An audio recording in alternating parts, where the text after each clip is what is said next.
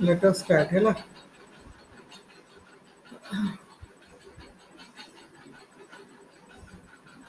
देख आम पाखे आम 3 नंबर चैप्टर पढ़ा section B home science paper 2 3 number chapter हूँ प्रोग्राम प्लानिंग है। तो आम सिलेबस लिखाई मीनिंग कौन प्रोग्राम प्लानिंग मीनिंग कौन नेचर कौन प्रिंसिपल कौन और स्कोप ऑफ प्रोग्राम प्लानिंग कौन अच्छे step of making a programme characteristic of a good programme मैंने characteristic of a good programme planning और प्रोग्राम इम्प्लीमेंटेशन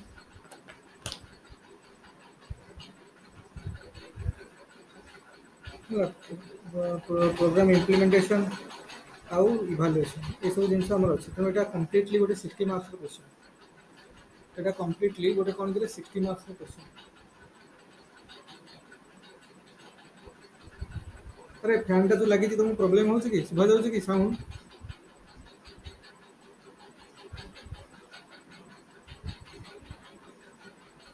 जो क्लास फैन बंद कर जो झाड़ हो मतलब डिहाइड्रेशन टाइप लगुच बुझे लंग क्लास हो बेस समय पूरा मतलब पूरा ये सब मिडिल क्लास फैमिली स्टोरी छाड़ देख क्वेश्चन गुड़ा देखिए तुम जापर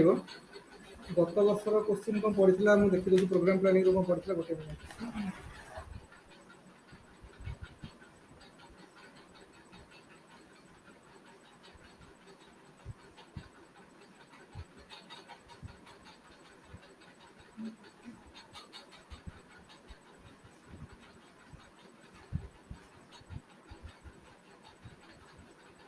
गत वर्ष कौन पड़ा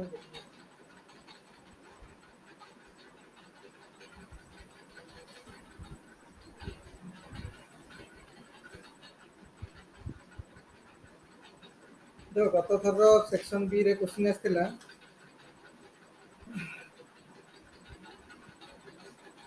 देख राइट कॉन्सेप्ट फिलोसफी से chapter 1 explain role of home science extension education national development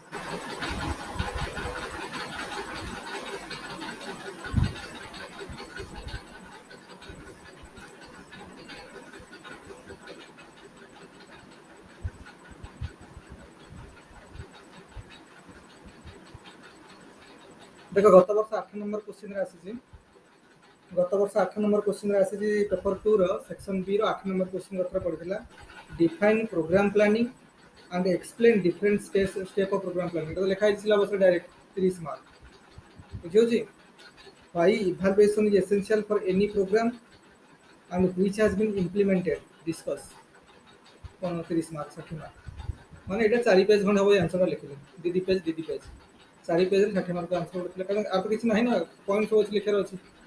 आज टाइम होला बेटे एक्सप्लेन कर ठीक अच्छे 4-5 पेज लिखिदेली यार 60 मार्क आंसर हो पड़ी पूरा ये चैप्टर 60 मार्क क्वेश्चन गथर चुई देते say that is the beauty of home science optional जो मैंने सब कहते ना होम साइंस में मार्क आसू नहीं आसू ठीक से बुझा पड़ी नहीं मैंने फिल करना खाली बाहर दौर कौन कर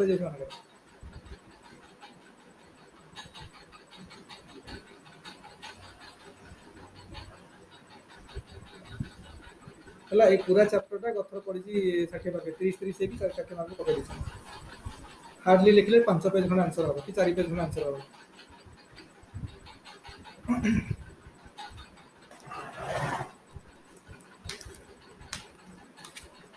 देख अलग वर्ष मान देखा प्रोग्राम प्लानिंग मुझे तुमको कहली तो कौन मैंने सिलेबस जमी लिखाई प्रोग्राम प्लानिंग मीनिंग कौन प्रथम आम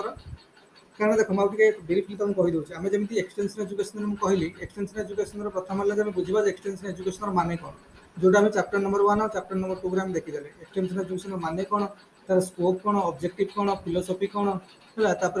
एक्सटेंशन एजुकेशन नीड कौन अच्छी एक्सटेंशन एजुकेशन डेवलपमेंटल एस्पेक्ट कौन एक्सटेंशन एजुकेटर क्वालिटी कौन एक्सटेंशन एजुकेटर रोल कौन ये सब आम देखीदे है ये दुटा चैप्टर आम सब होगा किंतु आम जो प्रथम एक्सटेंशन एजुकेशन बेसिक फाउंडेशन बनीगला अरे तुम एक्सटेंशन एजुकेशन बेसिक आर्किटेक्चर जान ना नहीं ମୁଁ ପୁରା କଣ୍ଟ୍ରି जो एक्सटेंशन एजुकेशन काम करूची तार पूरा आर्किटेक्चर को जଣା ଅଛି କେମିତି କଣ କୋଉଠି କେମିତି କଣ ହଉଛି पूरा एडमिनिस्ट्रेशन आर्किटेक्चर टा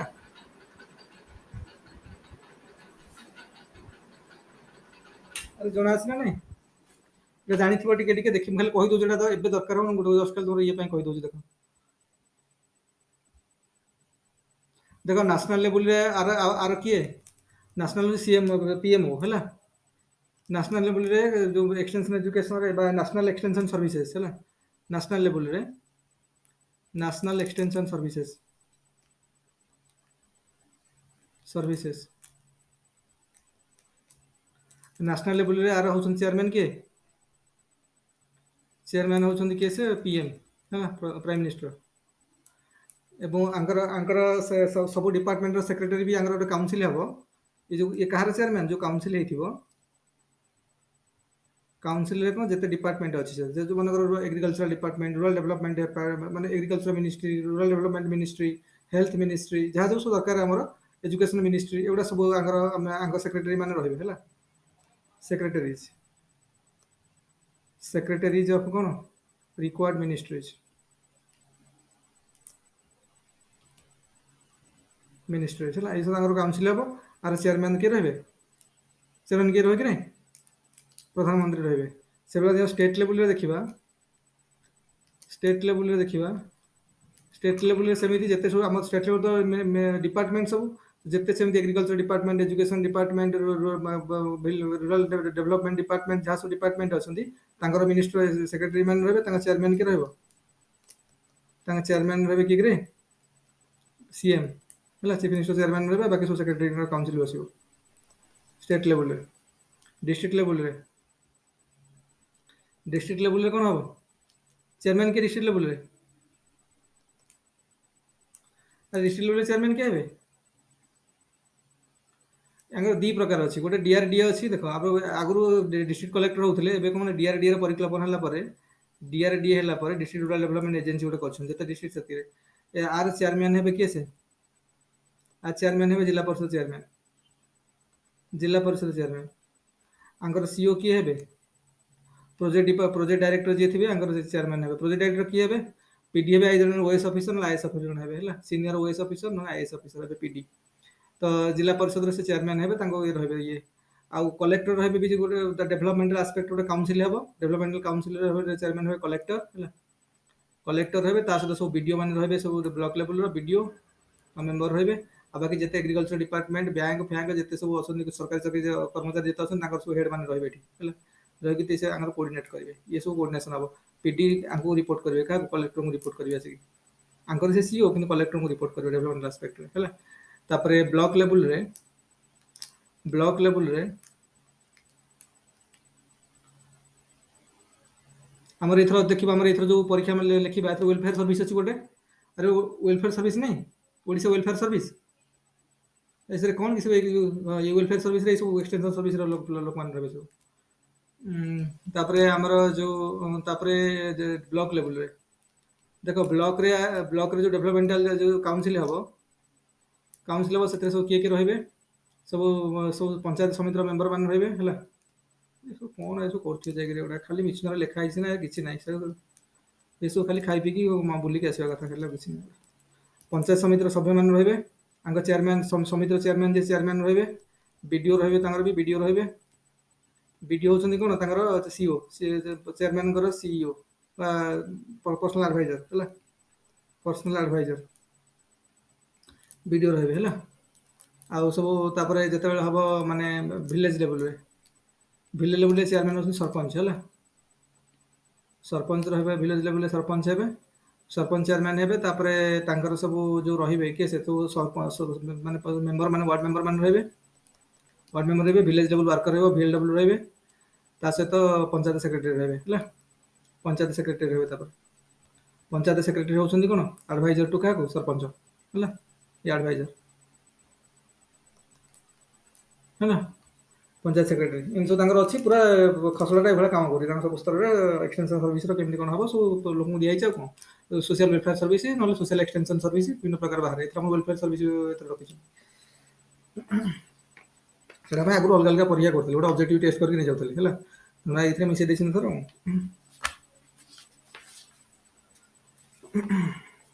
ଦେଖ ହୁଁ ହୁଁ ହୁଁ ହୁଁ ହୁଁ ହୁଁ ଏଗୁଡ଼ା ସବୁ ଡିଷ୍ଟ୍ରିକ୍ଟ ୱେଲଫେୟାର ସର୍ଭିସ ଏଇଟା ଏଇ ଚାକିରି ଗୁଡ଼ା କ'ଣ କି ମନେକର ତମେ ଏଇ ଚାକିରି ଯାହାକୁ ମିଳିଗଲା ତାକୁ ମନେକର 22 ବର୍ଷ ହେଇଛି କ୍ରାକ୍ କରିଗଲା ଗୋଟେ ଡିଷ୍ଟ୍ରିକ୍ଟ ମାନେ ଡିଷ୍ଟ୍ରିକ୍ଟ ୱେଲଫେୟାର ସର୍ଭିସ ଗୋଟେ ମିଳିଗଲା ଆଉ ସେଠି ତ କିଛି କାମ ଦାମ ଏତେ ଭଲ ବିଶେଷ ନାହିଁ ମିଟିଂ ଫିଟିଂ ଖାଲି ବସିବା କଥା ମିଶନରେ ମାନେ ଟିଫିନ୍ ଫିଫିନ୍ ଖାଇକି ଆସିବା କଥା ଖାଲି ଯାହା ଉପର ହବା କଥା ହବ ଏଇ ମିଶନରେ ଖାଲି ଗୋଟେ ସିଗ୍ନେଚର ମାରିବା କଥା ଆଉ ବସି ଆରାମରେ ପ୍ରିପେୟାର କରିବା କଥା ୟୁପିଏସସି ପାଇଁ ବୁଝୁଛ ନା ନାଇଁ ଏଇଟା ହଉଛି ତାର ମେନ୍ ମାନେ ଏଇଟା ହଉଛି ପ୍ରକୃତ ସ୍କେଲିଟନଟା କିନ୍ତୁ ଉପର ତ ଗୁଡ଼ା ଆମେ କହିପାରିବାନି ଆମେ ଇଏ ମିଟିଂ କରୁଛୁ ଇଏ କରୁଛୁ ସିଏ କରୁଛୁ ଦୁନିଆ ପ୍ରୋଫାଇଲ କରି କହିବା କଥା ଖାଲି ହେଲା।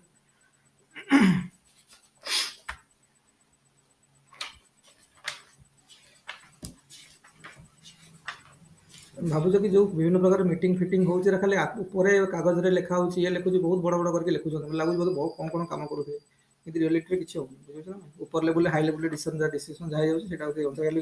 ଇମୁଲେଟ କରିବା କଥା ଯେହେତୁ ଡେମୋକ୍ରାଟିକ ସେଟଅପ୍ ଅଛି।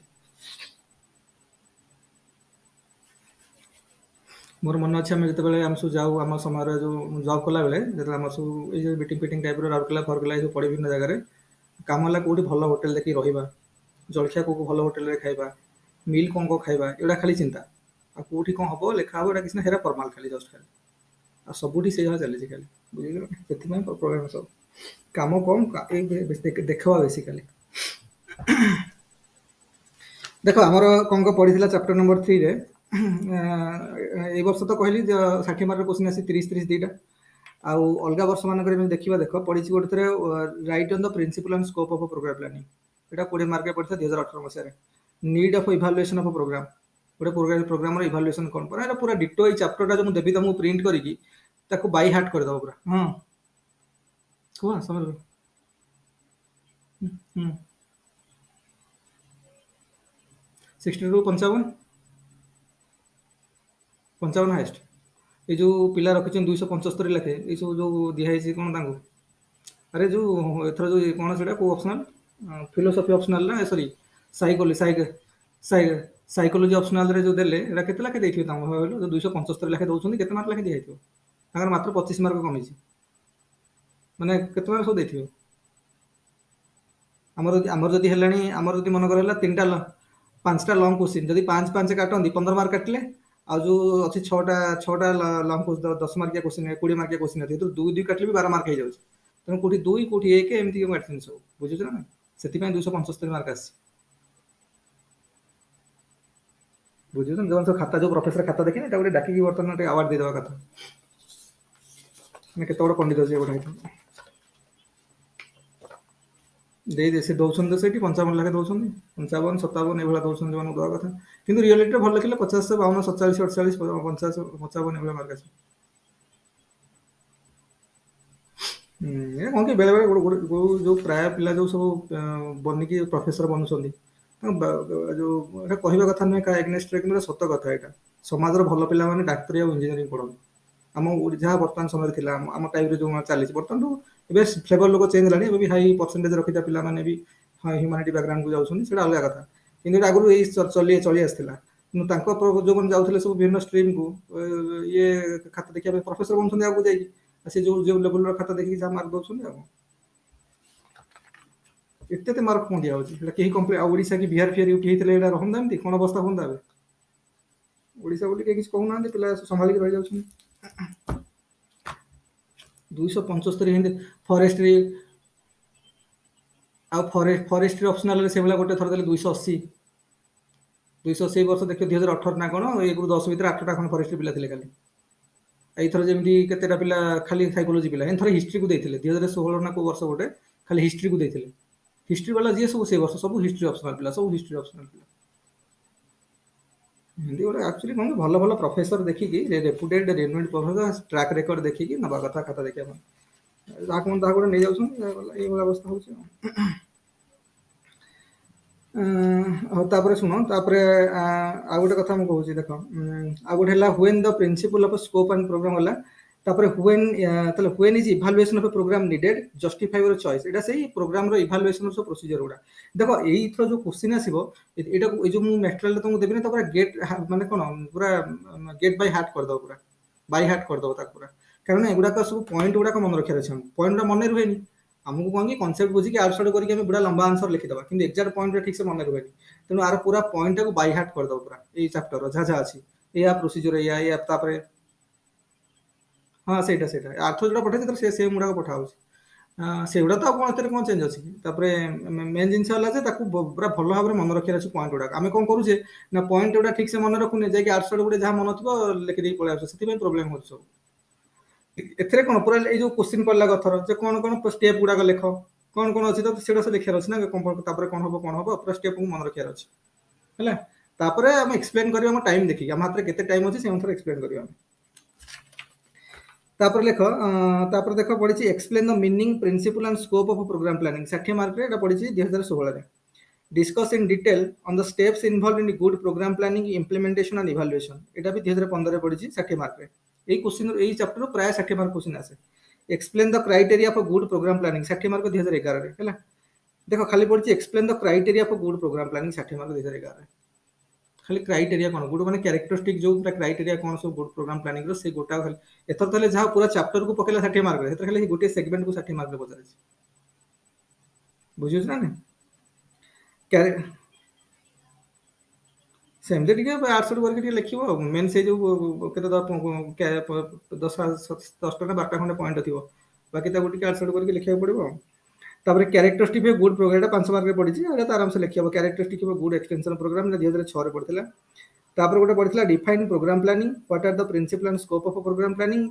Right the steps in planning and execution of a programme एटा 40 मार्क रे पड़ी छी 2019 रे हला एटा तो से भला एथरा भी से भला पड़ला 60 मार्क रे कोन तेणु कथा है जे क्वेश्चन एथरा एभला पड़ुछ आमको ये चैप्टर टा पूरा बाय हार्ट कर देवार अछि वेरी इंपोर्टेंट चैप्टर जदि बा गत थर 60 मार्क रे पड़ितला एथरा न पड़ी पारे एथर तो पड़ो तुम भी 30 मार्क पकई सहित आउ गोटे पकई देते पड़ो कि सियोर कारण होम साइंस जितना चैप्टर अच्छी क्वेश्चन ताठ अधिक पड़े गोटे गोटे चैप्टर 2-2 क्वेश्चन पढ़ा बाध्य है तेणु आमको प्रति चैप्टर रु क्वेश्चन आसो प्रति ये क्वेश्चन आसो तेणु आमको से अनुसार पूरा जहाँ जहाँ लिखाई मैटेरियल जो तुमको पठेबी जहाँ जहाँ लिखाई बारंबार बारंबार पढ़ी बाय हार्ट करदो है तापरे देखो आम देखा प्रथम मीनिंग कौन नेचर कौन प्रिंसिपल कौन स्कोप ऑफ प्रोग्राम प्लानिंग कौन ये विषय डिस्कसन करिया स्टार्टिंग रो प्रथम कथा है आम बैकग्राउंड जो बनला एक्सटेंशन एजुकेशन माने आम बुझीगले जे फॉर्मल इंस्टीट्यूशन रे शिखा जाउथिबा ज्ञान कौशल को नहीं कि फील्ड पाखरे बा लैब रु लैंड को नबा नहीं कि लैंड रे बा जो रूरल एरिया रे रूरल कम्युनिटी रे ट्राइबल कम्युनिटी रे रहउथिबा इग्नोरेंट अशिक्षित माने अनएजुकेटेड सेमी एजुकेटेड लोक मान पाखरे नहीं कि पहुंचेबार मुख्य उद्देश्य है एक्सटेंशन एजुकेशन आ पछरे कोन कारण निहित अछि आ पछरे अछि जे सेमानकर थिंकिंग रे चेंजेस करबा सेमानकर सेल्फ डेवलपमेंट रे सेमान निजु निजे हेल्प करि परिबे आमको तांको हेल्प करिया नै आमे तांको थिंकिंग रे चेंज करके तांको एजुकेट करेले तांको एटीट्यूड रे चेंज हबो अप्रोच रे चेंज हबो बिहेवियर रे चेंज हबो से निजु निजर कोन डेवलपमेंट रे पार्टिसिपेट करि परिबे निजु निजे तो डेवलपमेंट करिवे ता सहित कम्युनिटी रे भी डेवलपमेंट हबो ऑटोमेटिकली हैला तेनु एई टाइप रो जो मेन इंटेंशन होची एक्सटेंशन एजुकेशन रो किंतु एई जिंस करबा को हेले हम जेमि स्टेप थिला प्रथमे त आमे कोन करबा ना गोटे प्रोग्राम बनेबा अरे मन कर आम कौ एरिया को जब डेवलपमेंटल डेवलप करने चाहूँ पर्टिकुलर एरिया को गोटे फोकस कले गोटे रूरल कम्युनिटी को आम फोकस कले तो जहाँ करवा से जहाँ इंटेंशन रही तो से तो गोटे प्रोग्राम बनैबा ना सिचुएशन को स्टडी कले तार कौन प्रोब्लेम्स अच्छी फाउंड कले तापर ऑब्जेक्टिव जानीगले आम कौन सेट करार अच्छे से अनुसार गोटे प्रोग्राम बनवा दरकार तापर प्रोग्राम एक्जिक्यूशन केमी हम प्लान केमी हम एक्जिक्यूशन केमी हम इम्प्लीमेंटेशन केमी हम इभालुएशन कौन हम एगुड़ा सब तार पर कथा प्रथम गला प्रोग्राम टे बनिबो से एरिया डेवलपमेंट पे गोटे प्रोग्राम बनिबो तेणु से प्रोग्राम रो माने कौन से प्रोग्राम रो स्कोप कौन से प्रोग्राम रो प्रिंसिपल कौन हवा दरकार तापर से प्रोग्राम रो माने इभालुएशन केमी हम इम्प्लीमेंटेशन कौन हम सब गुड़ा चैप्टर में देखा आटा पूरा को पूरा चैप्टर गोटे 60 मार्क्स रो हाई प्रोबेबल क्वेश्चन चैप्टर गोटे तेणु question chapter number 3 highly probable तो सब चैप्टर क्वेश्चन आसो कि एटार मैक्सिमम टाइम क्वेश्चन आस 60 मार्क रो क्वेश्चन आस है से कहले जे हमर मेन हला प्रोग्राम आमे काहे बनाउछन प्रोग्राम हम जो बनाउछन प्रॉब्लम सॉल्व करिया पय कारण जो सिचुएशन को गले से सिचुएशन रो आमे डेमोग्राफिक प्रोफाइल स्टडी कले तार इकोनॉमिक प्रोफाइल स्टडी कले से जो सोशल प्रोफाइल स्टडी कले तार विभिन्न जिंस स्टडी कला पर हमको लागिला जे सेठी कोन कोन प्रॉब्लम्स लोक माने फेस करछन लोक मानकर फेल्ट अनफेल्ट नीड्स विषय आमे जानिले हैला तेनु सेठी कोन होजना आमे जते बेले चाहिए से किसी डेवलपमेंटल काम करवा लोक मान सेल्फ डेवलपमेंट जमी कर एजुकेट करवा ये टाइम विभिन्न जिन चिंता करवा गोटे प्रॉपर प्रोग्राम हमको दरकार प्रोग्राम बनैबा प्रोग्राम बनाइले ताके से अनुसार एग्जीक्यूशन हबो तेणु से कहउछन प्रोग्राम प्लानिंग होची कोन ना गोटे procedure of solving the problems faced by the people to go forward with development हला नि कि सेटा लोक माने जेहेतु निजको डेवलपमेंट करि परिबे बा डेवलपमेंटल एस्पेक्ट को नेकी आगु को जिबे सेथि पई गोटे प्रोसीजर प्रोग्राम गोटे बनउची that is just a procedure अब कहार ना प्रॉब्लम सॉल्व करिवार गोटे प्रोसीजर सेटा अच्छा तार ठीक कथा कारण जब प्रॉब्लम को सॉल्व करिया पई हम पाखरे जौन कौन सॉरी अच्छी ता अनुसार गोटे प्रोग्राम बनउछन तेणु जे हमको कौन हुए ना जिते सब एजेंट अच्छा प्रोग्राम प्लानिंग कौन गोटे एक्टिविटीज गोटे कौन प्रोग्राम बनैले अनुसार एक्टिविटीज को मोमेंटम दब कारण से अनुसार काम करेंगे जिते माने एजेंट आम अच्छा आउ गोटे कथा है यहाँ हूँ कौन ना जो प्रोग्राम बनब भी से पाखे आम पाखे कौन मोर रिसोर्सेस अच्छी तार गोटे डॉक्यूमेंटेशन प्रबल हवा दरकार तो सो दैट यूटिलिटी वैल्यू तार यूटिलिटी एस्पेक्ट समस्त जाना दरकार तार कौन डॉक्यूमेंटेशन होकर रहिबो माने रिटन फॉर्मेट रे रहिबो ता माने ए रिसोर्सेस अच्छी तार यूटिलाइज एमती हो पारिबो हैला तो सो दैट समस्त तार लाभ उठे पारिबा समस्त यूज करि पारिबे तेणु यही प्रोग्राम को लेकिन विभिन्न स्कॉलर माने बा विभिन्न जो सोशल साइंटिस्ट माने बा रूरल डेवलपमेंट जो माने काम करछन्ती तेणु से माने कौन करछन्ती ना विभिन्न भिन्न भिन्न सब स्टेटमेंट सब दैछन्ती सेतु हमको गोटिया स्टेटमेंट मन रखिबार अछि जेमति केल्सी आ हर्ने कर एटा सब सब बहिर लिखा हिची ता सहित लिगान्स कर एमति किछटा स्टेटमेंट अछि हमको मन रखिया पड़िबो हैला जोडा का हम एक्सटेंशन एजुकेशन रो क्वेश्चन आसु हम सेठु लिखिया स्टार्ट करबा ना डिफाइन कर प्रोग्राम को कोन तो से अनुसार मन कर जेमति कैल्शियम हर्ने जेमति डिफाइन कले देखो एगुडा को कहूची बारंबार मु निजे असुविधार फेस करी कारण मने पड़िनी परीक्षा रे बुझियो जे नै परीक्षा में तो पढ़ी दबा एबे परीक्षा टाइम ठीक से स्टेटमेंट मने पड़बनी कोन पॉइंट तो मने पड़बनी गला ना सेठी 20 मार्क डाउन हो गला तुमको यही चैप्टरटा को बारंबार अलग चैप्टर गुडा कौन बुझे मन मन रू फेण की लिखिदे आपको पूरा बारंबार बारंबार पढ़ार अच्छे आ एक्सटेंशन एजुकेशन जिते थर पढ़ी पार कारण यहाँ आमको बहुत मार्क दब ये सेक्शनटा और मेजर सेक्शन यहाँ और बहुत इजी सेक्शनटा भी किसी ना ये कमन सेन्स सब है तेणु ये स्टेटमेंट गुडा बारंबार बारंबार पड़ो तेणु कैल्शियम हर्ने जमी कहले एक्सटेंशन प्रोग्राम हो कौन गोटे सिचुएशन आमको जमी कौन कहला सिचुएशन को देखा तापरे हमर ऑब्जेक्टिव में सेट प्रॉब्लम को देखि देले कोन कोन प्रॉब्लम्स अछि से ऑब्जेक्टिव सेट हो तापरे सॉल्यूशन सेट करबा बुझु छ ना सेति में से कहले जे एक्सटेंशन प्रोग्राम हो कोन गोटे statement of situation objective problems and solution simple के कैल्शियम हर्ने तरा लिखिबार कोन अछि से कहले जे एक्सटेंशन एजुकेशन हो गोटे statement of situation objective problems and solution तुम नोट नोटा दर तुम यदि बही भी थी देख बही भी अच्छी आम जमी मुझे विभिन्न एक्सटेंशन एजुकेशन तो बही बहुत पिला भिन्न भिन्न किणुंट तुम पाखे कौन बही रखी कि सब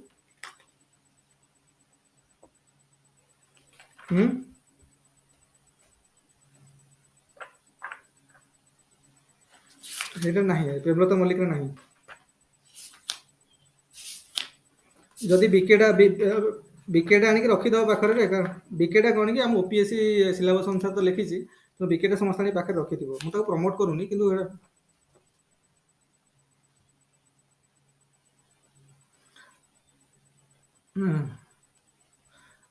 हाँ से हाँ से बही भी किसी अच्छी सब रूरल डेवलपमेंट एक्चुअली रूरल आमर एटा कौन कि रूरल डेवलपमेंट कम्युनिटी डेवलपमेंट माने कौन रूरल डेवलपमेंट सब आस्पेक्ट गुड़ा तेणु एगुड़ा बीड रे भी पिला पढ़ती बीड रे देखियो तो सब किसी किसी थी आउ प्रोग्राम प्लानिंग रो कारण बीड रे एजुकेशन द्वारा ना अरे बीड माने एजुकेशन ऑप्शनल जो एजुकेशन ऑनर्स पोस्ट ग्रेजुएशन करथिबे कि बीड रे कोन वास्तविक एजुकेशन तो एजुकेशन रे भी एडा सब थी अच्छी थी गुड़ा थी एक्सटेंशन एजुकेशन पार्ट भी थी देख तापर मु कहया कथा जे कोन मु कोन कहउतली जेमिति एक्सटेंशन एजुकेशन रो आमे जहा पढाइबा तो सेटा ठीक अछि तमे जदि टिके कारण एग्जाम पाखरे समय अछि त जो माने चाहू जो तो बुक्स टे फॉलो करके ताउ पढिबो आउ टिके बेटर आउ टिके बेस्ट क्लैरिटी पे किंतु आम मटेरियल टाको बारंबार पढि गेट बाय हार्ट परीक्षा रे लेखा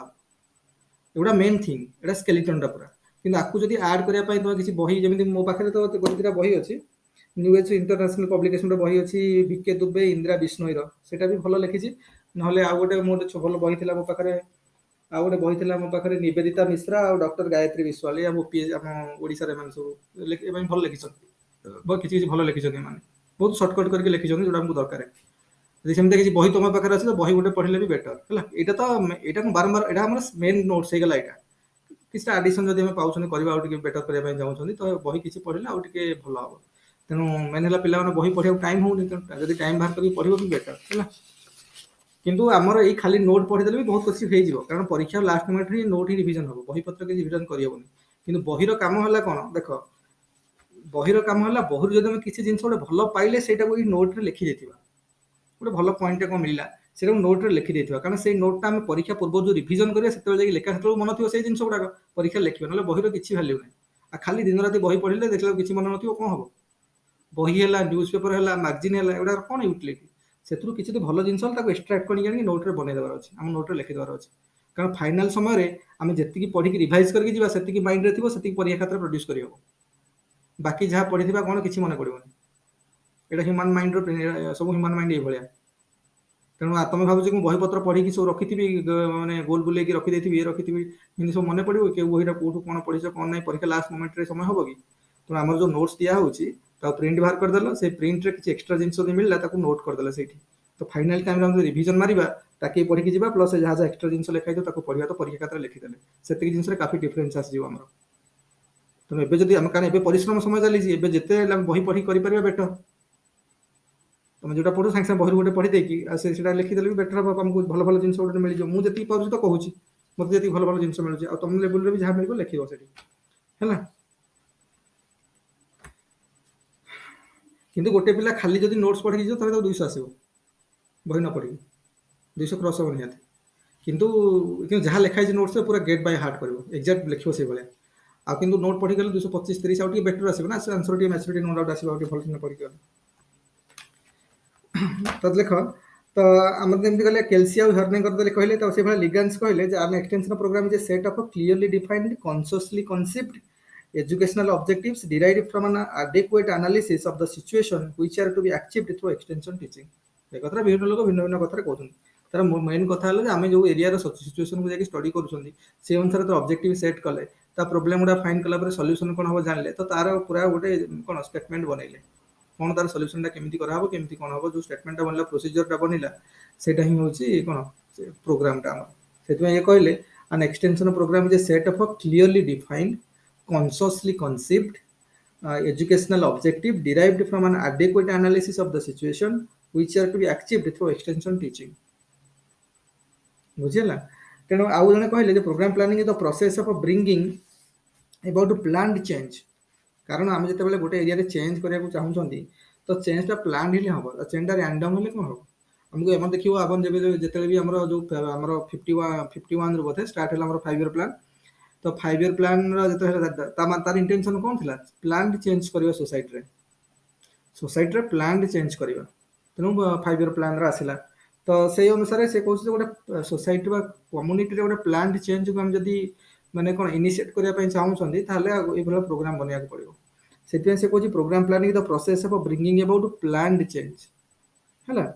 It is a deliberate and collaborative process involving change agent,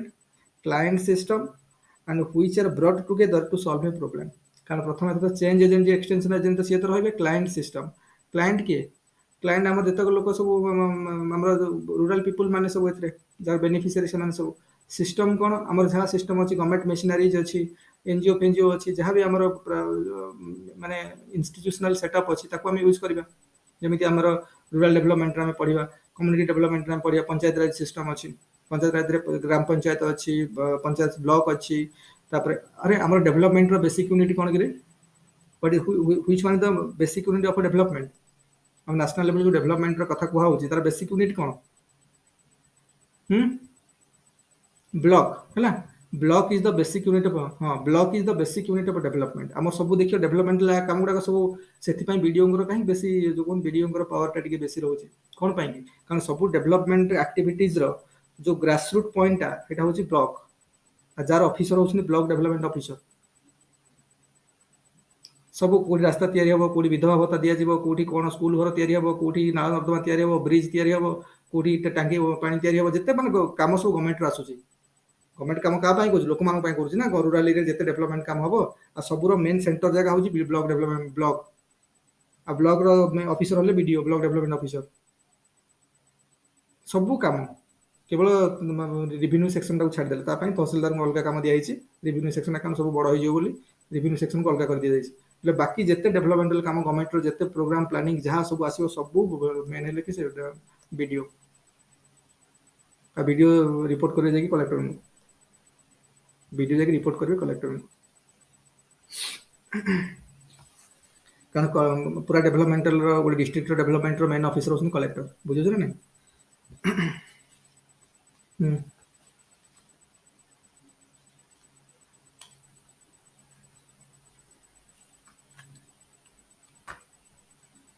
administrative doctor ତାଙ୍କ ମୁଖ୍ୟ ହେଉଛନ୍ତି ସବୁଠୁ ସବୁ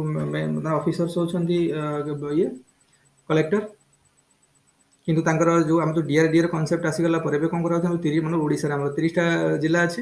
30ଟା ଜିଲ୍ଲାରେ 30ଟା ଡିଆରଡିଏ ଡିଆରଡିଏରେ କ'ଣ ପୁରା ଡେଭଲପମେଣ୍ଟାଲ ଆସ୍ପେକ୍ଟ ଗୁଡ଼ାକ ତାଙ୍କ ଗୋଟେ ଏଜେନ୍ସି ସେମାନେ ବନେଇ ଦେଇଛନ୍ତି ଆଉ ସେଇ ଏଜେନ୍ସିର ଚେୟାରମ୍ୟାନ୍ ହେଉଛନ୍ତି ଜିଲ୍ଲା ପରିଷଦର ଚେୟାରମ୍ୟାନ୍ ଯେତେ ଡେଭଲପ କାରଣ ଯେହେତୁ ସିଏ ହେଉଛନ୍ତି ଲୋକ ପ୍ରତିନିଧି ତେଣୁ ତାଙ୍କ ଚେୟାରମ୍ୟାନ୍ ହେଉଛନ୍ତି ଚେୟାରମ୍ୟାନ୍ ସେ ରହିବେ ଆଉ ବାକି ଯେତେ ଜିଲ୍ଲା ପରିଷଦର ସଭ୍ୟ ହେଲେ ତାପରେ ଡିଆରଡିଏର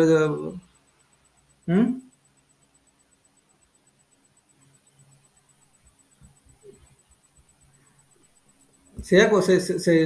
ସେଇ କଥା କହୁଛି ନା ଏବେ ଏବେ ଯେମିତି ସିଷ୍ଟମ କରାହେଇଛି ଏବେ ଡିଆରଡିଏ ହେଇଗଲା ଆଗରୁ ସବୁଥିବ କଲେକ୍ଟରଙ୍କ ଉପରେ ରହୁଥିଲା ଏବେ ଯୋଉ ଡିଆରଡିଏ କରିଦେଲେ ଡିଆରଡିଏ କଲା ପରେ ଏବେ ବି ଅଲ୍ଟିମେଟ ମାନେ କଲେକ୍ଟର ଯିଏ ପିଡି ଯିଏ ହେବେ ପ୍ରୋଜେକ୍ଟ ଡାଇରେକ୍ଟର ଯିଏ ହେବେ ସେ ହେଉଛନ୍ତି କାହାର ପର୍ସନାଲ ଆଡଭାଇଜର ହେଉଛନ୍ତି କାହାର ଜିଲ୍ଲା ପରିଷଦ ଚେୟାରମ୍ୟାନଙ୍କର କିନ୍ତୁ ସେ ରିପୋର୍ଟ କରିବେ କାହାକୁ ଗଭର୍ଣ୍ଣମେଣ୍ଟ ଅଫିସର ଯିଏ ନା ଗଭର୍ଣ୍ଣମେଣ୍ଟ ଅଫିସର ରିପୋର୍ଟ କରିବେ କଲେକ୍ଟରଙ୍କୁ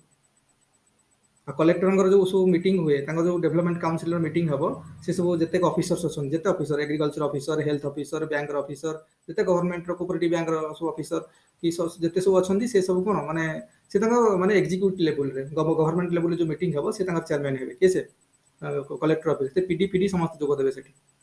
ସେ କିନ୍ତୁ ଆମର ଯେଉଁ ଇନିସିଏଟିଭ ନିଆ ହେଉଛି ମାନେ ପଲିଟିକାଲ ଲେଭେଲରେ ଯେଉଁ ଇନିସିଏଟିଭ ସବୁ ହେବ ଡିସ୍କସନ ହେବ ପ୍ଲାନିଂ ହେବ ସେଥିପାଇଁ ବର୍ତ୍ତମାନ ଡିଆରଡିଏ କରାଯାଇଛି ଆଉ ଯାହାର ଚେୟାରମ୍ୟାନ୍ ହେଉଛନ୍ତି ଜିଲ୍ଲା ପରିଷଦର ଚେୟାରମ୍ୟାନ୍ ମାନେ ରୋଡ କନଷ୍ଟ୍ରକ୍ସନର ଇଏ ଯିବ କି କ'ଣ ଇନିସିଏଟିଭ ଡେଭଲପମେଣ୍ଟାଲ କାମ ହେବ ସବୁ ତ ସେଥିରେ ଆଗରୁ କ'ଣ ହେଉଥିଲା କି ଆଗରୁ ଜିନିଷଟା ମାନେ ଟପ୍ ଡାଉନ୍ ଆପ୍ରୋଚ୍ ଥିଲା ଆମର ପ୍ଲାନିଂ କମିଶନ ସମୟରେ ଟପ୍ ଡାଉନ୍ ଆପ୍ରୋଚରେ କ'ଣ କରାଯାଉଥିଲା ଆଗରୁ ପ୍ଲାନିଂ ସେଠି ବନି ଯାଉଥିଲା ସବୁ ଉପର ମହଲରେ ସେଟା ଏକ୍ଜିକ୍ୟୁସନ ପାଇଁ ତଳକୁ ଆସୁଥିଲା ବର୍ତ୍ତମାନ ବଟମ୍ ଅପ୍ ଆପ୍ରୋଚ୍ କରାଯାଉଛି ମାନେ ଆମ ଏରିଆରେ କ'ଣ ଆମେ ଦେବା ଏବେ ଦେଖିବ ଯେମିତି କ'ଣ ହେଇଥିଲା ଏବେ ସାଉଥ ଓଡ଼ିଶାର ଆମର କୋଉ ଜାଗାଟା ସେଟା ଭୁଲିଗଲି କୋଉ ଗୋଟେ ସାଉଥ ଓଡ଼ିଶାର ଗୋଟେ ଜାଗା ସେଠି ତାଙ୍କୁ ଡକା ହେଇଥିଲା କଲେକ୍ଟରଙ୍କୁ ଡକା ହେଇଥିଲା ଗଜପତି ନା କ'ଣ କେଜାଣି ଭୁଲିଗଲି ନା ଗଜପତି ନା ରାୟଗଡ଼ା ଫାୟଗଡ଼ା ମୁଁ ଭୁଲିଲି ଏକ୍ଜାକ୍ଟ ମନେ ପଡୁନି ତ ସେଠି କଲେକ୍ଟରଙ୍କୁ ଡକା ହେଲା କଲେକ୍ଟରଙ୍କୁ ଜିଲ୍ଲା ପରିଷଦର ସମସ୍ତଙ୍କୁ ଡକା ହେଇଥିଲା ସେଠି ତାଙ୍କର ଇନପୁଟ ଦେବା ପାଇଁ କାରଣ ସେଠି ଯାହା ବି ଆଉ ଏବେ ନୀତି ଆୟୋଗ ହେଇଗଲା ନୀତି ଆୟୋଗ ହେଲା ପରେ ବର୍ତ୍ତମାନ ବଟମ୍ ଅପ୍ ଆପ୍ରୋଚ୍ କରାଯାଉଛି ଏଠି ଆମେ ଇନିସିଏଟିଭ ହେଇକି ଯିବା ଯେହେତୁ ଲୋକ ପ୍ରତିନିଧି ମାନେ ସବୁ ସେମାନଙ୍କର ମତାମତ ନିଆଯିବ ନା ବୁଝୁଛ ନା କଲେକ୍ଟରଙ୍କୁ ବି ନିଆହବ ସବୁ ଅଫିସର୍ସ ମାନଙ୍କର ନିଆହବ ତା ସହିତ ଲୋକ ପ୍ରତିନିଧି ମାନଙ୍କର ଦିଆହବ କିନ୍ତୁ ଯେହେତୁ ପିଡିଏ ଚେୟାରମ୍ୟାନ୍ ହେଉଛନ୍ତି ଜିଲ୍ଲା ପରିଷଦର ସେ ତାଙ୍କ ଉପରେ କାଫି ରେସ୍ପନ୍ସିବିଲିଟି ରହୁଛି ଅଲ୍ଟିମେଟ୍ ସେ ଚେୟାରମ୍ୟାନ୍ ନା ତ ତାଙ୍କର ଫାଇନାଲ ଡିସିସନଟା ତାଙ୍କର ହବ ବୁଝୁଛ ନା ଯେହେତୁ ଲୋକ ପ୍ରତିନିଧି ସେମାନେ କିନ୍ତୁ ଡେଭଲପମେଣ୍ଟାଲ ଗଭର୍ଣ୍ଣମେଣ୍ଟ ସାଇଟ୍ରେ ଏକ୍ଜିକ୍ୟୁଟିଭ ସାଇଟ୍ରେ ଯାହା ଯାହା ସବୁ ରହିବ ଏମାନେ କରିବେ ସବୁ ତା ତଦାରଖ କାରଣ ଇଏ ଅଫିସର ଯିଏ ଥିବେ ଯିଏ କଲେକ୍ଟର ମାନଙ୍କର କଲେକ୍ଟର ରିପୋର୍ଟ କରିବେ ସେକ୍ରେଟାରୀକୁ ରେସ୍ପେକ୍ଟିଭ ଡିପାର୍ଟମେଣ୍ଟର ହେଲ୍ଥ ହେଲା ହେଲ୍ଥ ସେକ୍ଟର ରିପୋର୍ଟ କରିବେ ଏଗ୍ରିକଲଚର ରିଲେଟେଡ ଇସ୍ୟୁ ହେଲା ଏଗ୍ରିକଲଚର ସେକ୍ରେଟାରୀଙ୍କୁ ରିପୋର୍ଟ କରିବେ ଆମର କିଛି ଯେଉଁ ଏଗ୍ରିକଲଚର ଡିପାର୍ଟମେଣ୍ଟ ଅଛି ନା ଷ୍ଟେଟ୍ ଗଭର୍ଣ୍ଣମେଣ୍ଟ ମାନଙ୍କର ଏଗ୍ରିକଲଚର ଡିପାର୍ଟମେଣ୍ଟ ଅଛି ହେଲ୍ଥ ଡିପାର୍ଟମେଣ୍ଟ ଅଛି ରୁରାଲ ଡେଭଲପମେଣ୍ଟ ଡିପାର୍ଟମେଣ୍ଟ ଅଛି ବିଭିନ୍ନ ପ୍ରକାର ଡିପାର୍ଟମେଣ୍ଟ ଅଛି ତେଣୁ ଯେଉଁ ଡିପାର୍ଟମେଣ୍ଟ ରିଲେଟେଡ ଇସ୍ୟୁ ସେକ୍ରେଟାରୀଙ୍କୁ ଇଏ ରିପୋର୍ଟ କରିବେ ଯାଇକି ଆକ୍ଚୁଆଲି ଆଇଏଏସ୍ ର ସବୁଠୁ ମେନ୍ ରୋମାଣ୍ଟିସିଜମ ପିରିୟଡଟା ହେଉଛି କଲେକ୍ଟର ହବା ସେ ଲୋକ ସେଥିପାଇଁ କଲେକ୍ଟର ହବ କହୁଛନ୍ତି ନା ତାପରେ ସେକ୍ରେଟାରୀ କି ପଳେଇ ତ ଅଫିସର ଭଳିଆ ହବ ଆଉ କ'ଣ ଯାଇକି ମିନିଷ୍ଟରଙ୍କ ଅଣ୍ଡରରେ କାମ କରିବ ସେଠି ଏଠି ମେନ୍ ଯେଉଁ କଲେକ୍ଟର ସେ ଡାଇଭରସିଫାଏଡ ଯେଉଁ ଆକ୍ସନଟା ତମର ହବ ସେତିକି ବେଳକୁ କାଫି ଜିନିଷ ତମକୁ ମିଳିବ ତ ସେଇ ସମୟ ଯେଉଁ ଜିନିଷଟାକୁ ଗୋଟେ ମାନେ ୟଙ୍ଗ ଅଫିସର ତମକୁ 25-26 ବର୍ଷରେ ମିଳିଗଲା ତ ସେଇ ସମୟରେ ଗୋଟେ ଲାଗୁଥିବ ନା ଆଉ ବୁଢା ହେଇଗଲା ପରେ ଆଉ ସେ ଜିନିଷଟା ରହିବ କି ଓଏସ୍ ଅଫିସର ଗୁଡ଼ା ହଉଛନ୍ତି ବୁଢା ହେଲା ପରେ ହଉଛନ୍ତି ନା ବହୁତ ଲେଟ୍ ଏଜ୍ରେ ଆଉ ତାଙ୍କର ସେତେବେଳକୁ ଆଉ ଚାକିରି କରିବାକୁ ଇଚ୍ଛା ନଥିବ ବୁଝୁଛ ନା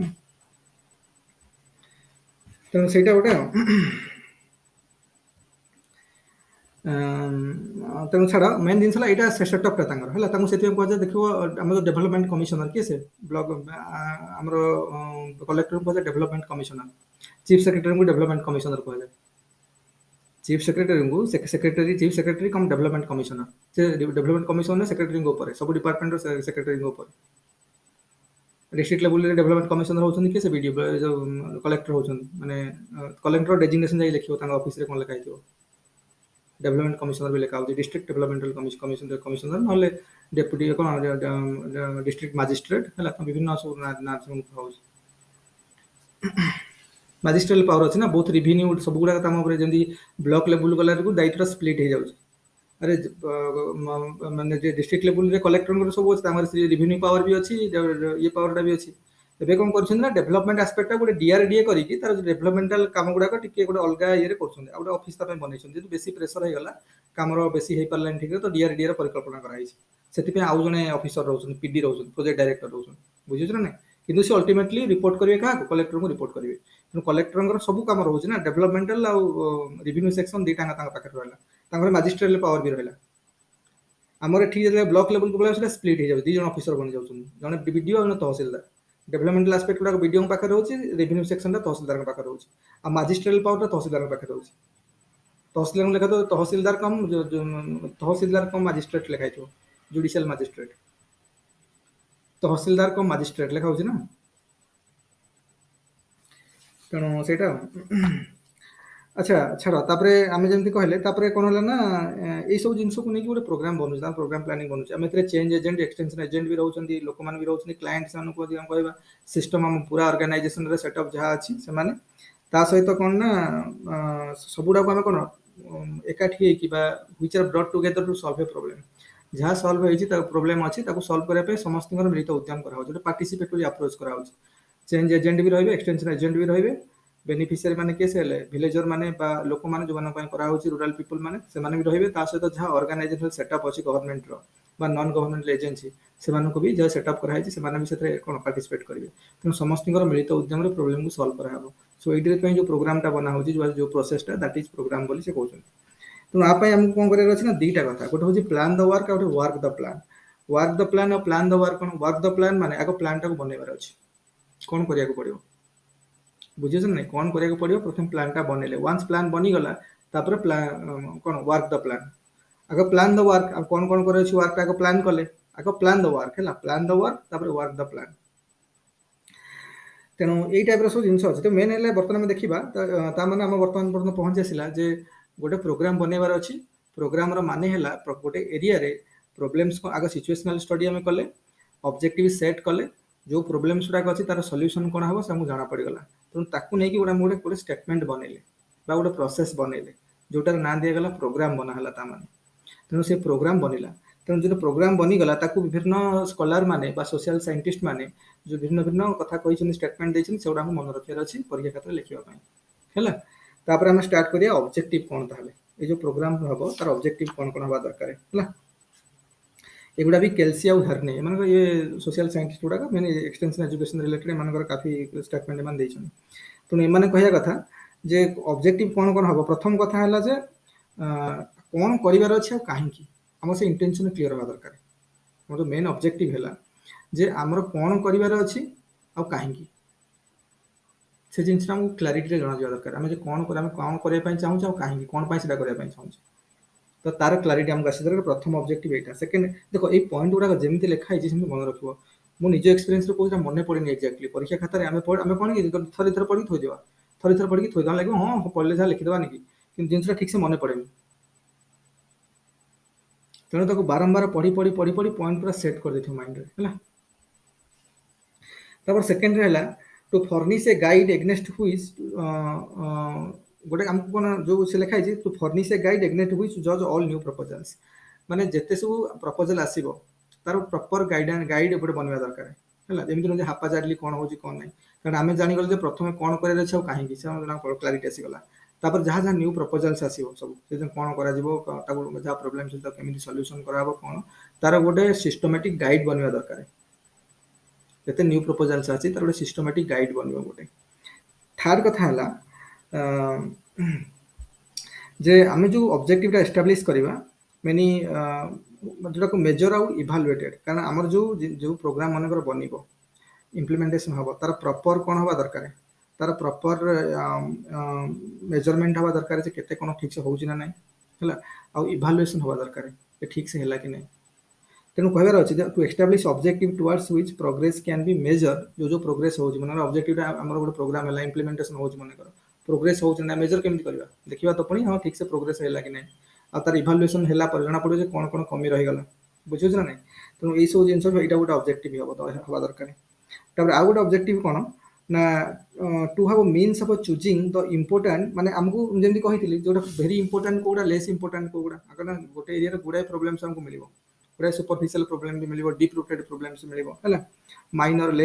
ଲେସ୍ ଇମ୍ପୋର୍ଟାଣ୍ଟ ପ୍ରୋବ୍ଲେମ୍ ସବୁ ମିଳିବ ଆଉ ଟେମ୍ପୋରାରୀ ପ୍ରୋବ୍ଲେମ୍ସ ମିଳିବ ତାଙ୍କ ଭିତରେ ମାନେ କିଛିଟା ପ୍ରୋବ୍ଲେମ୍ସ ଅଛି ଯୋଉଟା ସଲ୍ଭ ହେଇ ଗୋଟେ ପରମାନେଣ୍ଟ ଚେଞ୍ଜ ହେଇଯିବ ମନେକର ରାସ୍ତା ନାହିଁ ଯଦି ରାସ୍ତାଟା ସଲ୍ଭ ହେଇଗଲା ଗୋଟେ ପରମାନେଣ୍ଟ ଚେଞ୍ଜ ଆସିଲା ରାସ୍ତା ନାହିଁ ଯଦି ପରମାନେଣ୍ଟ ଚେଞ୍ଜ ଆସିଗଲା ଗୋଟେ ଆଜି କହିବା ଗୋଟେ ୱିକଲି ମାର୍କେଟ ହଉଥିଲା ସେଟା ହେଇପାରୁନି ତ ଗୋଟେ ସେଟା ଗୋଟେ ୱିକଲି ମାର୍କେଟର କାହିଁକି ହଉନି ତାର କାରଣ ଦେଖି ପୁଣି ଆମେ ସେଟଅପ୍ କରେଇଲେ ପୁଣି କଣ୍ଟିନ୍ୟୁ କଲେ ସେଟା ଗୋଟେ ଟେମ୍ପୋରାରୀ ଚେଞ୍ଜେସ୍ ଆଣିଲା ପୁଣି କାଲିକି ହୁଏତ ବନ୍ଦ ହବ କ'ଣ ମାର୍କେଟ କିନ୍ତୁ ରାସ୍ତା ଗୋଟେ ବନିଲା କି ମନେକର ଇଲେକ୍ଟ୍ରିସିଟିର ପ୍ରୋବ୍ଲେମ୍ ସଲ୍ଭ ହେଇଗଲା ଗୋଟେ ପରମାନେଣ୍ଟ ଚେଞ୍ଜ ଆସିଲା ସୋସାଇଟିରେ ତେଣୁ ଆମକୁ ଜାଣିବାର ଅଛି ଯୋଉ ପ୍ରୋବ୍ଲେମଟା ଅଛି କ'ଣ ଇଟ୍ ୱିଲ୍ ବ୍ରିଙ୍ଗ ଆମେ ଏଇଟା ଗୋଟେ ପରମାନେଣ୍ଟ ଚେଞ୍ଜ ଆଣିବ ନା ଟେମ୍ପୋରାରୀ ଚେଞ୍ଜ ଆଣିବ ଆଉ ଯୋଉ ପ୍ରୋବ୍ଲେମ୍ ଡିପ୍ ରୁଟେଡ୍ ପ୍ରୋବ୍ଲେମ୍ସ ନା ସୁପରଫିସିଆଲ ପ୍ରୋବ୍ଲେମ୍ସ ଗୁଡ଼ା ତ ଆର ପୁରା କ୍ଲାରିଟି ଆସିବା ଦରକାର ଆଉ ସେ ଅନୁସାରେ ଆମେ ତାକୁ ପ୍ରାୟୋରିଟାଇଜ କରିବା ଦରକାର ହେଲା କ'ଣ କ'ଣ କରାଯିବ এটা ସବୁ ଅବଜେକ୍ଟିଭ ବନିବ ଆଉ ଗୋଟେ ଅବଜେକ୍ଟିଭ ଦେଖ ଆର 10ଟା ଅବଜେକ୍ଟିଭ ଅଛି ସେମାନେ ଦେଇଛନ୍ତି କି ସେ ତାଙ୍କ ନାଁରେ ତାଙ୍କ ନାଁ ହେଉଛି ହିୟର୍ନେ ଆଉ କ'ଣ କେଲ୍ସି ତାପରେ ଆଉ ଗୋଟେ ତାଙ୍କର ଅବଜେକ୍ଟିଭ ଅଛି ଯୋଉ ଭ୍ୟାରିୟସ୍ ଅର୍ଗାନାଇଜେସନ ସବୁ ଅଛି ହେଲା ମନେକର ଭ୍ୟାରିୟସ୍ ଫଙ୍କସନାରିଜ ଅଛନ୍ତି କାରଣ ଆମ ଗଭର୍ଣ୍ଣମେଣ୍ଟ ଲେଭେଲରେ ଯେଉଁମାନେ କାମ କରୁଛନ୍ତି ହେଲା ଭ୍ୟାରିୟସ୍ ଫଙ୍କସନାରିଜ ଅଛନ୍ତି ଗୁଡ଼ାଏ ଅର୍ଗାନାଇଜେସନ୍ସ ଅଛି ଯେମିତି ଆମର ପଞ୍ଚାୟତ ରାଜ ଇନଷ୍ଟିଟ୍ୟୁସନ ହେଲା ସ୍କୁଲ ହେଲା ମାନେ କମ୍ୟୁନିଟି ଅର୍ଗାନାଇଜେସନ ଗୁଡ଼ାକ ଯୋଉଗୁଡ଼ାକ ସ୍କୁଲ ହେଲା ୟୁଥ୍ କ୍ଲବ ହେଲା ମହିଳା ମଣ୍ଡଳ ହେଲା ତ ଗୁଡ଼ାଏ ସବୁ ଅର୍ଗାନାଇଜ କି ଏନଜିଓ ଗୁଡ଼ା ବି ହେଲେ ଏମାନେ ସବୁ ନନ୍ ଗଭର୍ଣ୍ଣମେଣ୍ଟ ଅର୍ଗାନାଇଜେସନ ଗୁଡ଼ା ବି ତେଣୁ ଏମାନଙ୍କ ଭିତରେ ପ୍ରପର ଅଣ୍ଡରଷ୍ଟାଣ୍ଡିଂ କେମିତି ମେଣ୍ଟେନ୍ ହେବ ବା ପ୍ରପର କୋହେରେନ୍ସ କେମିତି ମେଣ୍ଟେନ୍ ହେବ ସେ ଅନୁସାରେ ମିନ୍ସ ଆଉ ଏଣ୍ଡ କ'ଣ ମାଧ୍ୟମ ହେବା ଦରକାର କେମିତି କ'ଣ ହେବ ତାର ଗୋଟେ ପ୍ରକୃତ ଡେଟା ଡେଭଲପ ହେବା ଦରକାର ଗୋଟେ କମନ୍ ଡେଭଲପମେଣ୍ଟ ହେବା ଦରକାର ଠିକ୍ ସେ ତ ସମସ୍ତେ ଯେମିତି ପ୍ରପରଲି କୋଅର୍ଡିନେଟେଡ୍ ହେଇକି କାମ କରିପାରିବେ ପ୍ରପର କୋଅର୍ଡିନେସନରେ କାମ ହେଇପାରିବ ଯେମିତି ତ ଏଇଟା ଗୋଟେ ହେବା ଦରକାର ତାପରେ ଆଉ ଗୋଟେ କ'ଣ ଆଉ ଗୋଟେ ଅବଜେକ୍ଟିଭ ହେଲା ଯେ ଯୋଉ ଚେଞ୍ଜେସ୍ ଗୁଡ଼ାକ ହେଉଛି ତା କିଛି ନୁହେଁ ଯେ ଗୋଟେ ଟିକେ କ'ଣ ହେଲା ଆମେ ରହିଗଲେ ଇଟ୍ ସୁଡ୍ ବି କଣ୍ଟିନ୍ୟୁଅସ୍ ଆଗରୁ ବି ଆମେ ପଢ଼ିଥିଲେ ଏକ୍ସଟେନସନ୍ ପ୍ରୋଗ୍ରାମଟା କଣ୍ଟିନ୍ୟୁଅସ୍ ହେବା ଦରକାର ସେ ଜିନିଷ ସେ ଅବଜେକ୍ଟିଭ ସେ ଯୋଉ ପ୍ରୋଗ୍ରାମଟା ବନିବ that should be continuous so that ଯୋଉ ପର୍ସନାଲ ଲୋକମାନଙ୍କର ଯୋଉ ଚେଞ୍ଜେସଟା ଆସିବ ଏଟାକୁ ଆମେ କଣ୍ଟିନ୍ୟୁଅସ୍ ହେଉଛି ବୋଲି ଆମେ ଏନସିଓର କରିପାରିବା କାରଣ ଆମ ଜିନିଷ ଯଦି ପ୍ରୋଗ୍ରାମ ଯଦି କଣ୍ଟିନ୍ୟୁଅସ୍ରେ ଚାଲିଲା ତ ସେ ଅନୁସାରେ ଆମର ଚେଞ୍ଜେସଟା ଯୋଉ ଆସିବ ସେମାନେ ପରିଲିଖିତ ହେବ ସେ ଜିନିଷଟା କଣ୍ଟିନ୍ୟୁଟି ଆମେ ଅବଜର୍ଭ କରିପାରିବା ଯେ ସେଇଟା ଆଉ ଏମିତି ନୁହେଁ ଯେ କିଛି ଦିନ କଲେ ପୁଣି ଛାଡ଼ିକି ପଳେଇଲେ ଆମକୁ ମନେକର କିଛିଟା ବିହେଭିୟର ଚେଞ୍ଜ କରିବା ଆମେ କିଛି ଲୋକଙ୍କୁ ଶିଖଉଛନ୍ତି ଗୋଟେ ପ୍ରୋଗ୍ରାମ କିଛି ମେଥଡ୍ସ ୟୁଜ୍ କରିକି ଲର୍ଣ୍ଣିଂ ମେଥଡ୍ସ ୟୁଜ୍ କରିକି ପର୍ଟିକୁଲାର କିଛି ଜିନିଷ ଆମେ ଶିଖଉଛନ୍ତି ଲୋକମାନଙ୍କୁ ତମେ 10-15 ଦିନ କଲ ପଳେଇ ଆସିଲ ଛାଡ଼ିକି ଡିସକଣ୍ଟିନ୍ୟୁ କରିଦେଲ ତାପରେ ଆଉ ମାସେ 2 ମାସ ପରେ ଯିବ ଏମିତି କ'ଣ ହେବ କି ତ କଣ୍ଟିନ୍ୟୁଟି ରଖିବା ଦରକାର ସୋ ଦ୍ୟାଟ୍ ଯୋଉ ଚେଞ୍ଜେସଟା ହେବ ଦ୍ୟାଟ୍ ସୁଡ୍ ବି କଣ୍ଟିନ୍ୟୁଅସରେ ରହିବ କଣ୍ଟିନ୍ୟୁଟିରେ ରହିବ ତେଣୁ ସେଇଟା ଗୋଟେ କଣ୍ଟିନ୍ୟୁଟି ରହିବା ଦରକାର ନିହାତି ଭାବରେ ତାପରେ ଲିଡରସିପ୍ କ୍ୱାଲିଟି ରହିବା ଦରକାର ଲୋକମାନଙ୍କ ପାଖରେ ଲିଡରସିପ୍ କ୍ୱାଲିଟି କାରଣ ସେମାନେ ଲିଡ୍ କରିବେ ଜିନିଷକୁ ଆଗକୁ ଯାଇକି ହେଲା ଲିଡରସିପ୍ କ୍ୱାଲିଟି ନୋ ଡାଉଟ୍ ଦରକାର ତାପରେ ଆଉ ଗୋଟେ ହେଉଛି କ'ଣ ନା to avoid waste of time and money and promote efficiency ଏଇଟା ସବୁ ଖାଲି ସେଠି ବୋଲି ନୁହଁ ସବୁ କ୍ଷେତ୍ରରେ ଏଇଟା ଦରକାର ଆମକୁ ମାନେ ଏଫିସିଏନ୍ସି ଆଣିବାର ଅଛି କାମରେ ଏଫିସିଏନ୍ସି ଆଣିବାର ଅଛି ତମକୁ କ'ଣ ଆଲତୁ ଫାଲତୁ ଖର୍ଚ୍ଚ କରିବାର ନାହିଁ ହେଲା ଆଉ ଟାଇମ୍ ବି ଫାଲତୁରେ ନଷ୍ଟ କରିବାର ନାହିଁ ତେଣୁ ସବୁ ମିନିମାଇଜ୍ କରିବେ କାରଣ ମନି ଆଉ ଟାଇମ୍ ଭେରି ଲିମିଟେଡ୍ ରିସୋର୍ସେସ୍ ସମସ୍ତଙ୍କ ପାଖରେ ଦେଶ ପାଖରେ ବି ଲୋକମାନଙ୍କ ପାଖରେ ବି ସମସ୍ତଙ୍କ ପାଖରେ କାହା ପାଖରେ ଅନର୍ଯ୍ୟାପ୍ତ ପଇସା ନାହିଁ କି ଅନର୍ଯ୍ୟାପ୍ତ ଟାଇମ୍ ନାହିଁ ହେଲା ସବୁ ଲିମିଟେଡ୍ ଅଛି ତେଣୁ ସେ ଅନୁସାରେ ତାର ପ୍ରକୃତ ୟୁଟିଲାଇଜ୍ ହେବା ଦରକାର ସୋ ଦ୍ୟାଟ୍ ଏଫିସିଏନ୍ସି ବଢ଼ିବ ଆମମାନଙ୍କର ସବୁ ତାପରେ ଆମର ଯୋଉ ଏକ୍ସପେଣ୍ଡିଚରକୁ ଆମେ ଜଷ୍ଟିଫାଏ କରିବା ଦରକାର ମନ ଇଚ୍ଛା ଏକ୍ସପେଣ୍ଡିଚର କରିବା କଥା ନୁହେଁ ଯୋଉ ପ୍ରୋଗ୍ରାମ ବନିଛି ତ ଯୋଉ ଏକ୍ସପେଣ୍ଡିଚର ସେଥିପାଇଁ ତ ଅଡିଟ୍ ଫଡିଟ୍ ସବୁ ହେଉଛି ନା ଠିକ୍ ସେ କାମ ହେଇଛି ନା ନାହିଁ ବୋଲି ତ ଯୋଉ ଏକ୍ସପେଣ୍ଡିଚର ଆମେ ଦେଖଉଛନ୍ତି ତା ସୁଡ୍ ବି ପ୍ରପରଲି ଜଷ୍ଟିଫାଏଡ୍ କୋଉ କାମରେ କୋଉ ହେଡ୍ରେ କେତେ ଟଙ୍କା ଖର୍ଚ୍ଚ ହେଇଛି କ'ଣ ପାଇଁ ହେଇଛି ତାର ପ୍ରପରଲି ଜଷ୍ଟିଫାଏଡ୍ ହେବା ଦରକାର ହେଲା ମନ ଇଚ୍ଛା ଖର୍ଚ୍ଚ କରିବେ ଏବେ ଯେମିତି ମୁଁ ଶୁଣୁଥିଲି ଏବେ କ'ଣ ଗୋଟେ ଆସିଥିଲା କ'ଣ ସବୁ କାମ ଆସିଥିଲା ସେଥିରେ କ'ଣ କେତେ 20,000 ଖଣ୍ଡେ ଖର୍ଚ୍ଚ କରିକି ଆଉ ବାକି ସବୁ ଖାଇବା ନେଇଯାଇଛନ୍ତି ବ୍ଲକକୁ ଏମିତି ହେଲେ କେମିତି ହେବ ବୁଝିପାରିଲେ ତେଣୁ ଏକ୍ସପେଣ୍ଡିଚରକୁ ସେମାନେ ଖାତା ପତ୍ରରେ ଦେଖେଇ ଦେଉଛନ୍ତି ତାଙ୍କ ଅଫିସର ଯେହେତୁ ଗୋଟେ ଅର୍ଗାନାଇଜ ଆମର କ'ଣ କି ଓଡ଼ିଶାରେ ବର୍ତ୍ତମାନ କରପସନଟା ଅର୍ଗାନାଇଜଡ ୱେରେ ହେଉଛି ଅର୍ଗାନାଇଜଡ କରପସନ ବର୍ତ୍ତମାନ କେହି କିଛି ଅର୍ଗାନାଇଜ କରପସନ ହେଉଛି ମାନେ କେହି କିଛି କହିବେନି ଅର୍ଗାନାଇଜଡ ୱେରେ କରପସନ ହେଉଛି ତାମାନେ କେହି କିଛି କହିବେନି ତମ ଲେବୁଲରେ ତମ ଉପର ଲେବୁଲ ତା ଉପର ଲେବୁଲ ସମସ୍ତଙ୍କର କଟର ପିସି ରହୁଛି ନା ପରସେଣ୍ଟେଜ ପିସି କହୁଛନ୍ତି ଯୋଉଟା ବର୍ତ୍ତମାନ ରହିଲା ପରେ କେହି ବି କିଛି କହୁନାହାନ୍ତି। ତେଣୁ ଅଡିଟ୍ କେମିତି ହେବ କୋଉ ଲେଭେଲରେ? କିଏ ଅଡିଟ୍ କରିବ? କିଏ କହିବ? ସମସ୍ତେ ସମସ୍ତଙ୍କର ପିସି ପାଇକି ଚୁପ୍ ହେଇକି ଅଛନ୍ତି। ବୁଝିଲେ ନା? ସେଥିପାଇଁ ପ୍ରୋବ୍ଲେମ୍ ହେଉଛି। ତେଣୁ ଏକ୍ସପେଣ୍ଡିଚରଟା ଜଷ୍ଟିଫାଏ ହେଇପାରୁନି। ତେଣୁ ଏକ୍ସପେଣ୍ଡିଚର ସୁଡ୍ ବି ଜଷ୍ଟିଫାଏଡ୍, ଗୋଟେ କଣ୍ଟିନ୍ୟୁ ହେବାର। ଆଉ ଆମର ଯୋଉ ରିସୋର୍ସେସ୍ ଅଛି ତା ସୁଡ୍ ବି ଡକ୍ୟୁମେଣ୍ଟେଡ୍ ହେବା, ପ୍ରପରଲି ଡକ୍ୟୁମେଣ୍ଟେଡ୍ ରିଟିନ୍ ଫର୍ମାଟରେ ରହିବା ଦରକାର, ସୋ ଦ୍ୟାଟ୍ ପବ୍ଲିକ୍ ୟୁଜ୍ ପାଇଁ it will be very useful. ମାନେ ପବ୍ଲିକ୍ ୟୁଜ୍ ପାଇଁ ଏଇଟା ସମସ୍ତଙ୍କର ଇଜି ହେବ। ଯେ ମାନେ କ'ଣ ପବ୍ଲିକ୍ ଲୋକ ବା ଆମେ ତାକୁ ବିଭିନ୍ନ ଇଏରେ ଯେମିତି ଠିକ୍ ସେ ୟୁଜ୍ କରିପାରିବା। ଗୋଟେ ତାର ଡକ୍ୟୁମେଣ୍ଟେସନ୍ ହେବା ଦରକାର, ପ୍ରପର ଡକ୍ୟୁମେଣ୍ଟେସନ୍ ହେବା ଦରକାର, ତାର ପ୍ରପର ଡକ୍ୟୁମେଣ୍ଟେସନ୍ ହେବା ଦରକାର। ଆଉ ଗୋଟେ ହେଲା କ'ଣ ଦେଖ, ତାପରେ ଦେଖିବା ଯେ ଏଇସବୁ ଜିନିଷ ପୂର୍ବରୁ ମାନେ ଆମର ତ ଜାଣିଗଲେ, ଏ ଦେଖ ଏଇସବୁ ଜିନିଷ ଗୁଡ଼ା ପରଫେକ୍ଟଲି ମନେ ରଖିବ, ପୁରା ପଏଣ୍ଟ ୱାଇଜ୍ ମନେ ରଖିବ, ପୁରା ଏକ୍ଜାକ୍ଟଲି ଯାହା ଯାହା ଲେଖା ହେଇଛି। ତାପରେ ହେଉଛି କ'ଣ ନା, ଆମକୁ କରିବାର ଅଛି ଯେ ଯୋଉ ଆ ପୂର୍ବରୁ ଆମେ ଯେତେବେଳେ ପଢ଼ିବୁ, ବର୍ତ୍ତମାନ ଆମେ କ'ଣ ଆମେ ପ୍ରିନ୍ସିପଲ୍, ଆମେ ବର୍ତ୍ତମାନ ଅବଜେକ୍ଟିଭ୍ ଜାଣିଗଲେ, କିନ୍ତୁ ଆମର ପ୍ରିନ୍ସିପଲ୍, ଇଭାଲୁଏସନ୍, ଇମ୍ପ୍ଲିମେଣ୍ଟେସନ୍, ଇଭାଲୁଏସନ୍ ଏସବୁ ଯିବା ପୂର୍ବରୁ ଆମକୁ ଗୋଟେ କିଛିଟା ବେସିକ୍ ଆଜ୍ୟୁମ୍ କରିବାକୁ ପଡ଼ିବ। ଆମେ ଯଦି ମାଥମେଟିକ୍ସରେ କି ଫିଜିକ୍ସରେ କି ଆମର ଯୋଉ ଇଞ୍ଜିନିୟରିଂ ପଢ଼ିଲା ବେଳକୁ କିଛି ଜିନିଷ ଆଜ୍ୟୁମ୍ କରନ୍ତି, ତ କାରଣ କମ୍ପ୍ଲିଟଲି ଆବସୋଲ୍ୟୁଟ୍ କ୍ଲାରିଟିରେ ବା ଆବସୋଲ୍ୟୁଟ୍ ଟ୍ରୁଥ୍ ତ କିଛି ନାହିଁ, ଆବସୋଲ୍ୟୁଟ୍ ସ୍କେଲରେ କିଛି ହେଇପାରିବନି। ତେଣୁ କିଛିଟା ଆମକୁ କ'ଣ ଲିବରାଲ ହେବାକୁ ପଡ଼ିବ। ସେଥିରେ କିଛିଟା ବେସିକ୍ ଆଜମ୍ପସନ୍ ଅଛି। ସେ ଆଜମ୍ପସନ୍ ଆମେ ଦେଖିବା, ଯୋଉଟାକୁ କିଏ ରିଫାଇନ୍ କରିଥିଲେ? ମାସି ବଏଲ୍। ତା ନାଁ ଜାଣିଥିବ ତ, ଲେଖିଦେଇଛି, ମାସି ବଏଲ୍ ତା ନାଁ। ତା ନାଁ ହେଉଛି ମାସି ବଏଲ୍। କ'ଣ ତା ନାଁ କିରେ? ମାସି ବଏଲ୍। ଆମର ଦୁନିଆର ସବୁଠୁ ମାନେ ଧନୀ କ୍ରୀଡ଼ାବିତ୍ କିଏ କିରେ? ଧନୀ କ୍ରୀଡ଼ାବିତ୍ କିଏ ଏବେ ଯୋଉ ରିସେଣ୍ଟ ନ୍ୟୁଜରେ କାଲି ନା କାଲି ପରଦିନ ଆସିଥିଲା?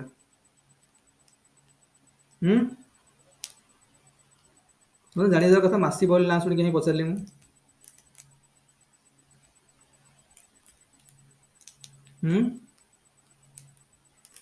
Lionel Messi. Lionel Messi. Lionel Messi तार केते तार वार्षिक आय केते 16,000 कोटी ना केते कौन लिखा है भूलिगली। लियोनेल मेसी होची पृथ्वीर सबुठु धनी क्रीड़ाविद।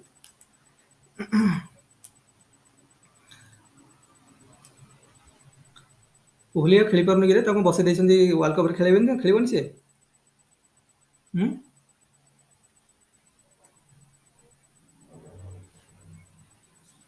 से गुड़ाए खेल पैसा रखीदेला कौन तार खेल दरकार। ହଉ ଛାଡ଼, ତାପରେ ଆମର ଦେଖ ସେ କ'ଣ ସବୁ ଆଜମ୍ପସନ୍ ହେଇଥିଲା ଦେଖ। ଫାର୍ଷ୍ଟରେ ସେ ମେସି ବଏଲ୍ କଲେ, ସେ କେତେଟା ଆଜମ୍ପସନ୍ ମାନେ ଏକ୍ସଟେନ୍ସନ୍ ପ୍ରୋଗ୍ରାମ ପ୍ଲାନିଂ ପାଇଁ କେତେଟା ଆଜ୍ୟୁମ୍ କଲେ ଷ୍ଟେଟମେଣ୍ଟ। ଏଗୁଡ଼ା ଆଜ୍ୟୁମ୍ସନ୍ ବି ଲେଖିବ ସବୁଗୁଡ଼ା। ମୁଁ ସେଥିପାଇଁ କହୁଛି ଏ ଚାପ୍ଟରଟା ପୁରା ମନେ ରଖିବାର ଅଛି, ପୁରା ପଏଣ୍ଟ ବାଇ ପଏଣ୍ଟ ମନେ ରଖିବାର ଅଛି। ପ୍ରଥମ ପଏଣ୍ଟ ହେଲା, ସେ କହିଲେ ଯେ ପ୍ଲାଣ୍ଟ ଚେଞ୍ଜ ହେଉଛି ଗୋଟେ କ'ଣ, ଗୋଟେ ହେଉଛି ନେସେସରି ପ୍ରି ରିକ୍ୱିସାଇଟ୍। ପ୍ଲାଣ୍ଟ ଚେଞ୍ଜ ହେବା ଦରକାର।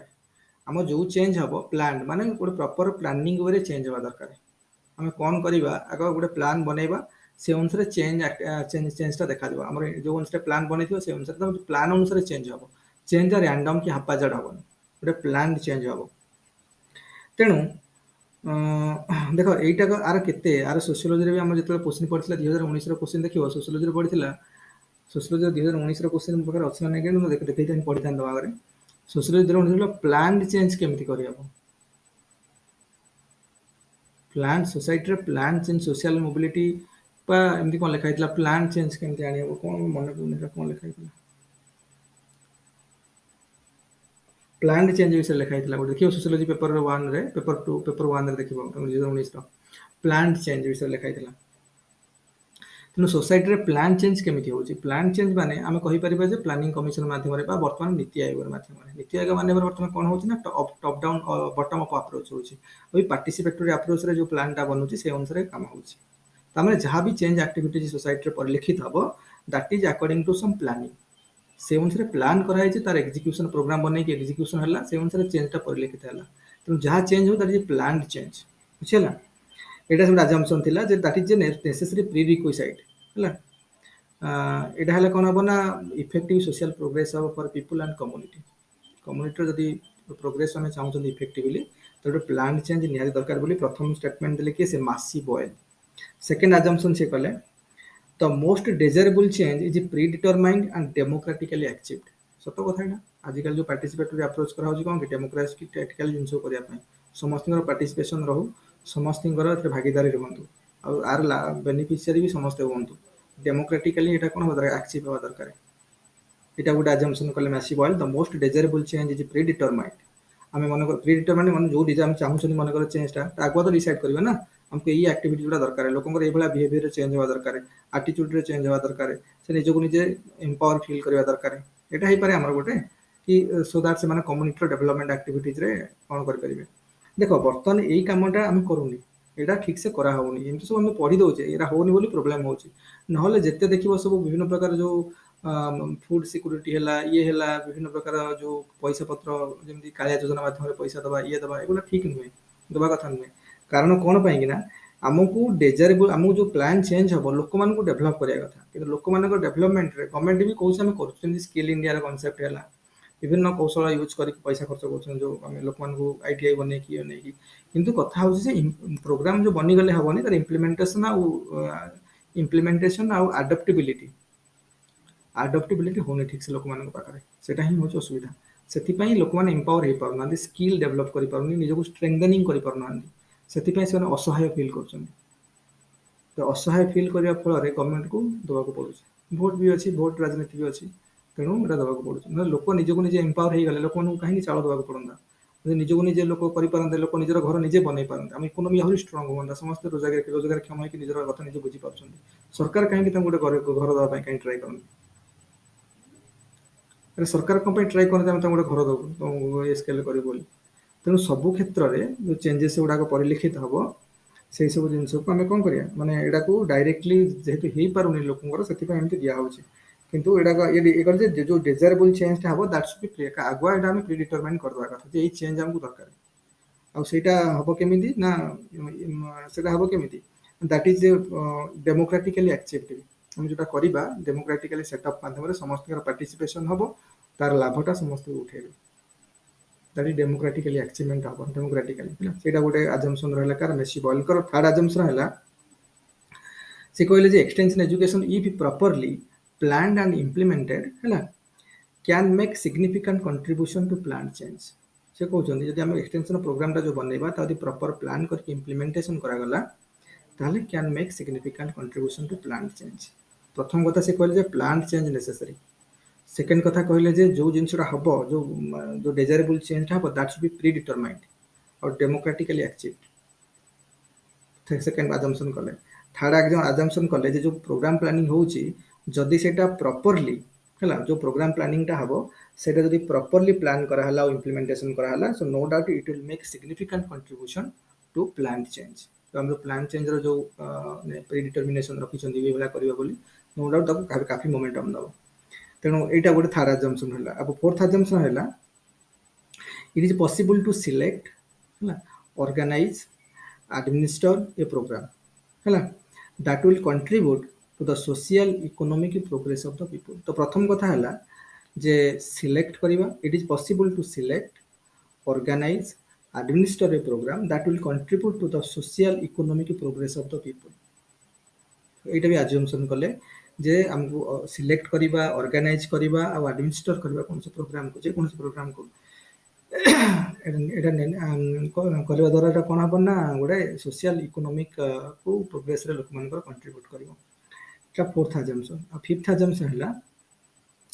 People and communities need the guidance and leadership and help of extension worker to solve the problem in a plan and systematic way कारण आम पूर्व भी पढ़ी एक्सटेंशन एजेंट कथा पढ़ुले extension agent is like a catalyst extension agent बा extension educator जे आसुछंती ना काम करने से आगु जमी आम कहले जो प्रोग्राम क्या नहीं उठे एक्सटेंशन एजेंट क्लाएंट सिस्टम है को लेकिन मनकर मिलित उद्यम बन प्रोग्राम बन से अनुसार से कहते people and communities need the guidance of कारण गोटे आम से एक्सटेंशन एजेंट क्वालिटी विषय डिस्कसन करते तार रोल विषय डिस्कसन करते कारण तार काफी सिग्निफिकेंट रोल्स अच्छे और काफी सिग्निफिकेंट क्वालिटी रहा दरकार आ सी कौन करेंगे लोक मैंने तार हेल्प ना दरकार को मैंने हेल्प ने प्रोब्लेम सॉल्व हो in a plan and systematic way problem solve हो पाए तेणु एगुड़ा सब आज्यूम कले किए से कहले एतिक जिन को आजम्पशन करके आगे बढ़ार अच्छे यहाँ हूँ मासी बॉयल जी जिन ठीक से हो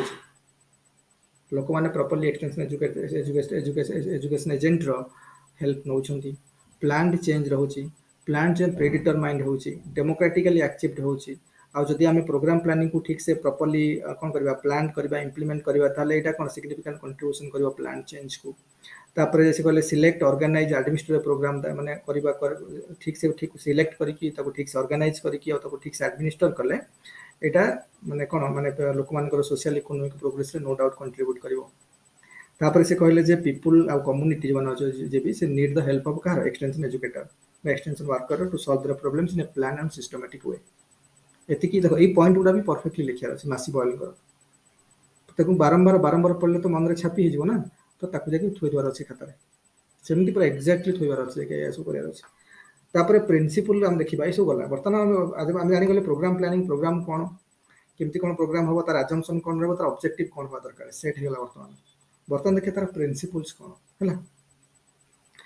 प्रिंसिपल कोन जे गोटे प्रोग्राम प्लानिंग रो सेही माने कैल्शियम हरने ये सब जिंस कहि प्रिंसिपल कोन होबा दरकार से कहि देखो से कहले जे प्रथम हला प्रिंसिपल कोन हला प्रथम प्रिंसिपल हला जे हमको प्रथमे हम कोन करबा प्रथम प्रोग्राम बनिया पूर्व सिचुएशन एनालिसिस करबा ना से कहले के से हमरो जो हमर ता ना हो कोन कैल्शियम हरने कोन कहथिले कि कैल्शियम हरने कहथिले is statement of what statement of a situation objective problems and solution road objective गोटे स्टेटमेंट गोटे तो सेति पे हमको प्रथम तो सिचुएशन को देखिबार अछि तो सिचुएशन को एनालिसिस करबार अछि आउ कहार केमती एनालिसिस करबो फैक्ट ऑफ द सिचुएशन बा सिचुएशन रो जहा जहा फैक्ट सब अछि ताको मिलला परे तो फैक्ट कलेक्शन कला परे fact cone bundle of information ताको कलेक्शन कला परे तार प्रॉपर एनालिसिस हबो प्रथम प्रिंसिपल प्रॉपर एनालिसिस हबो तेनु ता ऊपर एनालिसिस ऊपर बेस्ट हवा दरकार प्रथम प्रिंसिपल हैला सेकंड प्रिंसिपल हैला नीड अनुसार प्रॉब्लम सिलेक्ट करबा हमर नीड दी प्रकार हम कहितले गोटे पर फेल्ट नीड्स आउटला अनफेल्ट नीड्स तेनु नीड को बेस करिकि हमर कोन हवा दरकार नीड को बेस करके हम प्रॉब्लम सिलेक्ट करबा बुझिला तो सेकंड प्रिंसिपल थर्ड हैला जे हमको ए भलिया ऑब्जेक्टिव सेट करियर अछि बा ए भलिया सॉल्यूशन बनेबार अछि जो गुडा को कोन ना हमको सैटिस्फैक्शन दबो बा हम प्रॉब्लम को सॉल्व करके हमको डिजायर सैटिस्फैक्शन दबो तेनु एटा हला थर्ड प्रिंसिपल ता फोर्थ प्रिंसिपल हला इथरे कोन हवा दरकार जो प्रोग्राम ता बनिछि बा प्रोग्राम प्लानिंग होछि एथरे परमानेंस हवा दरकार परमानेंस माने it should be in continuous format लगातार कंटीन्यूअसली अविरत गति रे चली प्रोग्राम कंटिन्यूटी रे चली मझे मझे डिसकंटिन्यू होछि सेडा हले हबनी कंटिन्यूअस रे चली परमानेंस एंड फ्लेक्सिबिलिटी मीन्स मन कर अंदर चली प्रोग्राम हमको कारण इट शुड बी डायनामिक यदि किछटा फेवरेबल चेंजेस आगु को देखा दोछ हमको at that point of time हम भाबुचे नाइ कि बर्तमान नीड अछि जे आकु चेंज करबा ए जिंस रे चेंज करके नवा जिंस को एक्सेप्ट करबार अछि तो सेतल को करबो त माने अति रिजिड हवा कथा न हम भारत संविधान भी रिजिड नै भारत संविधान जते बेला ड्राफ्टिंग करा हला सेते बेला आर्टिकल 368 काहे रखा हितला बिकॉज़ रिजिडिटी को बाहर कर दा रिजिडिटी रहबा दरकार नै एठी रिजिडिटी रहबोनी विथ रेस्पेक्ट टू टाइम समय आसिले लोक मान को लागिला ना किछना नुवा चेंजेस दरकार होची सोसाइटी पई तो से अंदर से माने चेंज करबे सब जिंस तो सेति पई आर्टिकल 368 रखा हितला डायनामिज्म कर देला माने डायनामिक भारत संविधान को डायनामिज्म दोची सेही भलिया जो प्रोग्राम बनो बने डायनामिक हवा दरकार है फ्लेक्सिबिलिटी रहया दरकार so that it will accept changes किछि किछि जदी हमको सुधार करे बा चेंज करिवार अछि जिंस मझरे मझरे एमिति न हो जे प्रोग्राम तो बनि जाईची रिजिड हे जिवा कथा आउ चेंज हबनी हला बुद्धिजीवी रे को माने के चेंज को एक्सेप्ट करथले हिनायन ना महायान अरे बुद्धिजीवी रे को माने चेंज को एक्सेप्ट करथले हां हिनायन हां महायान और हिनायन दीटा ग्रुप हैला ना तो हिनायन माने जो जहां से बोले बुद्ध जहां माने बुद्ध जहां कहिसेंती स्टिक करके होले से चेंज पेंज किछ एक्सेप्ट करलेनी किंतु महायान माने चेंज को एक्सेप्ट करले डायनामिक करले जिंस सेति में जो दीटा सेक्ट बनि जायतला हला तो से कहले एथरे कोन बैलेंस सहित हमर एठी कोन रहबो ना परमानेंस सहित फ्लेक्सिबिलिटी रहबो आ बैलेंस विथ एम्फासिस तेनु माने हमको सब जिंस रे बैलेंस करके अछि जे कोन रिसोर्सेस अवेलेबल अछि विभिन्न प्रकार रिसोर्सेस एबारे फाइनेंशियल रिसोर्सेस फिजिकल रिसोर्सेस तापर लोक मानकर एजुकेशन प्रोफाइल कोन कोन सिचुएशन अछि डेमोग्राफिक प्रोफाइल केमिति अछि अलगा जिंस सब जिंस को नै कि तो हम आगु गवर्नमेंट सेटअप केमिति अछि गवर्नमेंट रो इंस्टीट्यूशनल सेटअप से एरिया रे केमिति अछि गवर्नमेंट रो तो सबुर नेकी गोटे बालांस होगा दरकार आउ शुड बी इम्फासिस मेन जो बेसिक बेसिक जिनिस रे काफी इम्फासिस रहबा दरकार ता माने मेन मेन पॉइंट जहाँ तापर इम्फासिस रहबा दरकार माने ता माने कहर अछि जे गोटे बालांस दृष्टिकोण समस्त को नेकी चलिवो आउ बहुत माने इम्फासिस करके काम को करिया पड़िबो बा मेन जो मेन मेन पॉइंट सब रही छी तापर काफी इम्फासिस रहबा दरकार गोटे बालांस्ड वे रे चलिबा दरकार एमिति न जे गोटे पटे तो करछन जे माने गोटे डायरेक्शन चिंता करछन तो डेवलपमेंट चलछि गोटे पटे अलगा गुडा किछि नाही बुझे ना एमिति जेमिति कि हाँ खाली डिस्कशन चली प्लांट माने प्रोग्राम बनी बनी लोक मैंने कौन होची ना लोक मान को अकाउंट को नौ ना लोक मान डिसीजन को करूना निजे मन इच्छा कर चलछन सेला कोन लाभ अछि बैलेंस माने समस्त को नवार अछि बैलेंस होयार अछि आ एम्फासिस प्रॉपर रहया दरकार आ तापरे हम गोटे कोन प्लान ऑफ वर्क बनिया दरकार हम कोन कोन काम करे तो प्रॉपर प्लानिंग हबो दैट इज अनदर प्रिंसिपल तापरे कोन मु जेमति कहली इट्स ए कंटीन्यूअस प्रोसेस हला एटा कंटीन्यूअस प्रोसेस रे रहबो तापरे it is a teaching process no doubt हम जो एक्सटेंशन एजुकेशन तो टीचिंग प्रोसेस ना लोक को सिखेबार अछि तेणु से टीचिंग प्रोसेस तापरे जे कोऑर्डिनेटिंग प्रोसेस समस्त भीतर कोऑर्डिनेशन प्रॉपर रहिले तो पार्टिसिपेटरी अप्रोच ता केते सक्सेस हो जे प्रॉपर कोऑर्डिनेशन एस्टैब्लिश हो समस्त के ऊपर माने चेंज एजेंट चेंज एजेंट ठीक है एक्सटेंशन एजेंट एक्सटेंशन एजुकेशन रे एजेंट लोक मान हेले पीपल मान पार्टिसिपेशन रहबो गवर्नमेंट ऑर्गेनाइजेशन रो पार्टिसिपेट रहबो गवर्नमेंट ऑफिसर्स मान पार्टिसिपेशन रहबो तापरे गवर्नमेंट ऑफिसर्स के से government officer panchayat secretary government officer block development officer government agriculture officer health officer cooperative bank रो ऑफिसर इमान सब गवर्नमेंट ऑफिसर सेठी social welfare officer extension officer इमान सब हेलु गवर्नमेंट ऑफिसर तेणु इमान समस्त कंट्रीब्यूशन रहबो ता सहित नॉन गवर्नमेंट ऑर्गेनाइजेशन एनजीओ फिनजीओ जहाँ मैंने से भी कंट्रीब्यूशन रहिबो तापरे पंचायत राज रो जो रिप्रेजेंटेटिव सरपंच हेले जिला परिषद रो सरपंच माने चेयरमैन हेले तांकर सब सभ्य मान हेले जेते भी समस्त अछि समस्त प्रॉपर कोऑर्डिनेशन रहबा दरकार सो दैट एटा गोटे कोऑर्डिनेटिंग प्रोसेस पे हम कहि परिबा एटा एटा कोन एटा हला प्रिंसिपल से उडा सब कहार प्रोग्राम प्लानिंग रो एटा सब प्रिंसिपल्स मन रखो तापरे आ जो रिजल्ट्स भी हबो आमे कला परे तापर प्रॉपर इवैल्यूएशन पाई रहबा दरकार बुझियो ना प्रॉपर कारण आमे जदी इवैल्यूएशन न करिबा प्रॉपर प्रोग्राम जो इंप्लीमेंटेशन होते प्रॉपर इवैल्यूएशन न हबो तले केमति हबो ता प्रॉपर फीडबैक हम लोग नौ ना जे ठीक से काम होउछ ना नहीं हला कि नहीं प्रॉपर हला कि नहीं ग्राउंड लेवल रे जिंस दरकार ना खाली प्रोग्राम बने की छाड़ देल तो हबनी तेणु तार प्रॉपर इवैल्यूएशन प्रोसेस एटा गोटे प्रिंसिपल जे प्रोग्राम प्लानिंग का प्रॉपर इवैल्यूएशन जो रिजल्ट हबो तार प्रॉपर इवैल्यूएशन हबा दरकार होला तो तापर कथा हला जो प्रोब्लेम्स गुड़ाक अच्छी है ताकू लोकंकर नीड अनुसार मान रिकॉग्नाइज नीड अनुसार आ प्रायोरिटी बेसिस रे ताकू मतलब इंपोर्टेंस अनुसार ताकू प्रायोरिटाइज करवा दरकार को प्रोब्लेम टा आगे तापर कोटा तो प्रायोरिटी बेसिस रे करबार अछि सब तो एकाले सॉल्व करि हेबनी वन बाय वन करिया पड़िबो तेणु जहाँ हाई प्रायोरिटी जोटा अधिक जोटा को माने लोकंकर काफी नीड अछि जो जिनसटा तो नीड बेसिस रे नीड को बेस करके हमको प्रायोरिटाइज बनिया पड़बो जे कोटा को प्रॉब्लम टा आगे करबा कोन तार गोटे प्रायोरिटी बनिया पड़बो तेणु एटा गोटे प्रिंसिपल है तेणु आ गोटे प्रिंसिपल होची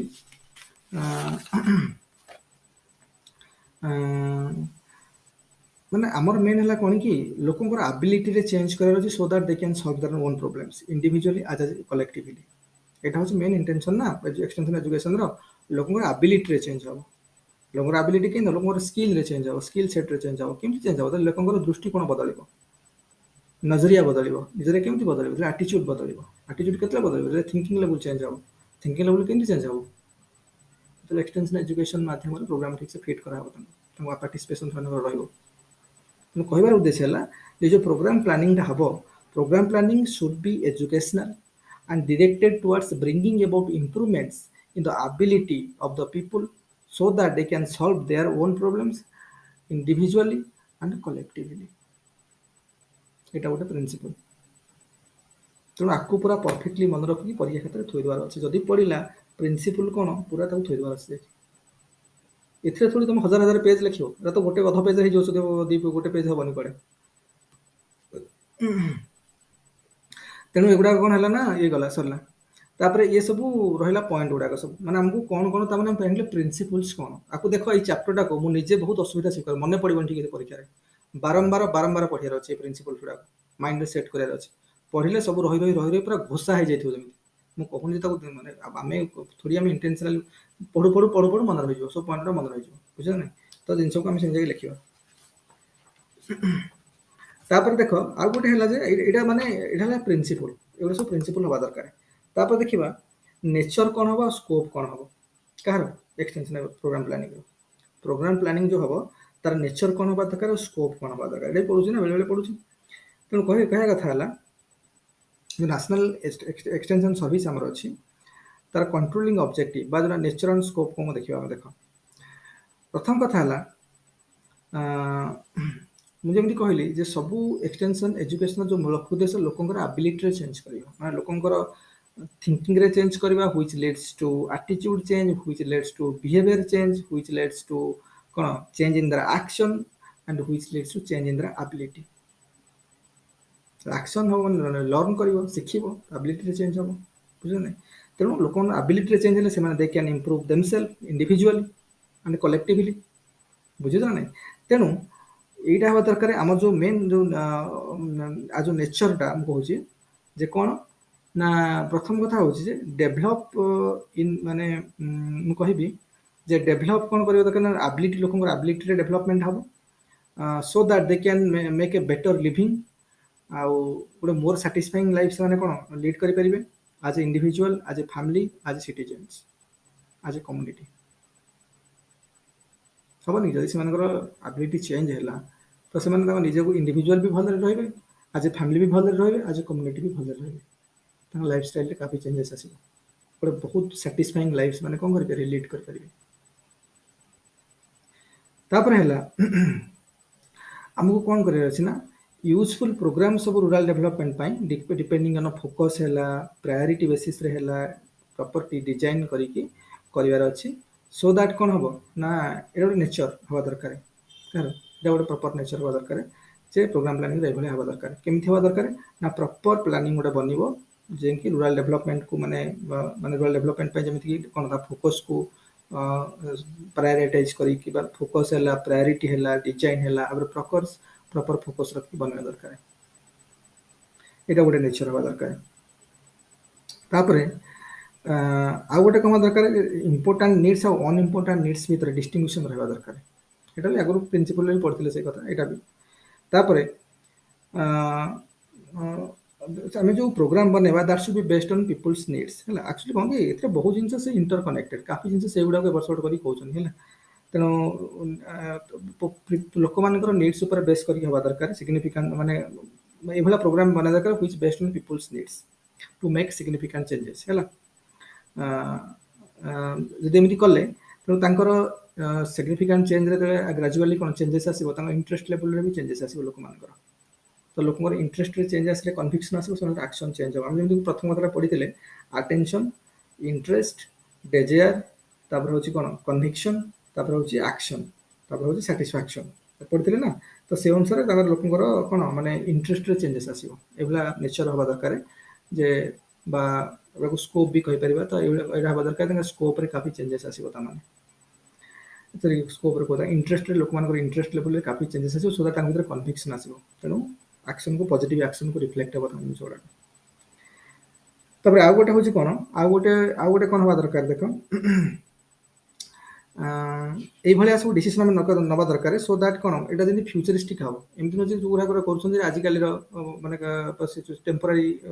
ହେଇଯାଉଛି ଆମର ମାନେ ଚେଞ୍ଜେସ୍ ଦେଖା ଦେଉଛି। ଯେଉଁ ଚେଞ୍ଜେସଟା ହେବ ଦ୍ୟାଟ୍ ସୁଡ୍ ବି ଫ୍ୟୁଚରିଷ୍ଟିକ୍, ତାମାନେ ପରମାନେଣ୍ଟ ଇନ୍ ନେଚର। ତେଣୁ ସେଇଭଳିଆ ଆମକୁ କରିବା ଦରକାର, ସେ ଜିନିଷ ଆମକୁ ହେବା ଦରକାର। ତେଣୁ ଏଇଟା ହେବା ଦରକାର କ'ଣ ହେବ ନା ପ୍ରେଜେଣ୍ଟ ସିଚୁଏସନ୍ ତ ବଦଳିବ ତା ସହିତ ଫ୍ୟୁଚର ସିଚୁଏସନ୍ ବି ବଦଳିବ ଆଗକୁ ଯାଇକି ହେଲା। ଆଉ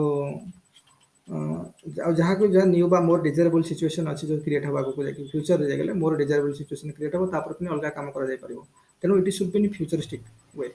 ଖାଲି ଟେମ୍ପୋରାରୀ ହେବା କଥା ନୁହେଁ, ପରମାନେଣ୍ଟ ୱେରେ ଏଇ ଜିନିଷ ଚେଞ୍ଜେସ୍ ଗୁଡ଼ା ଦେଖାଦେବା ଦରକାର। ତେଣୁ ଏସବୁ ଜିନିଷଟା ଟିକେ ଦେଖିବ। ତାପରେ ଆମେ ଦେଖିବା ଯେ ଯେଉଁ ଆମେ ଯେଉଁ ବିଭିନ୍ନ ଷ୍ଟେପ୍ ସବୁ ପ୍ରୋଗ୍ରାମ ପ୍ଲାନିଂ କ'ଣ ହେବା ଦରକାର। ଯେଉଁ ଷ୍ଟେପ୍ ଅଛି ଆମେ ଦୁଇ ପ୍ରକାର କହିପାରିବା, ଗୋଟେ କହିବା ପ୍ଲାନ୍ ଦ ୱାର୍କ, ଆଉ ଗୋଟେ work the plan. Plan the ୱାର୍କରେ କ'ଣ ହେବ, ପ୍ରଥମେ ହେଲା collection and analysis of data. ଆମେ ବର୍ତ୍ତମାନ କହୁଛେ plan the work. Plan the work ମାନେ ୱାର୍କର ପ୍ରପର ପ୍ଲାନିଂ ହେବ। କେମିତି ହେବ, ପ୍ରଥମେ ହେଲା ମାନେ କଲେକ୍ସନ୍ ଆନାଲିସିସ୍ ଅଫ୍ ଡାଟା ସିଚୁଏସନର, ତାପରେ determination of needs and objective determine କଲେ, ତାପରେ identification and definition of problems, ତାପରେ ଫାଇଣ୍ଡିଂ ସଲ୍ୟୁସନ୍ସ। ये गोटे बनीगला प्लान द वर्क हम जानले जे कौन कौन आम वर्क प्लान कले आगे कौन कौन सिचुएशन ऑफ फैक्ट एनालिसिस कले कौन कौन नीड्स अच्छे ऑब्जेक्टिव्स कौन सेट कराला आइडेंटिफिकेशन प्रॉब्लम्स कौन अच्छे देखा दिगला तापर तापर प्रॉपर सॉल्यूशन कौन मार्क कर दिगला ये हैला प्लान तापर करिया वर्क द प्लान जो प्लान तार केमिति वर्क हो प्रथम हैला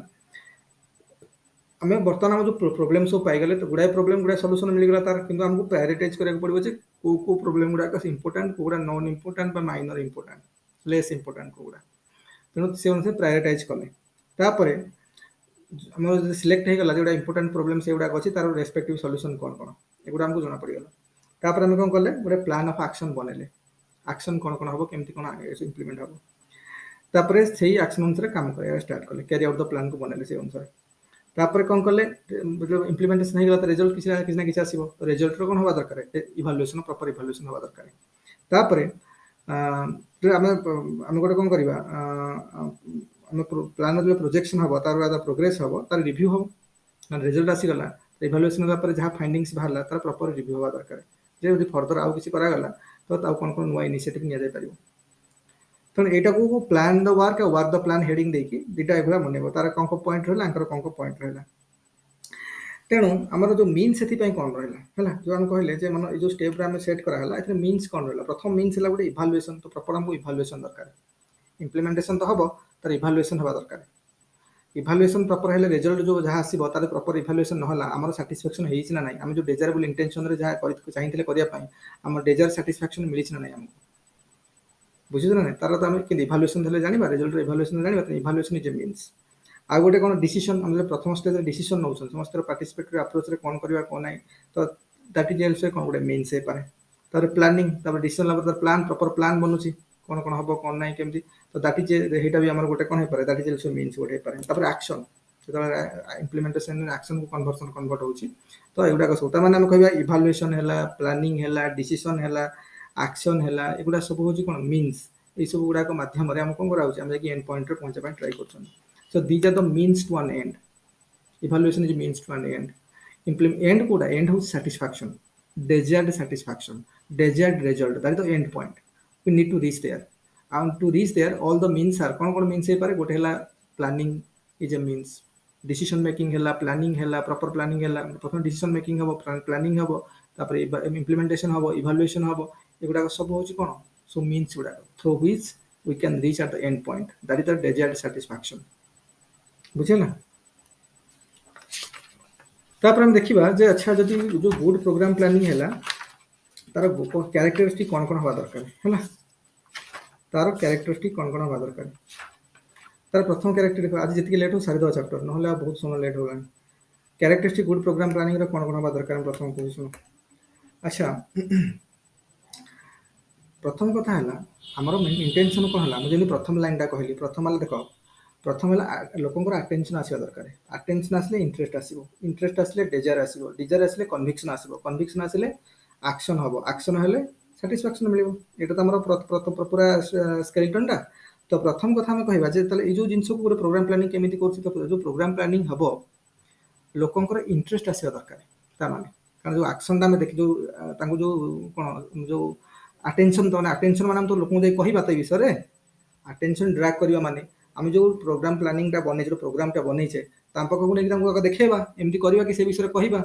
गोटे प्रोजेक्ट बनईचे कि गोटे मॉडल बनईचे कि ना पूरा एमती जस्ट गोटे थ्योरी रे बुझेवा स्पीच दवा जाके आगे कह बुझे चेष्टा करवा किसी तो गोटे करेचे तेणु जहाँ भी प्रोग्राम बनईचे आम जमी प्लान बनी कहवा फास्ट टाइम अटेंशन को ड्र कले अटेंशन जो ड्र कले इंटरेस्ट आसवा दरकार देखिए इंटरेस्ट केते आसो जिते काम काम किसी जिनस होइथिबो जब कम आसला भाला किसी जिन शिखा इंटरेस्ट आसो शिखापी आम मनकर गोटे कटन कल्टिवेशन कर लोक तुम जाकि टेक्सटाइल माने टेक्सटाइल सॉरी कौशल लोक तुम जाकि शिखेब न्यूट्रिशन केमी हम तुम बेबी डेवलपमेंट केमी काम कर शिखेब कौन आसो कौन इंटरेस्ट आसो बुझे ना जी जो कैटेगोरी लोक से भाया कम शिखेले तार इंटरेस्ट आसो तेणु से कहले प्रथम कैरेक्टरिस्टिक कौन हवा दरकार जे a good program meets the needs and interest of the majority of the people कारण नीड टाइप रही दरकार थिला बेले जिनस it will develop their it will ignite their interest तमाने अटेंशन हैला पर तांगर अटेंशन ग्राफ कला पर तांगर इंटरेस्ट इग्नाइट हो जो तांगर नीड रही बुझला एंड ଏଇଟା ହେଲା ପରେ କ'ଣ ହବ ନା ତାଙ୍କୁ ମୋଟିଭେଟ୍ କରିବ ଜିନିଷକୁ ଆପଣେଇ ନେବ ବା ଶିଖିବ ତାଙ୍କ ଭିତରେ ଇଣ୍ଟରେଷ୍ଟକୁ ଇଗ୍ନାଇଟ୍ କରିବ ତାମାନେ ଆଉ ଇଣ୍ଟରେଷ୍ଟ ଆସିଲେ ଡେଜର ଆସିବ ମୁଁ କହିଲି ବୁଝୁଛ ନା ଡେଜର ଆସିଲେ କନଭିକ୍ସନ ଅଟୋମେଟିକ୍ ଆକ୍ସନ୍ ହବ ତେଣୁ ଆମକୁ ସାଟିସ୍ଫାକ୍ସନ୍ ମିଳିବ ତେଣୁ ପ୍ରଥମ କାମ ହେଲା ସେଇଟା ତାଙ୍କ ନିଡ୍ର ହେଇଥିବା ଦରକାର ସୋ ଦ୍ୟାଟ୍ ତାଙ୍କର ଇଣ୍ଟରେଷ୍ଟ ଆସିବ ସେଥିରେ ତାପରେ କହିଲେ ଯେ ଯଦି ଆମେ ଗୋଟେ ପ୍ରୋଗ୍ରାମ ମନେକର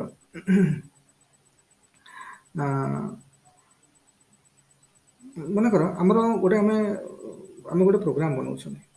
ପ୍ରୋଗ୍ରାମରେ ଷ୍ଟାର୍ଟରେ ଆମେ କାହାକୁ ସିଚୁଏସନକୁ ଷ୍ଟଡି କରିକି ପିପୁଲ ଲୋକମାନଙ୍କୁ ସାଙ୍ଗରେ ନେଇକି ଗୋଟେ ପାର୍ଟିସିପେଟିଭ ତାକୁ ବନାଉଛନ୍ତି ତାକୁ ବିଲ୍ଡ କରୁଛନ୍ତି ଆଉ ଅଲ୍ଟିମେଟ୍ ଗୋଲ୍ ପାଖରେ ପହଞ୍ଚିବା ଚେଷ୍ଟା କରୁଛନ୍ତି ସୋ ଦ୍ୟାଟ୍ ଲୋକମାନଙ୍କର ଗୋଟେ ବେଟର ଲିଭିଂ ଷ୍ଟାଇଲ ଡେଭଲପ ହେବ ଏଇଟା ତ ଆମର ଇନକମ୍ କରୁଛନ୍ତି ଏଇଭଳିଆ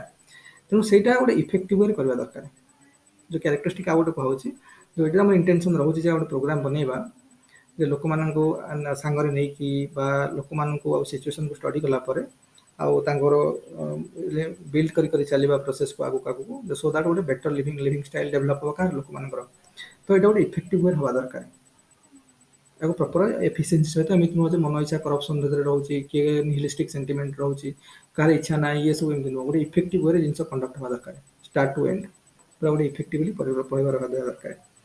ଯଦି ଆମେ କିଛିଟା କ୍ରାଇଟେରିଆକୁ ଦେଖିବା ଯେ ଗୁଡ୍ ପ୍ରୋଗ୍ରାମ ପ୍ଲାନିଂର କ'ଣ କ୍ରାଇଟେରିଆ ଦରକାର ପ୍ରଥମ କଥା ହେଲା ଯେ ଇଏ ଡେସ୍କ୍ରାଇବ୍କୁ ପ୍ରପରଲି ସିଚୁଏସନକୁ ପ୍ରପରଲି ଡେସ୍କ୍ରାଇବ୍ କରୁଥିବା ଦରକାର ଦେନ୍ ତାର ସେଇ ଅନୁସାରେ ବେସ୍ କରିକି ଆମେ ପ୍ରୋଗ୍ରାମ ବନେଇବା ଦରକାର କାରଣ ନିଡ୍ ବେସ୍ଡ ପ୍ରୋଗ୍ରାମ ଆମର ହେବା ଦରକାର ସୋ ଦ୍ୟାଟ୍ ଲୋକଙ୍କର ଇଣ୍ଟରେଷ୍ଟ ଇଗ୍ନାଇଟ୍ ହେବ ଏଇଟା ଦେଖିଲେ ତାପରେ ଆମେ ତ ପ୍ରୋବ୍ଲେମ୍ସ ସବୁ ସିଲେକ୍ଟ କରିବା ତାପରେ ତା ପ୍ରାୟୋରିଟି ସେଟ୍ କରିବା ଯେ କୋଉଟା ଲୋକଙ୍କର ଫେଲ୍ଡ ନିଡ୍ କାରଣ ଲୋକମାନଙ୍କୁ ଯେଉଁ ଅନଫେଲ୍ଡ ନିଡ୍ସ ଜଣା ନାହିଁ ଲୋକଙ୍କର ଅନଫେଲ୍ଡ ନିଡ୍ସଟା ପରେ ଯେତେବେଳେ ଅନଫେଲ୍ଡ ନିଡ୍ସଟା ଫେଲ୍ଡ ନିଡ୍ସକୁ କନଭର୍ଟ ହେବ ସେଇଟା ତ ଏକ୍ସଟେନ୍ସନ ଏଜୁକେସନର ମୁଖ୍ୟ କାମ আর ଯେଉଁ ଆମର ଲୋକଙ୍କର ଅନଫେଲ୍ଡ ନିଡ୍ସ ଅଛି ଯେଉଁଟା ଲୋକ ଜାଣିନାହାନ୍ତି ଏବେ ସେମାନଙ୍କ ଦରକାର ବୋଲି ଯେମିତି କ୍ୱାଲିଟି ଏଜୁକେସନ କଥା ମୁଁ ଗତ କ୍ଲାସରେ ଡିସ୍କସନ କରୁଥିଲି ରୁରାଲ ଏରିଆରେ ଲୋକ ଜାଣିନାହାନ୍ତି ଯେ କ୍ୱାଲିଟି ଏଜୁକେସନ ମାନେ କ'ଣ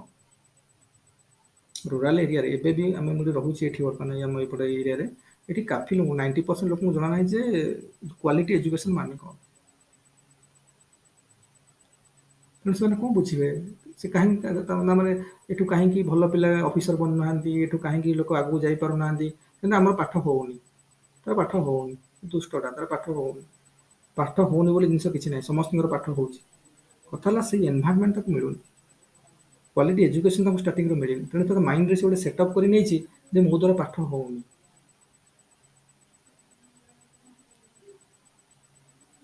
ଆମମାନଙ୍କର ଦେଖିବ ଆମର ମାନଙ୍କର କିଛିଟା ଡେଭଲପମେଣ୍ଟ ହେଇଛି ଆମେ କିଛି ବାଟ ଆଗକୁ ପଳେଇ ଆସିଲେ ଯେ ଆହୁରି ବଢ଼ିଆ ଡେଭଲପମେଣ୍ଟ ହେଲେ ଆହୁରି ଆଗକୁ ଯାଇଥାନ୍ତେ ଟିନାଦା ବି ମନେକର କ'ଣ ତା କାରନାମା ସବୁ ଦେଖ କ'ଣ ଭଳିଆ କାମ ସେ କରୁଛି ସବୁ ସିଲେକ୍ସନ ପାଇଲା ପରେ ତାକୁ ଜଣାପଡ଼ୁଛି ଯେ ସିଲେକ୍ସନ ଆଉ ଯେଉଁ ଇଏ ଜିନିଷ ଗୁଡ଼ାକର କିଛି ସାମଞ୍ଜସ୍ୟ ନାହିଁ ବୁଝୁଛ ନା ତେଣୁ ମେନ୍ ଜିନିଷ ହେଲା ଯେ ସିଲେକ୍ସନ କେମିତି ତାର ହେଇଯାଉଛି ଷ୍ଟାର୍ଟିଂରୁ ଭଲ ହେଇଛି ସେମାନଙ୍କର ତା ଭଉଣୀ 21-22 ବର୍ଷର ସିଲେକ୍ସନ ତାର ବି 21-22 ବର୍ଷର ସିଲେକ୍ସନ କାହିଁକି ଷ୍ଟାର୍ଟିଂରୁ ଅପବ୍ରିଙ୍ଗିଂ ବହୁତ ଭଲ ହେଇଛି ତାମାନେ ସେଇଭଳିଆ ମାନେ ଏନଭାରନମେଣ୍ଟ ଭଲ ଅଛି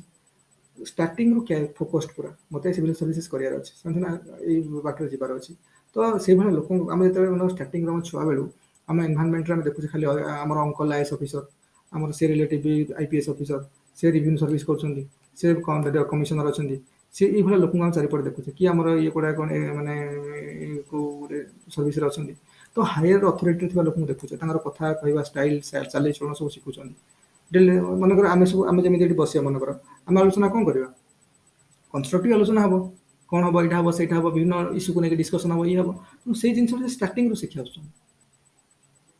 କାରଣ ଯେଉଁ ଇକୋନୋମିକ୍ସ ହେଲା ପଲିଟି ହେଲା ଥୋଡ଼ି ଆମେ ବହିରୁ ଶିଖି ପଢ଼ି ଜିନିଷ ଶିଖିବା ଆମେ ଜିନିଷ ଲୋକଙ୍କୁ ଶୁଣି ଜାଣି ଗୁଡ଼ାଏ ଜିନିଷ ଶିଖିଯିବା ତାର ଇମ୍ପାକ୍ଟଟା ବହୁତ ପଡ଼ୁଛି ଆଉ ଯେଉଁଟା ତାଙ୍କୁ ବହୁତ ହେଲ୍ପ କରୁଛି ମାନେ ପ୍ରିପାରେସନ୍ ଟାଇମ୍ରେ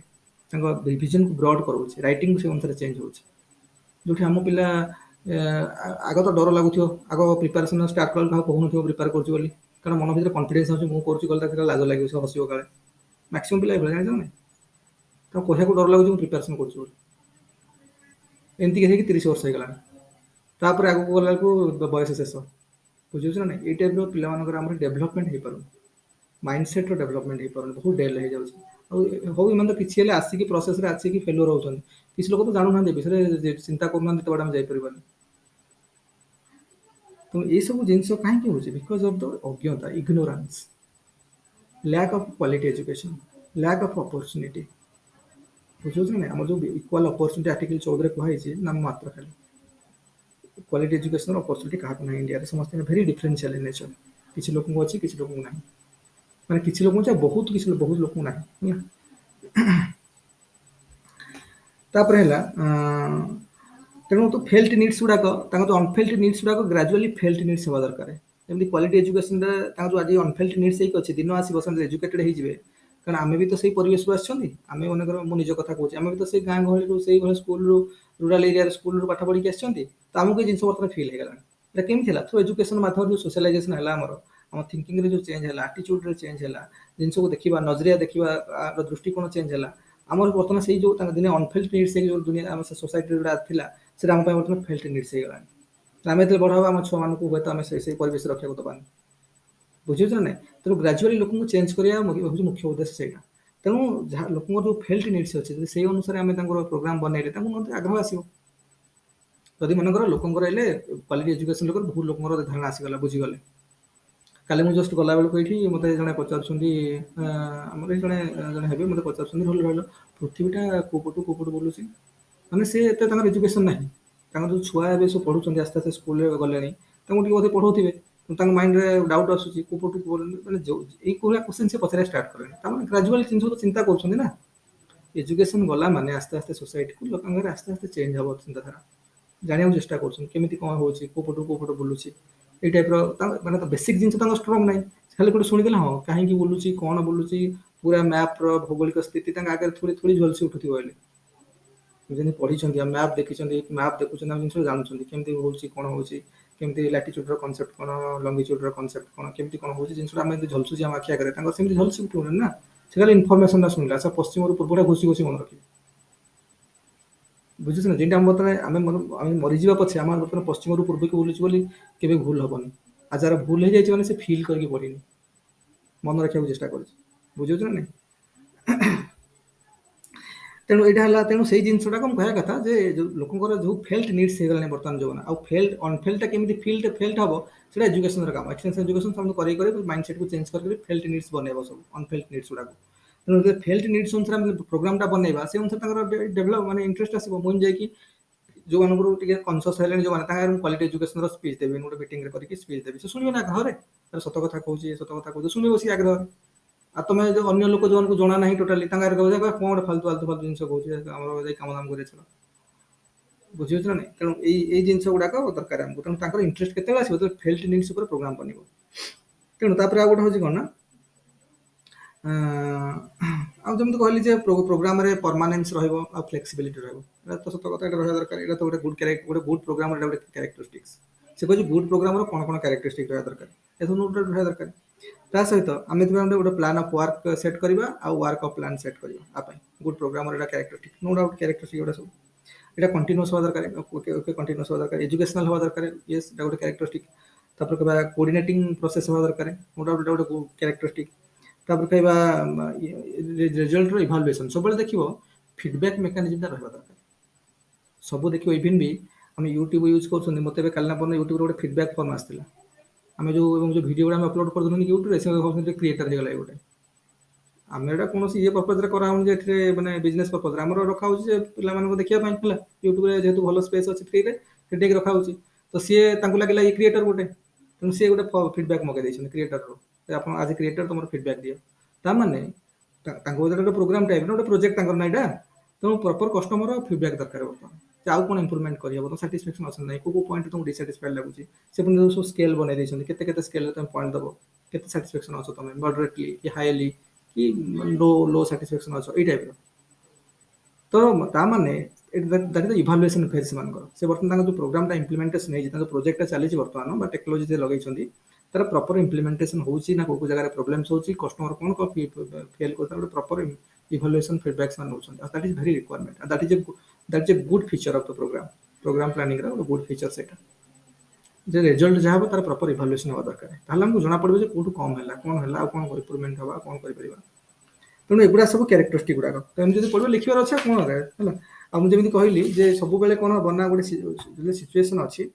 ଆମେ କଣ କରିବା ନା ଏକ୍ସଟେନ୍ସନ ଏଜୁକେସନ ମାଧ୍ୟମରେ ଲୋକଙ୍କ ଯୋଉ ଅନଫେଲ୍ଟ ନିଡ୍ସ ଅଛି ତାକୁ ଫେଲ୍ଟ ନିଡ୍ସକୁ କନଭର୍ଟ କରିବା। ଆଉ ୱାନ୍ସ ଯେତେବେଳେ ଫେଲ୍ଟ ନିଡ୍ସକୁ କନଭର୍ଟ କରିବା, ଲୋକମାନେ ଭଲ୍ୟୁଣ୍ଟାରୀ ଆକ୍ସନ ମାଧ୍ୟମରେ ବା କଣ କରିବେ ନା ନିଜର ଜାଣିପାରିବେ ଯେ ମାନେ ପ୍ରଥମେ କହିବେ ହ୍ୱାଟ ଇଜ ଦ ସିଚୁଏସନ, ବର୍ତ୍ତମାନ ଯୋଉ ଗଲେ ଦେଖିଲେ ସିଚୁଏସନ କଣ, आमको गले what ought to be the situation कौन हवा कथा आम बर्तमान गोटे एरिया को गले गोटे पर्टिकुलर लोकालिटी कम्युनिटी को गले आम से जाकि प्रोफाइल स्टडी कले प्रोफाइल मान तार डेमोग्राफी प्रोफाइल स्टडी कले लोक कौ भाया लोक मान एजुकेशनल बैकग्राउंड कौन लोक मान सोशल बैकग्राउंड कौन लोक मान विभिन्न फाइनेंशियल बैकग्राउंड कौन सब देखिले से एजुकेशन जोग्राफिक स्थिति कौन भौगोलिक स्थिति कौन कौ भाया टेरेन अच्छी माउंटेन पहाड़ पहाड़ अच्छी कि नदी नर्दमा अच्छी कि कौन अच्छी केते डिस्टेंस रे अच्छी केते माने हिंटरलैंड रे अच्छी ना ये अच्छी तो सब कथा आम तार पूरा प्रोफाइल स्टडी कले से तार माने व्हाट इज द सिचुएशन एटा जानि गले तो आमको लगिला जेहेतु आम वेल इनफर्म सिटीजेन वो एजुकेटेड सिटीजेन जेहेतु आम तो आमको जाए पठाई तो किसी करने काम तो आमको what ought to be the situation हेटी सिचुएशन को भाया हवा कथा किंतु बर्तमान होईची कौन तो ये जो गैपटा अच्छी एटा किए कर गैपटा किए मिनिमाइज कर लोक मैंने मिनिमाइज करेंगे लोक मैंने केमी मिनिमाइज करेंगे तांकर कंस्ट्रक्टिव एक्शन द्वारा कंस्ट्रक्टिव एक्शन केमी हम जो मन भर कन्विक्शन आसो मन भर कन्विक्शन के आसो जिते डेजार जन्म हम और डेजार के हम जो इंटरेस्ट आसो इंटरेस्ट के हम जो आटेंशन हम आटेंशन को ड्रैग कर कौटी प्रोग्राम बनईकि आटेंशन को ड्रैग कर तो से इंटरेस्ट आसो से प्रोग्राम बनइबा से एक्सटेंशन प्रोग्राम आउ से एक्सटेंशन प्रोग्राम माध्यम विभिन्न कथा शिखेकी थिंकिंग लेवल में चेंज करवा एटीट्यूड रे बिहेवियर रे अप्रोच रे चेंज हम दुनिया को देखिबार नजरिया चेंज हम जो चेंज हम से ग्राजुअली अनफेल्ट नीड्स गुड़ाक जो थी that will be converted to felt needs भीतर जहाँ भी अनफेल्ट नीड्स थी that will be converted to felt needs जोड़ा से जानी पारना अज्ञ इग्नोरेंस रे अछंती those things will be converted to what those things will be converted to felt needs मैंने बुझी एगुड़ा भी हमको दरकार तेणु से नीड्स गुड़ाक ठीक से केमती एड्रेस कराब फेल्ट नीड्स गुड़ाक से अनुसार प्रोग्राम बनइब इंटरेस्ट इग्नाइट हम तेणु से अनुसार नहीं आम तो प्रथम शिक्षित करेले शिक्षित कलापर जिनस नीड को भितर कौन आसला भितर जिनसर कौन बुझा पड़ा ये नीड्स गुड़ाक दरकार तेणु से नीड्स को एड्रेस कला भाया भितर कौन हम इंटरेस्ट आसो नो डाउट देखिए आमरी कथा कहूँ तो आम दरकार कथा कहूँ शिखा तो इंटरेस्ट आसला माने डेजर आसो डेजर आसला माने कन्विक्शन आसो कन्विक्शन आसला कंस्ट्रक्टिव एक्शन को ट्रांसलेट हम और because of that constructive action we will get our desired result that is satisfaction and that is the ought to be the situation हम रहउजे कोन सिचुएशन हबा दरकार and that will the ought to be the situation बस ए situation को मिल जो सेठी ता माने सेटा हमें करू ना लोक मानकर कंस्ट्रक्टिव एक्टिविटीज द्वारा हबो किंतु हमको तो चेंज करियार अछि बा गोटे एक्सटेंशन एजेंट बा एक्सटेंशन एजुकेटर को सेही जिंसटा को चेंज करता एटीट्यूड थिंकिंग रे चेंज आनिवार अछि आ सेटा पूरा प्रोसेसटा होछि प्रोग्राम माध्यम रे हबो तेणु आम से जो प्रोग्रामटा बनईकि आटीट्यूड रे चेंज करवा थिंकिंग लेवल रे चेंज करवा बिहेवियर रे चेंज करवा सो दैट से अनफेल्ट नीड्स को फेल्ट नीड्स रे कन्वर्ट करि परिबे आ जते नीड बेस्ड प्रोग्राम हम देखौजे नो डाउट से इंटरेस्टेड हेबे जिंस शिखिया पय आ वंस इंटरेस्टेड हैला माने भीतर डेजर आसीबो डेजर आसला माने कन्विक्शन आसला माने कंस्ट्रक्टिव एक्शन रे रिफ्लेक्ट हबो आ कंस्ट्रक्टिव एक्शन हैला माने जिंस कोन हबो जाकी सेठी कंस्ट्रक्टिव एक्शन रे रिफ्लेक्ट हैला माने एठी कोन हबो कि कंस्ट्रक्टिव एक्शन रे रिफ्लेक्ट हैला माने हमको सैटिस्फैक्शन मिलिबो हमको जो डेजर रिजल्ट देबे थिला हम जो कहउतले सिचुएशन कोन हबा दरकार सेटा हबो त जो गैपटा थिला आस्ते आस्ते मिनिमाइज हो जिवो बुझियो त नै तेनो that is the cone extension education रा बेसिसटा सेटा तापर एटा गला हम जानिले कोन कैरेक्टरिस्टिक देबले तापर देखिबा जे गोटे प्रोग्राम इम्प्लीमेंटेशन केमिति हबो हला एटा केमिति हम कैरी आउट करबा इम्प्लीमेंटेशन केमिति करबा तो जे इम्प्लीमेंटेशन काम आसीबो एटी सब गवर्नमेंट ऑफिसर्स हेले गवर्नमेंट ऑर्गेनाइजेशंस हला एनजीओ रो पार्टिसिपेशन हला लोकन पार्टिसिपेशन एक्सटेंशन एजेंट रो पार्टिसिपेशन समस्त तो ठीक रोल रहइबो इम्प्लीमेंटेशन केमिति हबो प्रथम कथा हला जे प्रथम रूरल एरिया विलेज लेवल रे तो हबो तो विलेज डेवलपमेंट ऑफिसर बा हम जो विलेज लेवल वर्कर जो कहते से तो गवर्नमेंट ऑफिसर अरे विलेज लेवल वर्कर जे से गवर्नमेंट ऑफिसर सी हेले किंबा लोकल इंस्टीट्यूशन जमी विलेज लेवल रे अछि हमर कोन स्कूल घर अछि कि आमे महिला मंडल अछि यूथ क्लब अछि गुडा सब अछि विलेज लेवल रो कि ग्राम पंचायत हैला एडा सब विलेज लेवल ऑर्गेनाइजेशन गुडा इंस्टीट्यूशन गुडा तापर हमर एक्सटेंशन स्पेशलिस्ट माने एक्सटेंशन एजेंट जे जाउछन स्पेशली एक्सटेंशन ए कामर जाको पठाइ छै तापर ब्लॉक डेवलपमेंट ऑफिसर्स हेले तापर पंचायत समिति रो बा पंचायत समिति रो मेंबर्स माने हेले जे पर्टिकुलर एरिया जे मेंबर अछन पंचायत समिति रो हला तेणु एमानकर सब माने कोन प्रॉपर वे रे कोऑर्डिनेटेड करिकि कोन कले आमे कले हमको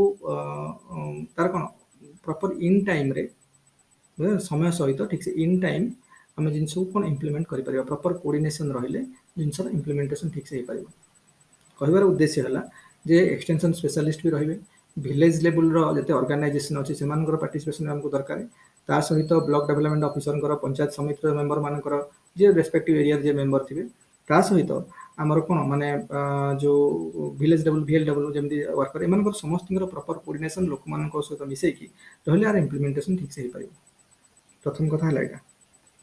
सेकेंड है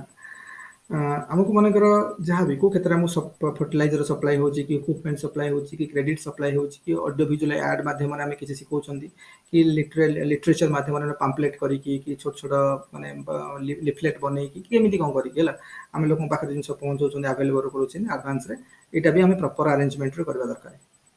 आम जो पढ़ा 6 नंबर चैप्टर विभिन्न लर्निंग मेथड सब पढ़ा ऑडियो विजुअल प्रोग्राम माध्यम लोक कारण आम जो बर्तमान कौन कि प्रोग्राम इम्प्लीमेंटेशन हम बर्तमान प्रोग्राम रेडी है प्रोग्राम तो इम्प्लीमेंटेशन स्टेज को आसला बर्तमान इम्प्लीमेंट कराब प्रोग्राम इम्प्लीमेंट करवा तमें लोक शिखौं बर्तमान आम तो टीचिंग मेथड को आसीगले बर्तमान इम्प्लीमेंटेशन हम जो टीचिंग करवा विभिन्न हो पारे ऑडियो विजुअल ऐड करके शिखौं कि ग्रुप मीटिंग कर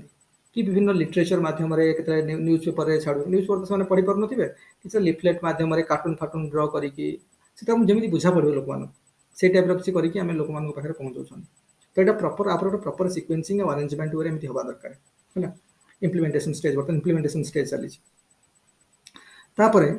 आ गोटे हूँ कौन ना जो आमको जो माने किसी जो माने स्पेशलाइज्ड प्रोजेक्ट अच्छी ट्रेनिंग प्रोग्राम हवा दरकार प्रथम माने बहुत आगु मानकर जो डेवलपमेंट आस्पेक्ट आम आसवा जदि किसी स्पेशलाइज्ड प्रोग्राम अच्छी प्रोजेक्ट अच्छी तो स्पेशल फोकस दरकार ताकू इम्प्लीमेंटेशन बहुत आगु तार प्रॉपर ट्रेनिंग हो दरकार मनकर केमी कौन एक लोक बुझेब मिसब कह कौन कर तार पूरा टेक्नोलोजी किसी बुझे तार सेटअप केमी हम तार प्रॉपर गोटे ट्रेनिंग हो दरकार स्टार्टिंग तो बहुत आगु गोटे ट्रेनिंग हो दरकार सो दैट से इम्प्लीमेंट कला आमको एत कौन इजी हम जिन प्रोब्लेम पड़ोनी है सहित कौन हवा दरकार आमको जो लोकल लोक थे भर लीडर बाछा पड़ो कारण सब लोग तो आगे करहबनी कारण लोकल सिचुएसन को भल भाव बुझी जो एरिया जो लोक रोच है तेणु भितर जो मैंने स्वतःप्रभुत भाव में लीडरशिप नहीं पारे रिप्रेजेंटेशन दे पारे से भाई आम कौन कर बेस्ट टाइप लोकल लीडर्स को आमको सिलेक्ट करार अच्छे जो मैंने रेस्पॉन्सिबिलिटी नहीं पारे आउ एक्सटेंशन एजेंसी काम को काफी मल्टीप्लाई करेंगे कारण आम गवर्नमेंट ऑफिसर्स हिसाब से गवर्नमेंट ऑर्गेनाइजेशन जिते पार्टिसिपेशन रही भी किंतु लोकल एरिया जो नीड्स गुड़ाक लोकल एरिया जो रियल प्रोब्लेम्स लोकल एरिया जो सिचुएसन टा लोकल आम मन आम एरिया रोचे आम एरिया को आम जमी भल भाव में जानते थोड़ी गोटे ऑफिसर आसो पाठ पढ़ी गोटा आम गोटे ऑफिसर बन जा ओएस ऑफिसर बन जा आम ट्रांसफर हो मालकानगिरी मालकानगिरी गोटे ब्लॉक से तुम थोड़ी जान सिचुएसन कौन तुम तो कौन तुम जिते पाठ पढ़े ना गोटे परीक्षा पास करके पढ़ेल से तो थोड़ा जन तुम से कौन ना कौन कर तेणु से जो लोक रोच काल काल बहुत वर्ष जो मैंने रही आसे बेसी नॉलेज आमर अच्छे कि तेणु भर लीडर हमको सिलेक्ट करा पड़ो यहाँ कले कौन हम ना भर लीडरशिप आसला ऑटोमेटिकली तो आमर जो एजेंसी कामटा काफी त्वरान्वित हो मल्टीप्लाई हो काफी बहुत भल हम बुझे ना आम एफर्ट्स कौन हम ना मल्टीप्लाई हम एक्सटेंशन एजेंसी आम जो काम करने जाइए काफी हम तो हमको लीडर से सिलेक्ट करा पड़ो जो मैंने मैंने कौन करेंगे लीडरशिप दे पारे जो मैंने ठीक से रेस्पॉन्सिबिलिटी कैरी आउट करेंगे है आम जहाँ भी इम्प्लीमेंटेशन जमी करवा आम जो स्टेप अच्छी जमी कौन करवा तार प्रॉपर डिस्कसन हम क्या सहित विलेजर मान सहित लोक मान सहित से एरिया लोक मान सहित हवा दरकार आउ से कनसेंट ना दरकार कि से कौन चाहूँ कनसेंट ना दरकार आउ participation partnership for appropriate periods किसी जो समय कंट्रीब्यूशन दरकार इनपुट दरकार तो से पार्टिसिपेशन दरकार कहबार उद्देश्य है गोटे पार्टिसिपेटरी अप्रोच इम्प्लीमेंटेशन हम तो से भी पार्टिसिपेशन दरकार विलेजर मान अच्छा तो ताहले इफेक्टिव हम तापर स्टेप्स फॉर ये गोटे कथा कहीपरि देख ये आम गोटे लिखिपर ये गोटे स्टेटमेंट लिखिपर डेविड मैंडेलबॉम कथा सब कहे तुमको जानते डेविड मैंडेलबॉम जे कहते कारण ये जो कारण इम्प्लीमेंटेशन हम आर मेन बेनिफिशियरी होती लोक मैंने आम लोक मान चेंज करने करुचे तेणु से आडप्ट न करेंगे आम कनसेंट नौने इंटरेस्ट लेवल को देखुने ताले स्ट्रक्चरल आडप्टेबिलिटी कौन लैकुना देखादेव कारण इम्प्लीमेंटेशन तो हो गला बट स्ट्रक्चरल आडप्टेबिलिटी ना स्ट्रक्चरल आडप्टेबिलिटी कहीं ना आडप्शन जो स्ट्रक्चर बनवा से बना ही मैंने आम लोकल लोक पार्टिसिपेशन नौने कनसेंट को नौने ତାଙ୍କର ଇଣ୍ଟରେଷ୍ଟ କୁ ଆଡ୍ରେସ୍ କରିନି ଠିକ୍ ସେ, ତାମାନେ ଆଡାପ୍ଟିବିଲିଟି ହେଲାନି, ଷ୍ଟ୍ରକ୍ଚରାଲ ଫଲ୍ଟ ଦେଖାଦେଲା। ଯଦି ଜିନିଷଟା ଷ୍ଟ୍ରକ୍ଚରାଲି ଡିଜାଇନ୍ କରାହେଇଛି, ଷ୍ଟ୍ରକ୍ଚରାଲି ଡିଜାଇନ୍ କରାହେଇଛି ମାନେ କ'ଣ, ଆମେ ଲୋକଙ୍କର ଇଣ୍ଟରେଷ୍ଟକୁ ପ୍ରପରଲି ଆଡ୍ରେସ୍ କରିଛେ, ଲୋକଙ୍କର ନିଡ୍ ବେସ୍ଡ ଇଣ୍ଟରେଷ୍ଟକୁ ଆମେ ପ୍ରପରଲି ଆଡ୍ରେସ୍ କରିଛେ, ଲୋକମାନଙ୍କର କନସେଣ୍ଟ ନେଇଛେ, ଲୋକମାନଙ୍କର ପାର୍ଟିସିପେସନକୁ ପ୍ରାୟୋରିଟି ଦେଇଛେ, ତାହେଲେ ଷ୍ଟ୍ରକ୍ଚର ଠିକ୍ ଅଛି। ଆଡପ୍ସନ୍ ହେବାର ବା ଲୋକମାନେ ଯେଉଁ ଇମ୍ପ୍ଲିମେଣ୍ଟେସନ୍ ହେଲେ ଯେଉଁ ପ୍ରୋଗ୍ରାମ ଗୁଡ଼ାକ ତାକୁ ଆଡପ୍ଟ କରିବେ, ତାକୁ ଅବଜର୍ଭ କରିବେ, ତାକୁ ଇନକଲକେଟ୍ କରିବେ, ତାର ଇଣ୍ଟରନାଲାଇଜେସନ୍ ହେବ ଲୋକଙ୍କର ଜିନିଷ ଗୁଡ଼ାକ, ତାହେଲେ ପରଫେକ୍ଟ ହେବ ଯାଇକି। ତାହେଲେ କ'ଣ ଡେଜାୟାର ଜନ୍ମ ହେବ, କାରଣ ଇଣ୍ଟରେଷ୍ଟ ଆସିଛି, ଡେଜାୟାର ଜନ୍ମ ହେବ, କନଭିକ୍ସନ୍ ହେବ, ଆକ୍ସନକୁ ଟ୍ରାନ୍ସଲେଟ୍ ହେବ, କନଷ୍ଟ୍ରକ୍ଟିଭ୍ ଆକ୍ସନକୁ, ନହେଲେ ତ ହେବନି ନା। ସେଥିପାଇଁ କହୁଛି implementation is one question but structural adaptability to it is another. କିନ୍ତୁ ଷ୍ଟ୍ରକ୍ଚରାଲ ଆଡପ୍ଟିବିଲିଟି ଷ୍ଟେଜଟା କ'ଣ, participation of the local people, because they are the real beneficiary ହେଲା, ସେଇଟା ଦରକାର। ପଏଣ୍ଟ ଏଠି ଲେଖିପାରିବ ହେଲା। ତାପରେ କ'ଣ ହେବା ଦରକାର ନା, ତାପରେ steps for assistance and direction should be clearly stated to avoid confusion in learning. ଯାହା ବି ଷ୍ଟେପ୍ ସବୁ ଅଛି, କ'ଣ ହେବ କ'ଣ ନାହିଁ, ତାକୁ କ୍ଲିୟରଲି ସରଳ ଭାଷାରେ, ଲୁସିଡ୍ ଭାଷାରେ ବୁଝିବା ଦରକାର, କନଫ୍ୟୁଜନ୍ ଯେମିତି ନ ରହିବ। ଇଭିନ୍ ଲୋକାଲ ଲାଙ୍ଗୁଏଜରେ ବି କଲେ ଆହୁରି ଭଲ। ଆଜିକାଲି ସବୁ କ୍ଷେତ୍ରରେ ଦେଖିବ ଲୋକାଲ ଲାଙ୍ଗୁଏଜକୁ କାଫି ପ୍ରାୟୋରିଟି ଦିଆହେଉଛି। ସେମିତି ଯେଉଁ ଏରିଆକୁ ମନେକର ଆମେ ଜାଣିଛୁ ଓଡ଼ିଆ ଭାଷା, ଥୋଡ଼ି ଆମ ସାରା ଓଡ଼ିଶାରେ ଓଡ଼ିଆ ଭାଷାଟା ଚାଲିଛି। ଓଡ଼ିଆ ଭାଷାର କାଫି ଭାରିଆଣ୍ଟ ଅଛି, ଯେମିତି ସାଉଥ ଓଡ଼ିଶାରେ ଯେମିତି ମାନେ କ'ଣ ତାଙ୍କର ଏମିତି କ'ଣ ଚାଲିଛି, କଳାହାଣ୍ଡିଆ ଭାଷା, କଳାହାଣ୍ଡିରେ କଳାହାଣ୍ଡି ଭାଷା, କଳାହାଣ୍ଡି ଟାଇପ୍ର ଭାଷା ଅଲଗା ଟାଇପ୍ର ଟିକେ ହେଉଛି ନା, କି ସମ୍ବଲପୁରୀ ଟାଇପ୍ର ସମ୍ବଲପୁରୀ ଭାଷା, କି ବିଭିନ୍ନ କେନ୍ଦୁଝର ସାଇଡ୍ ଗଲେ ତାଙ୍କର ଟିକେ ଭାଷା ଆସୁଛି ଅଲଗା ଟାଇପ୍ର। ତେଣୁ ସେଇ ଟାଇପ୍ର ଲୋକଙ୍କୁ ତାଙ୍କ ଭାଷାରେ ହେଲେ ତାଙ୍କୁ ଇଜି ଲାଗିବ, ଜିନିଷଟା ସହଜ ଲାଗିବ। ତେଣୁ ଲାଙ୍ଗୁଏଜଟା ବି ସେଇ ଅନୁସାରେ ସବୁକୁ ଆଡ୍ରେସ୍ କରିକି ପ୍ରପର ୱେରେ ହେବା ଦରକାର। ତେଣୁ ଷ୍ଟ୍ରକ୍ଚରାଲ ଆଡାପ୍ଟିବିଲିଟିର ପ୍ରୋବାବିଲିଟି ବଢ଼ିବ, ଆଉ ଯେତେ ପ୍ରୋବାବିଲିଟି ବଢ଼ିବ ସେତେ ସକ୍ସେସ୍ ରେଟ୍ ବଢ଼ିବ ଆମର। ତାପରେ ସେ କହିଛି ଯେ ଆଉ କନଫ୍ୟୁଜନ୍ ହେବା ପାଇଁ ଯେଉଁ ଷ୍ଟେପ୍ ସବୁ ଯେମିତି ଅଛି, ତା ପ୍ରତି ଷ୍ଟେପ୍ କ୍ଲିୟରଲି ଲୁସିଡ୍ ମ୍ୟାନରରେ, ବହୁତ ବୋଧଗମ୍ୟ ଲାଙ୍ଗୁଏଜରେ ସୁଡ୍ ବି ରିଟେନ୍, ଆଉ ଲୁସିଡ୍ ୱେରେ, ଯେଉଁ କହନ୍ତିନି କ'ଣରେ ପର୍ସପିକାସିଟି, କ'ଣ ବେଶୀ ମାନେ ବହୁତ କ୍ରିଷ୍ଟାଲ କ୍ଲିୟର ଲେଖାଯିବା ଦରକାର, ସୋ ଦ୍ୟାଟ୍ କ'ଣ ନା ଏଇଟା ବୋଧଗମ୍ୟ ହେବ, ଅଣ୍ଡରଷ୍ଟାଣ୍ଡେବଲ୍ ହେବ ସମସ୍ତଙ୍କୁ, ସୋ ଦ୍ୟାଟ୍ ପ୍ରୋବାବିଲିଟି ବଢ଼ିବ ଆଡପ୍ଟିବିଲିଟି ବଢ଼ିଲା ମାନେ ଆମ ରେଜଲ୍ଟର ପଜିଟିଭ୍ ରେଜଲ୍ଟ ଆସିବ, କାରଣ ଆକ୍ସନ୍ କନଷ୍ଟ୍ରକ୍ଟିଭ୍ ହେବ, ତ ରେଜଲ୍ଟ ସେ ଅନୁସାରେ ଭଲ ଆସିବ। So all those things needs to be properly କ'ଣ ଆଡ୍ରେସ୍ଡ। ଆଉ ଯେଉଁ ପୁରା ସିକ୍ୱେନ୍ସିଆଲି ଯେଉଁ ଲେଖା ହେବ ରିଟେନ୍ ସବୁ ଷ୍ଟେଟମେଣ୍ଟ ଗୁଡ଼ାକ ବା ସ୍ଟେପ୍ସ ଗୁଡ଼ାକ ୱାନ୍ ବାଇ ୱାନ୍ ଷ୍ଟେପ୍ସ ଲେଖା ହେଇଥିବ, those things should B what, should be clearly maintained or clearly written in a very lucid manner, a very understandable language ନା, ଏଇଟା ଗଲା ଗୋଟେ। ତା ସହିତ କୋର୍ଡିନେସନ୍ ରହିବ, କୋର୍ଡିନେସନ୍ କାହା କାହା ଭିତରେ, ଭିଲେଜ୍ ଲେବୁଲ୍, ଭିଲେଜ୍ ଲେବୁଲ୍ ଇନଷ୍ଟିଟ୍ୟୁସନ୍ ହେଲା, ବ୍ଲକ୍ ଲେବୁଲ୍ ଇନଷ୍ଟିଟ୍ୟୁସନ୍ କ'ଣ ହେଲା, ବ୍ଲକ୍ର ମନେକର ବ୍ଲକ୍ର ଯେଉଁ ଆମର ଗୋଷ୍ଠୀ ସ୍ୱାସ୍ଥ୍ୟ କେନ୍ଦ୍ର ଅଛି, କମ୍ୟୁନିଟି ହସ୍ପିଟାଲ୍ ସବୁ ବ୍ଲକ୍ରେ, କି ବ୍ଲକ୍ ବିଡ଼ିଓ ହେଲେ, ବ୍ଲକ୍ର ଚେୟାରମ୍ୟାନ୍ ହେଲେ, ବ୍ଲକ୍ର ଯେଉଁ ପଞ୍ଚାୟତ ସମିତିର ମେମ୍ବର୍ସ ମାନେ ହେଲେ, କି ବ୍ଲକ୍ ଲେବୁଲ୍ ଯେତେକି ବ୍ଲକ୍ର ୱେଲଫେୟାର ସର୍ଭିସେସ୍ ଅଫିସର ହେଲେ, କି ଏକ୍ସଟେନସନ୍ ସର୍ଭିସ୍ ଅଫିସର ହେଲେ, କି ଆମର ଆନିମାଲ୍ ହଜବେଣ୍ଡ୍ରି ଅଫିସର ହେଲେ, ଏଗ୍ରିକଲଚର ଅଫିସର୍ସ ହେଲେ ହେଲା, କି ଯେଉଁମାନେ ବ୍ଲକ୍ ଲେବୁଲ୍ରେ ଯେଉଁମାନେ ସବୁ କାମ କରୁଛନ୍ତି, ତାଙ୍କର ବି କୋର୍ଡିନେସନ୍ ତ ଦରକାର ନା। ଭିଲେଜ୍ ଲେବୁଲ୍ରେ ଭିଏଲ୍ ଲେବୁଲ୍ ହେଲେ, ପଞ୍ଚାୟତ ସରପଞ୍ଚ ହେଲେ, ୱାର୍ଡ଼ ମେମ୍ବର ମାନେ ହେଲେ, ତାପରେ ଲୋକମାନେ ଯେତେ ବେନିଫିସିଆରୀ ଲୋକମାନେ ହେଲେ, କି ୟୁଥ୍ କ୍ଲବ୍ର ମେମ୍ବର ମାନେ ହେଲେ, ମହିଳା ମଣ୍ଡଳର ମେମ୍ବର ମାନେ ହେଲେ, କି ସ୍କୁଲର ଟିଚର୍ସ ମାନେ ହେଲେ, ଷ୍ଟୁଡେଣ୍ଟସ୍ ମାନେ ହେଲେ, ତ ସମସ୍ତଙ୍କର ଗୋଟେ ପ୍ରପର କୋର୍ଡିନେସନ୍ ୱେରେ ଯଦି କାମ କରାହେଲା, ପ୍ରପର କୋର୍ଡିନେସନ୍ ମେଣ୍ଟେନ୍ କରାହେଲା, ଆଉ ତା ସହିତ ଏକ୍ସଟେନସନ୍ ୱାର୍କର ବି, ସେ ତ ମେନ୍ ଲୋକ ନା, ସେ ତ କାଟାଲିଷ୍ଟ ସେ, ତେଣୁ ଏମାନେ ସବୁ ହେଲେ ଯଦି ହେବ, ତାହେଲେ କ'ଣ ହେବ, program will be more realistic and easier to implement. ମାନେ ଯଦି ପ୍ରପର କୋର୍ଡିନେସନ୍ ରହିଲା, program will be more realistic and easier to implement. ଦେଖ ଏଗୁଡ଼ାକ ଯଦି ଇମ୍ପ୍ଲିମେଣ୍ଟେସନ୍ ଆମ ଏମିତି ଏଭଳି ଲେଖିବାର ଅଛି, ତ ଡାଇରେକ୍ଟ କ୍ୱେଶ୍ଚନ୍ ଏଭଳି ଆସୁଛି ନା ଏଗୁଡ଼ା ସବୁ, ସେଇଟା ଯଦି ଡିଟୋ ଗୁଡ଼ାକ ମନେ ରଖିବା, ପରୀକ୍ଷା ଦେଇକି ଲେଖିବା, ବୁଝୁଛୁ ନା ନାହିଁ। ତାପରେ ହେଲା ପ୍ରୋଗ୍ରାମ୍ ଇଭାଲୁଏସନ୍। ପ୍ରୋଗ୍ରାମ୍ ଇଭାଲୁଏସନ୍ କ'ଣ ହେଲା, ଦେଖ ମୁଁ ଯେମିତି କହିଲି ଯେ ପ୍ରୋଗ୍ରାମ୍ ଇଭାଲୁଏସନ୍ଟା ହେଲା ମେନ୍ ଥିଙ୍ଗ୍। କାରଣ ପ୍ରୋଗ୍ରାମ୍ ଇଭାଲୁଏସନ୍ ଆମକୁ ଜଣାପଡ଼ିବ ଯେ ଫଲ୍ଟ କେଉଁଠି ରହିଗଲା, ଭୁଲ କେଉଁଠି ରହିଗଲା, କମି କେଉଁଠି ରହିଗଲା, ଜିନିଷ ଜଣାପଡ଼ିବ ପ୍ରୋଗ୍ରାମ୍ ଇଭାଲୁଏସନ୍ ଷ୍ଟେଜ୍ରେ। ସେ କହିଛି ଯେ ପ୍ରୋଗ୍ରାମ୍ ଇଭାଲୁଏସନ୍ ମାନେ ହେଲା, ପ୍ରୋଗ୍ରାମ୍ ଇଭାଲୁଏସନ୍ ଯେ process of determining how well the desired behavioural changes have been placed or are taking place by extension educational effort. Its main purpose is to facilitate effective decision making without jumping to the conclusion. ବୁଝୁଛ ନା?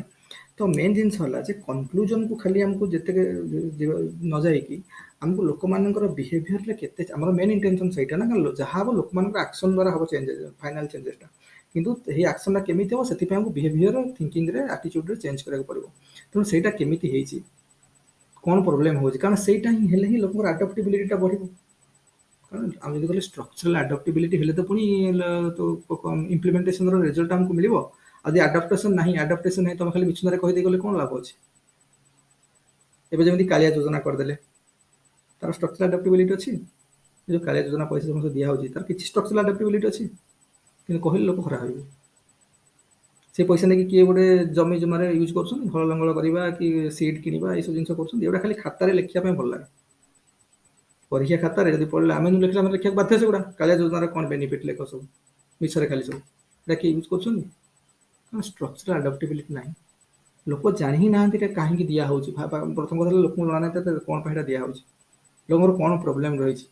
ସେ ଜିନିଷକୁ address କେମିତି କରାହବ, ଆ ମାଧ୍ୟମରେ କରିହବ କି କ'ଣ? ତମେ ଫାଇନାନ୍ସିଆଲ ଆସିଷ୍ଟାନ୍ସ ଦେଇକି ଆଡ୍ରେସ୍ କରିପାରିବ ବୋଲି ଭାବୁଛ କି? ଲୋକମାନେ ରେଡି ଅଛନ୍ତି କି ସେଇ ଜିନିଷକୁ ଆଡ୍ରେସ୍ କରିବା? ଫାଇନାନ୍ସିଆଲ ଦେଲେ ସେଇ ଜିନିଷ ସଲ୍ଭ କରିବ କି ନେଇକି? ଏବେ ଲୋକ ନେଇକି କିଏ ନେଇକି ଆଲକୋହଲ ପିଇ ଦେଲାଣି। ତ ଏବେ ଏପଟେ ଆମ ସାଇଡରେ ଜଣେ ହେଲା ଯୋଉ କାଳିଆ ଯୋଜନାର ପଇସା ମିଳିଥିଲା, ତାଙ୍କ ସ୍ତ୍ରୀ ନେଇକି ରଖିଥିଲେ, ଇଏ ସ୍ୱାମୀ ଆସିକି କାହିଁକି ଆଲକୋହଲ ପିଇବ ବୋଲି ମାଗିଲେ, ନ ଦେବାରୁ ଗୋଟେ ରାଗିକି ମାରିଲେ, ତାଙ୍କ ସ୍ତ୍ରୀଙ୍କର ଡେଥ୍। ଏଗୁଡ଼ା ଏଇଟା ତ ଛୋଟ, ଏଇ ନ୍ୟୁଜ୍ ଗୁଡ଼ାକ ବାହାରକୁ ଯାଉନି, ଏଇ ଆମ ଗାଁ ପାଖରେ ହେଇଛି ଏବେ। ତାଙ୍କ ସ୍ତ୍ରୀ ଦେଲେନି ପଇସା, ଦେବେ ରାଗିକି ପିଟି ଦେଲେ, ତାଙ୍କ ସ୍ତ୍ରୀଙ୍କର ସେ ଡେଥ୍। ଏବେ ଯାହା ଜେଲରେ ଅଛନ୍ତି ସେ। ମାନେ ଏଇଟା ହଉଛି ରିଅଲ ଗ୍ରାଉଣ୍ଡର ରିଅଲ ଟ୍ରୁଥ୍ ଏଗୁଡ଼ାକ। କିନ୍ତୁ ଏଗୁଡ଼ାକ ଯିଏ ସେକ୍ରେଟାରୀ ହେଇକି ବସୁଛନ୍ତି ତାଙ୍କୁ ଜଣା ନାହିଁ। ଏଗୁଡ଼ା କାହାଣୀ ଭଳିଆ ଲାଗୁଛି, ବୁଝୁଛ ନା ନାହିଁ? ତେଣୁ ସବୁବେଳେ ଆମ ରୁରାଲ ଏରିଆର ପିଲା ଅଫିସର ବନିବା କଥା। କାଫି ଲୋକ ପାଠ ପଢ଼ିକି ଆମକୁ ଷ୍ଟ୍ରଙ୍ଗ ବନେଇ ଗଲେ ଉପରେ ବନିବା କଥା, କିନ୍ତୁ ସେଭଳିଆ ହେଇପାରୁନି। ଛାଡ଼ ସବୁ। ତେଣୁ ମେନ୍ ଜିନିଷ ହେଲା ଯେ ଆଡପ୍ଟିବିଲିଟି ନାହିଁ ତା ମାନେ। ଆଉ ଯଦି ଆଡପ୍ଟିବିଲିଟି ନ ରହିଛି ତାହେଲେ କ'ଣ ହବ? ଇମ୍ପ୍ଲିମେଣ୍ଟେସନ ଯେତେ ହେଲେ ବି କିଛି ଲାଭ ନାହିଁ, ଆମକୁ କିଛି ରେଜଲ୍ଟ ମିଳିବନି। ତେଣୁ ଏଇ ଜିନିଷକୁ ଆମେ ଦେଖିବା ଦରକାର ଯେ କେତେ ଚେଞ୍ଜ ହେଇଛି, କ'ଣ ତାକୁ ନଜର କରିବା କଥା। ବିହେଭିୟର ଚେଞ୍ଜ ହେଇଛି ନା ନାହିଁ, ଆଉ ଦାଟ୍ ଇଜ ସମଥିଙ୍ଗ ଇଣ୍ଟାଞ୍ଜିବଲ୍। ଲୋକଙ୍କର ବିହେଭିୟର ଚେଞ୍ଜ ହେଇଛି ନା ନାହିଁ, ଆଟିଚ୍ୟୁଡ ଚେଞ୍ଜ ହେଇଛି ନା, ଆମେ କେମିତି ଜାଣିବା? ଆମେ ନା ଜାଣିଛୁ ହଁ ରାସ୍ତାଟା ତିଆରି ହେଇଛି, ଟାଙ୍କିଟା ତିଆରି ହେଇଛି, କି ହଁ ସ୍କୁଲ ଘର ତିଆରି ହେଇଗଲା, କି ହସ୍ପିଟାଲ ତିଆରି ହେଇଗଲା, ଦେଖାଯାଉଛି କନଷ୍ଟ୍ରକ୍ସନ ଫିଜିକାଲ ଆସେଟ୍ ଗୁଡ଼ାକ। ଆଉ ଆମେ ଜଣଙ୍କର ବିହେଭିୟର ଚେଞ୍ଜ ହେଇଛି ନା ନାହିଁ, ଆଟିଚ୍ୟୁଡ କେମିତି ଜାଣିବା? That something ଇନଭିଜିବୁଲ୍। ଆମକୁ ବହୁତ ଗୋଟେ ସର୍ଟନ୍ ସ୍ପାନ୍ ଅଫ୍ ଟାଇମ୍ ଲାଗିଯିବ ତାଙ୍କ ସହିତ ମିଶିକି ରହିକି ତାଙ୍କୁ ଫିଲ୍ କଲା ବେଳେ ଲାଗି ଜଣା ପଡ଼ିବ। ତେଣୁ ସେଇଟା ସମଟାଇମ୍ସ ଯେତେ ଇଜିରେ ଜିନିଷ କହୁଛନ୍ତି ସେତେ ଇଜି ନୁହେଁ ଆକ୍ଚୁଆଲି। ଜିନିଷକୁ ଯୋଉଟା ଇଣ୍ଟାଞ୍ଜିବୁଲ୍ ଜିନିଷ ଯୋଉଗୁଡ଼ା ନା, ତାକୁ ଜାଣିବା ବହୁତ କଷ୍ଟ, ତାକୁ ଫିଲ୍ କରିବାକୁ ପଡ଼ିବ ଜିନିଷ ତାଙ୍କ ସହିତ ରହିକି। ତେଣୁ ସେଇଟା ହେଲେ ତ ପୁଣି ଯାଇକି ପୁଣି ଚେଞ୍ଜେସ୍ ହେବ। ତେଣୁ ତାର ପ୍ରପର ଇଭାଲୁଏସନ୍ ଦରକାର। ସେ କିଛିଟା କ'ଣ କହିଛି, ଯୋଉ ଷ୍ଟେପ୍ ଅଫ୍ ଇଭାଲୁଏସନ୍ ରହିବ, ସେ ଗୋଟେ କିଛିଟା ଗୋଟେ ମାନେ ଏମ୍ପିରିକାଲି କେତେଟା ଦେଇଛନ୍ତି। ଇମ୍ପିରିକାଲ ମେଥଡ୍ସ ମାଧ୍ୟମରେ ଯେ ଆମେ ତ ଜିନିଷ ଯଦି ବହୁତ ସବଜେକ୍ଟିଭ ହେଇଯାଉଛୁ, ମନେକର ଆମେ କହିବା ଯେ it something depend on the feel କରିବ ତମେ କ'ଣ ଚେଞ୍ଜେସ୍ ହେଇଛି ଲୋକଙ୍କଠି, ତମେ ତାଙ୍କ ସହିତ ରହିକି ଫିଲ୍ କରିବ। କିନ୍ତୁ ଫିଲ୍ କରିବ କେମିତି, ମାନେ କ'ଣ, ମାନେ ମୁଁ ଗୋଟେ କଥା ଫିଲ୍ କରିବି, ସେ ଗୋଟେ କଥା ଫିଲ୍ କରିବ, something it's a kind of emotion. Emotion is completely subjective nature. ଆଉ ଯଦି ସବଜେକ୍ଟିଭ୍ ନେଚର ହେଇଛି, ତାକୁ ଅବଜେକ୍ଟିଭ୍ ଆମେ କେମିତି ଆନାଲିସିସ୍ କରିବା? ତେଣୁ ସେ ଗୋଟେ ସର୍ଟନ୍ ଗୋଟେ ଏମ୍ପିରିକାଲ ମେଥଡ୍ସ ପାଞ୍ଚଟା ଖଣ୍ଡେ ଷ୍ଟେପ୍ ଡେଭଲପ୍ କରିଛନ୍ତି। ପାଞ୍ଚଟା କାଇଣ୍ଡ ଅଫ୍ ସେମାନେ ପାଞ୍ଚଟା କୋଶ୍ଚିନ୍କୁ ତମେ ପଚାରିବାର ଅଛି। ତ ସେଇ କୋଶ୍ଚିନ୍ ମାଧ୍ୟମରେ ଆମକୁ କିଛିଟା ରଫ୍ ଆଇଡ଼ିଆ ଲାଗିଯିବ ଯେ how efficiently this program has been implemented. ଏ ଜିନିଷଟା ଜଣାପଡ଼ିଯିବ। ତ ପ୍ରଥମ ହେଉଛି what information do you want and why. ପ୍ରଥମ କଥା ହେଲା ଯେଉଁ ପ୍ରୋଗ୍ରାମ୍ ଇମ୍ପ୍ଲିମେଣ୍ଟେସନ୍ କଲା ପରେ ତୁମେ ଇଭାଲୁଏସନ୍ ଷ୍ଟେଜ୍କୁ ଆସିଲ, ରେଜଲ୍ଟ ସବୁ ଆସିଗଲା, ତୁମକୁ କେଉଁ ଇନଫର୍ମେସନ୍ ତୁମକୁ ଦରକାର ଆଉ କାହିଁକି, ଏଇଟା କ୍ଲାରିଟି ଥିବା ଦରକାର। ପ୍ରଥମ କଥା ହେଲା ଏସବୁ ଷ୍ଟେପ୍ ଗୁଡ଼ାକ ଇଭାଲୁଏସନ୍ କେମିତି ହେବ। କାରଣ ଦେଖ ଏକ୍ଜାକ୍ଟ ଇଭାଲୁଏସନ୍ ଆମେ କରିପାରିବାନି, କାରଣ ସମଥିଙ୍ଗ ଇଣ୍ଟାଞ୍ଜିବଲ୍। ଏଇଟା ଇଣ୍ଟାଞ୍ଜିବଲ୍ ଜିନିଷ ଗୁଡ଼ା କେମିତି କ'ଣ ଆମେ କରିବା, ତାହେଲେ ସମଥିଙ୍ଗ ସବଜେକ୍ଟିଭ୍ ଇନ୍ ନେଚର। ଆଉ ଯେଉଁଟା ସବଜେକ୍ଟିଭ୍ ତାକୁ ତ ଇଣ୍ଡିଭିଜୁଆଲ୍ କାଫି ଭାରିଏସନ୍ସ ଆସିବ। ତ ସେଇ ଜିନିଷକୁ କେମିତି କ'ଣ ଆଡ୍ରେସ୍ କରିବା। ତେଣୁ ତା ପାଇଁ ଗୋଟେ ମାନେ ଇମ୍ପିରିକାଲ ମେଥଡ୍ସ କିଛିଟା 5-6ଟା ଖଣ୍ଡେ ଷ୍ଟେଟମେଣ୍ଟ କୋଶ୍ଚିନ୍ ପଚାରିଛନ୍ତି। ଆଉ through asking those questions kind of answer ଆମକୁ ମିଳିବ। ଆଉ based on those answers will find a kind of କ'ଣ rough impression how the result has been, how ମାନେ far we get our satisfaction, କି ଆମ କେତେ ପର୍ଯ୍ୟନ୍ତ ଯାହା ଆମର ଇଚ୍ଛା ଥିଲା ସେ ଜିନିଷ ମିଳିଛି ନା ନାହିଁ, ଆଉ କ'ଣ ଲାକୁନା ରହିଛି, ଗୋଟେ ରଫ୍ ଇମ୍ପ୍ରେସନ୍ ଆମକୁ ମିଳିଯିବ। ତ ପ୍ରଥମ କ୍ୱେଶ୍ଚନ୍ ହେଲା what information do you want and why. ଏଇଟା ପ୍ରଥମ କ୍ୱେଶ୍ଚନ୍ ହେଲା। ତାପରେ where, when and how will you get the information. ତୁମକୁ କେଉଁଠି ଦରକାର ଅଛି, କେତେବେଳେ ଦରକାର ଅଛି, କେମିତି ଦରକାର ଅଛି, ତାର ବି ତୁମର କ୍ଲାରିଟି ଜାଣିବା ଦରକାର। ତାପରେ ହୁ ୱିଲ୍ କଲେକ୍ଟ ଦ ଇନଫର୍ମେସନ୍। କିଏ ଇନଫର୍ମେସନ୍ କଲେକ୍ଟ କରିବ। କାରଣ ଯେଉଁ ହ୍ୱେୟାର, ହ୍ୱେନ୍ ଆଣ୍ଡ ହାଉ କୁହାହେଲା, ଦେଖ କାରଣ ମନେକର ଆମେ ଗୋଟେ ପ୍ରୋଗ୍ରାମ୍ ଇମ୍ପ୍ଲିମେଣ୍ଟ କରୁଛନ୍ତି, ମନେକର କିଛିଟା ସର୍ଟନ୍ ଏଗ୍ରିକଲଚର ଫାର୍ମରକୁ ଆମେ ଗ୍ରେପ୍ କଲ୍ଟିଭେସନ୍ର ନ୍ୟୁ ଟେକ୍ନିକ୍ ବିଷୟରେ ଆମେ ଜଣେଇଲେ, କେମିତି ଗ୍ରେପ୍ କଲ୍ଟିଭେସନ୍ ଅଙ୍ଗୁର ଚାଷ ଭଲ ହେବ, ତାର ନ୍ୟୁ ଟେକ୍ନିକ୍ ଜ୍ଞାନ କୌଶଳ ସମ୍ପର୍କରେ ଆମେ ଲୋକଙ୍କୁ ଯେତେବେଳେ ଜଣେଇଲେ, ତ ସେଇ ଯେଉଁ ଜିନିଷଟା ଯେଉଁ ପିରିୟଡ଼ଟା ହେଲା, ତ ଯେଉଁମାନେ ସେଇମାନଙ୍କ ଡିସ୍କସନ୍ରେ ପାର୍ଟିସିପେଟ୍ କରିଥିବ ଫାର୍ମର୍ସ ମାନେ, ନା ତାଙ୍କଠୁ ଆମେ ଇନଫର୍ମେସନ୍ ହେଲେ ହେବ। ଆଉ ତମେ ଯାଇକି ଅଲଗା ଯେଉଁମାନେ ପାର୍ଟିସିପେଟ୍ କରିନାହାନ୍ତି, ଅଲଗା କାହାକୁ ଯାଇକି ପଚାରିକି ପଳେଇ ଆସିଲେ, ସେମାନେ କ'ଣ ଦେବେ, ତାର କ'ଣ ଅଛି? ତେଣୁ ଯେଉଁମାନେ ପାର୍ଟିସିପେସନ୍ କରିଛନ୍ତି ସେମାନଙ୍କର କ'ଣ ହେଲା, ତେଣୁ ସେଥିପାଇଁ କହିଛି ହାଉ,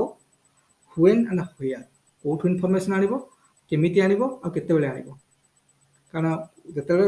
ଟ୍ରେନିଂ ପ୍ରୋଗ୍ରାମ ସରିଯିବ ତାପରେ ମୁଁ ଇନଫର୍ମେସନ୍ ଆସିବା ପୂର୍ବରୁ ନେଲେ କ'ଣ ହେବ। ୱାନ୍ସ ଇମ୍ପ୍ଲିମେଣ୍ଟେସନ୍ ସରିଯାଇଛି, ରେଜଲ୍ଟକୁ ଆମେ ଅପେକ୍ଷା, ରେଜଲ୍ଟ ଆସିଗଲା, ତାର ଯେତେବେଳେ ଫାଇଣ୍ଡିଂ ଆସିଲା ସେଠୁ ସେତିକି ବେଳେ ଆମେ ଆଣିବା ଇନଫର୍ମେସନ୍। କାହାଠୁ ଆଣିବା, ଯେଉଁମାନେ ପାର୍ଟିସିପେଟ୍ କରିଥିଲେ ସେମାନଙ୍କୁ ଆଣିବା।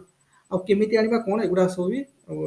ଇମ୍ପୋର୍ଟାଣ୍ଟ ରହିଛି। And who will collect the information, କିଏ କରିବ? ଏକ୍ସଟେନସନ୍ ୱାର୍କର ଯାଇ କରିବେ, କାମ ଏଇ ରିଲେଟେଡ୍ ଯିଏ କାମ କରିଥିଲେ ସେ ଯାଇ କରିବେ ନା, ଯାହାକୁ ମୁଁ ତାକୁ ସେ କ'ଣଟା ବୁଝିବ, ବୁଝିବ ନାହିଁ। ତାପରେ ହାଉ ଇଟ୍ ବି ଆନାଲାଇଜ୍ଡ, ସେଇଟା। ତାପରେ ହ୍ୱାଟ୍ ଡଜ୍ ଇଟ୍ ମିନ୍,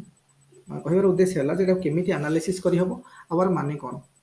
ଆମକୁ ଯେଉଁ ମିଳିଲା ଆନାଲିସିସ୍ ପରେ ଯାହା ରେଜଲ୍ଟ ମିଳିଲା, ଯାହା ଆମକୁ ଫାଇଣ୍ଡିଙ୍ଗସ୍ ମିଳିଲା, ତାର ମାନେ କ'ଣ। ଏଇସବୁ ଯେଉଁ 5ଟା ଖଣ୍ଡେ କୋଶ୍ଚିନ୍ ଅଛି, ସବୁ ଷ୍ଟେପ୍ ଅଛି, 5ଟା ଷ୍ଟେପ୍ କହିଲେ ଆମକୁ କ'ଣ କିଛି ଗୋଟେ ରଫ୍ ଇମ୍ପ୍ରେସନ୍ ମିଳିବ ଯେ ହଁ କେମିତି କ'ଣ ଇଭାଲୁଏସନ୍ ହେଇ, କେତେ କ'ଣ ରେଜଲ୍ଟ ମାନେ ଡେଜାର୍ଟ ରେଜଲ୍ଟ ଆମକୁ ମିଳିଛି ହେଲା। ତାପରେ ଆଉ ଯଦି ଆମେ କହିବା କିଛିଟା କି ଷ୍ଟେପ୍ସ ଅଛି ଇଭାଲୁଏଟିଂ ଏକ୍ସଟେନସନ୍ ୱାର୍କର, ପ୍ରଥମ କଥା ହେଲା ଆମେ କ'ଣ କ'ଣ କରିବା ମାଧ୍ୟମରେ। ଦେଖ, ଏଇଟା ଗୋଟେ କୋଶ୍ଚିନ୍ ଆସିଲା, ଗୋଟେ ରଫ୍ ଇମ୍ପ୍ରେସନ୍ ମିଳିବ। କିନ୍ତୁ ଆମକୁ ଯଦି ପ୍ରଥମ କଥା ହେଲା ଆମେ ଯେଉଁ ଷ୍ଟେଟମେଣ୍ଟ ଆମ ଅବଜେକ୍ଟିଭ ପ୍ରଥମେ ଥିଲା, ଆମର ଅବଜେକ୍ଟିଭ କ'ଣ ଥିଲା, ଆମେ ଯଦି ଷ୍ଟାର୍ଟ କଲେ ଗୋଟେ ପ୍ରୋଗ୍ରାମକୁ, ଆମ ଅବଜେକ୍ଟିଭ କ'ଣ ଥିଲା, ମାନେ ଆମକୁ in terms of behavioural changes ଆମେ ଚାହୁଁଥିଲେ। ଆମର ଯେଉଁ ଅବଜେକ୍ଟିଭ ଅଛି ମନେକର ଆମେ ଯେଉଁ ଷ୍ଟଡି କରୁଛନ୍ତି, ଇନ୍ ଟର୍ମସ୍ ଅଫ୍ ଲୋକଙ୍କର ବିହେଭିୟରରେ କେତେ ଚେଞ୍ଜ ଆସିଛି, ଥିଙ୍କିଂ ଲେଭେଲରେ, ଆଟିଚ୍ୟୁଡରେ କେମିତି ଚେଞ୍ଜେସ୍ ଆସିଛି। ଯିଏ ଏ ଲର୍ଣ୍ଣିଂ ପ୍ରୋସେସରେ ପାର୍ଟିସିପେଟ୍ କରିଛନ୍ତି, ମାନେ ଯେଉଁ ମନେକର ମୁଁ କହିଲି ଯେ ଗ୍ରେ ଫାର୍ମର ମାନେ ମନେକର ସେମାନେ ପାର୍ଟିସିପେଟ୍ କରିଛନ୍ତି, ତ ତାଙ୍କର କ'ଣ ଚେଞ୍ଜେସ୍ ଆମେ ଦେଖିବା, ଅନ୍ୟମାନଙ୍କୁ ଥୋଡ଼ି ଦେଖିବା ଯେଉଁମାନେ ପାର୍ଟିସିପେଟ୍ କରିନାହାନ୍ତି, ବୁଝୁଛ ନାହିଁ। ତେଣୁ ଏଇଟା ଆମର ଯାହା ଷ୍ଟେଟମେଣ୍ଟ ଅଫ୍ ଅବଜେକ୍ଟିଭ ଯାହା ଥିଲା, ତ ସେମାନଙ୍କଠି କ'ଣ କ'ଣ ହେଇଛି ସେଟା ଆମେ ଦେଖିବା ଯେ କେତେ ବିହେଭିୟର ଚେଞ୍ଜ ହେଇଛି। ଆଉ ସମଥିଙ୍ଗ ଇଣ୍ଟାଞ୍ଜିବଲ୍ ଆମକୁ ଫିଲ୍ ହେବ, ଥୋଡ଼ି ଆମେ କେମିତି ଜାଣିବା, ତାଙ୍କ ଆକ୍ଟିଭିଟିଜ୍ରୁ ଜାଣିଲା ପରେ ଆମେ ଜାଣିବା ଯେ ହଁ ଏମାନଙ୍କର ଚେଞ୍ଜ ହେଇଛି ବୋଲି। ତାପରେ ଆମର ଯେଉଁ ଏଭିଡେନ୍ସ ଆମକୁ ମିଳିବ, ତାର ସୋର୍ସ କ'ଣ, ସୋର୍ସ ହେଲା ଯେଉଁମାନେ ପାର୍ଟିସିପେଟ୍ କରିଛନ୍ତି ତାଙ୍କଠୁ ଆମେ ଏଭିଡେନ୍ସ ଆଣିବା। ଯିଏ ଲର୍ଣ୍ଣିଂ ପ୍ରୋସେସରେ ପାର୍ଟିସିପେଟ୍ କରିଥିଲେ ଯେଉଁମାନେ, ତାଙ୍କଠୁ ଆମେ ଏଭିଡେନ୍ସ ଆଣିବା, ସେମାନଙ୍କର କ'ଣ ଚେଞ୍ଜ ହେଇଛି, ସେମାନଙ୍କର ଆକ୍ଟିଭିଟିଜ୍ କେମିତି ବର୍ତ୍ତମାନ ଷ୍ଟଡି କରିବା, ଆଗରୁ କ'ଣ ଥିଲା ଏବେ କେମିତି ହେଲାଣି। କାରଣ ହାପାଜାରଲି କାହାଠୁ ଆଣିପାରିବାନି ନା, ସେ ସୋର୍ସ ଅଫ୍ ଏଭିଡେନ୍ସ ମାନେ ସେମାନେ ଯେଉଁମାନେ ପାର୍ଟିସିପେଟ୍ କରିଛନ୍ତି। ତାପରେ ହେଲା ରିପ୍ରେଜେଣ୍ଟେଟିଭ୍ ସାମ୍ପଲ୍। ରିପ୍ରେଜେଣ୍ଟେଟିଭ୍ ସାମ୍ପଲ୍ ମାନେ ମାନେ ଆମକୁ ଯେଉଁମାନେ ନା ଯେଉଁମାନେ ମାନେ those person who actually provide the evidence of success must be representative of all of you. ଯେ ଯେଉଁମାନେ କରିଛନ୍ତି ନା ଆମର ଯେଉଁ ସକ୍ସେସଟା ବା ଯାହାକୁ ରେଜଲ୍ଟ ମିଳିଲା, ସେ ତାଙ୍କର ଏଇଟା ରିପ୍ରେଜେଣ୍ଟେଟିଭ୍ ହେବା ଦରକାର, ଯେଉଁମାନେ ଏଥିରେ ପାର୍ଟିସିପେଟ୍ କରିଛନ୍ତି। ଯେମିତିକି ମନେକର ଆମେ କହିବା, ମନେକର ଯେତେ ଫାର୍ମର ମନେକର ପାର୍ଟିସିପେଟ୍ କରିଥିଲେ ଗ୍ରେପ୍ କଲ୍ଟିଭେସନ୍ ଉପରେ, ଆମେ ସମସ୍ତଙ୍କୁ କୋଶ୍ଚିନିଆରୀ ଗୋଟେ ପଚାରିଲେ, ଗୋଟେ କୋଶ୍ଚିନିଆରୀ ଗୋଟେ କିଛିଟା କୋଶ୍ଚିନ୍ର ଗୋଟେ ବଣ୍ଡଲ ବନେଇକି କୋଶ୍ଚିନିଆରୀ ବନେଇଲେ, ତାଙ୍କୁ ସମସ୍ତଙ୍କୁ ଦେଲେ, ତ ସମସ୍ତେ ତାର ଆନ୍ସର କରିବା କଥା, ତା ଉପରେ ଆମେ ଆନାଲିସିସ୍ କରିବା କଥା ହେଲା। ତେଣୁ ଏଇଟା ଗୋଟେ ରିପ୍ରେଜେଣ୍ଟେଟିଭ୍ରେ, ବା ଆମେ ନହେଲେ ଯଦି ମନେକର ବହୁତ ଲୋକ ଅଛନ୍ତି ହେଲା, ଇଣ୍ଡିଭିଜୁଆଲ ସମସ୍ତଙ୍କୁ ପସିବଲ୍ ହେବ, ତ ରାଣ୍ଡମଲି ତାଙ୍କ ଭିତରୁ କିଛି ଜଣଙ୍କୁ ସିଲେକ୍ଟ କରିବା, କାରଣ ସେମାନେ ତ ସେ ତାଙ୍କର ଭିତରେ ରିପ୍ରେଜେଣ୍ଟେସନ୍ ଗୋଟେ ସାମ୍ପଲ୍ ଇଏରେ ହେବ। କିଛି ସାମ୍ପଲ୍ କଲେକ୍ଟ କରିକି ତାଙ୍କ ଭିତରୁ କିଛି ଜଣଙ୍କୁ ସିଲେକ୍ଟ କରି ତାଙ୍କୁ କୋଶ୍ଚିନ୍ ପଚାରିବା, ସେ ପଚାରିଲେ ତାଙ୍କ ରେଜଲ୍ଟ ଉପରେ ବେସ୍ କରିକି ଆମେ କ'ଣ ଆମର ଆନାଲିସିସ୍ କରିପାରିବା। ଏଇଟା ଗୋଟେ ହେଇପାରେ ରିପ୍ରେଜେଣ୍ଟେଟିଭ୍ ସାମ୍ପଲ୍। ଯଦି ମନେକର ଲାର୍ଜ ଆମାଉଣ୍ଟରେ ଲୋକ ଅଛନ୍ତି, ମାସରେ ଲୋକ ଅଛନ୍ତି, ତ ଇଣ୍ଡିଭିଜୁଆଲ ସମସ୍ତଙ୍କ ପାଖକୁ ଯାଇକି ପଚାରିବା ସମ୍ଭବ ହେଇପାରୁନି, ତ ତାଙ୍କର କିଛି ରିପ୍ରେଜେଣ୍ଟେସନ୍ ଆମକୁ କଲେକ୍ଟ କରିକି ତାଙ୍କୁ ପଚାରିକି କୋଶ୍ଚିନ୍ ଆମେ ବି ଜାଣିପାରିବା। ଏଇଟା ଗୋଟେ। ଆଉ ଗୋଟେ ହେଇପାରେ କ'ଣ ନା, ଗୋଟେ ହେଉଛି ଗୋଟେ ଆପ୍ରୋପ୍ରିଏଟ୍ ମେଥଡ଼ କ'ଣ ଅଛି, କ'ଣ ଆମେ ୟୁଜ୍ କରିବା, ସବୁ ପ୍ରପର୍ ଆପ୍ରୋପ୍ରିଏଟ୍ ମେଥଡ୍ସ ୟୁଜ୍ ହେବା ଦରକାର। ମାନେ ଆମର ଯେମିତି ବିଭିନ୍ନ ସବୁ ମେଥଡ୍ସ ଅଛି ଲର୍ଣ୍ଣିଂର, ସେଭଳିଆ ପ୍ରପର୍ ମେଥଡ଼ ୟୁଜ୍ ହେବା ଦରକାର, ମାନେ ଏଭିଡେନ୍ସ କଲେକ୍ସନର। କେମିତି ହେବ, ସୋ ଦ୍ୟାଟ୍ କ'ଣ ହେବ ନା, ଯେଉଁ ଆମର ଯାହା ବି ଇନଫର୍ମେସନ୍ କଲେକ୍ସନ୍ ହେବ, ସେଥିରେ ବିହେଭିୟର ଚେଞ୍ଜ କେତେ ହେଇଛି, ଲୋକଙ୍କର ମାନେ କ'ଣ ହେଇଛି, ସେ ଅନୁସାରେ ୟୁଥଙ୍କର କ'ଣ କ'ଣ ଚେଞ୍ଜ ହେଇପାରିବ। ତ ସେଇ ଆସ୍ପେକ୍ଟକୁ ଦେଖିବାର ଅଛି ଯେ କେତେ କ'ଣ ବିହେଭିୟର ଚେଞ୍ଜ ହେଇଛି, ୟୁଥ୍ ମାନଙ୍କର ଆକ୍ଟିଭିଟିଜ୍କୁ ଷ୍ଟଡି କଲା ପରେ ଜଣାପଡ଼ିବ। ତେଣୁ ସେଇଟା ସମଥିଙ୍ଗ ଇଣ୍ଟାଞ୍ଜିବଲ୍ ନେଚର, ଯେହେତୁ ଇଣ୍ଟାଞ୍ଜିବିଲିଟି ଅଛି, ଏଥିରେ ସେନ୍ସ ଅଫ୍ ଇଣ୍ଟାଞ୍ଜିବିଲିଟି ଅଛି, ତ ୱି ନିଡ୍ ଟୁ ମାନେ କ'ଣ ଟିକେ ପେସେଣ୍ଟ ହେଇକି ଜିନିଷକୁ ଦେଖିବାକୁ ପଡ଼ିବ, ଇଭାଲୁଏଟ୍ କରିବାକୁ ପଡ଼ିବ। ତ ସେମିତି ଗ୍ରାଜୁଆଲି ଜିନିଷ ସେମିତି କରିହେବନି। ତାପରେ ଆଉ ଗୋଟେ ହେଉଛି କ'ଣ ନା, ବିଫୋର ଟିଚିଂ ଆଉ ଆଫ୍ଟର ଟିଚିଂ ଆମର କ'ଣ କ'ଣ, ଆଗରୁ କ'ଣ ଥିଲା ବିହେଭିୟର, ଏବେ କେମିତି ବିହେଭିୟର କେମିତି କ'ଣ ଚେଞ୍ଜ ହେଲା, ଏଗୁଡ଼ାକୁ ଦେଖିବାକୁ ପଡ଼ିବ। ତ ଏମିତି ସବୁ କିଛିଟା ଟେକ୍ନିକ୍ସ ଅଛି, ଯେଉଁଟା ଆପ୍ରୋପ୍ରିଏଟ୍ ମେଥଡ଼ ୟୁଜ୍ କରିକି ଆମକୁ ଜିନିଷ କଣ୍ଡକ୍ଟ କରିବାକୁ ପଡ଼ିବ, ଇଭାଲୁଏଟ୍ କରିବାକୁ ପଡ଼ିବ ଯେ ହେଇଛି ନା ନାହିଁ। ତାପରେ ଆମକୁ ଯେଉଁ କୋଶ୍ଚିନ୍ ପଚାରିବାକୁ ପଡ଼ିବ, ଯେଉଁ ରିଲାଏବଲ୍ କୋଶ୍ଚିନ୍ ପଚାରିବାକୁ ପଡ଼ିବ। ଫର୍ ଏକ୍ଜାମ୍ପଲ୍ ମନେକର ଆମେ କହିବା ଯେଉଁଗୁଡ଼ାକ ମାନେ ବାଏସ୍ଡ ହେବା କଥା ନୁହେଁ, ଅନବାଏସ୍ଡ ଡାଟା ଆମକୁ ଦରକାର। ଯାହା ଇନଫର୍ମେସନ୍ କଲେକ୍ଟ କରିବା, ଯାହାକୁ ଆନ୍ସର ଆମକୁ ମିଳିବ ନା, those things should be unbiased in nature. କୌଣସି ମାନେ କାହାକୁ ଆମେ ଯେମିତି ଶୁଣିଥିବ ଦେଖିବ,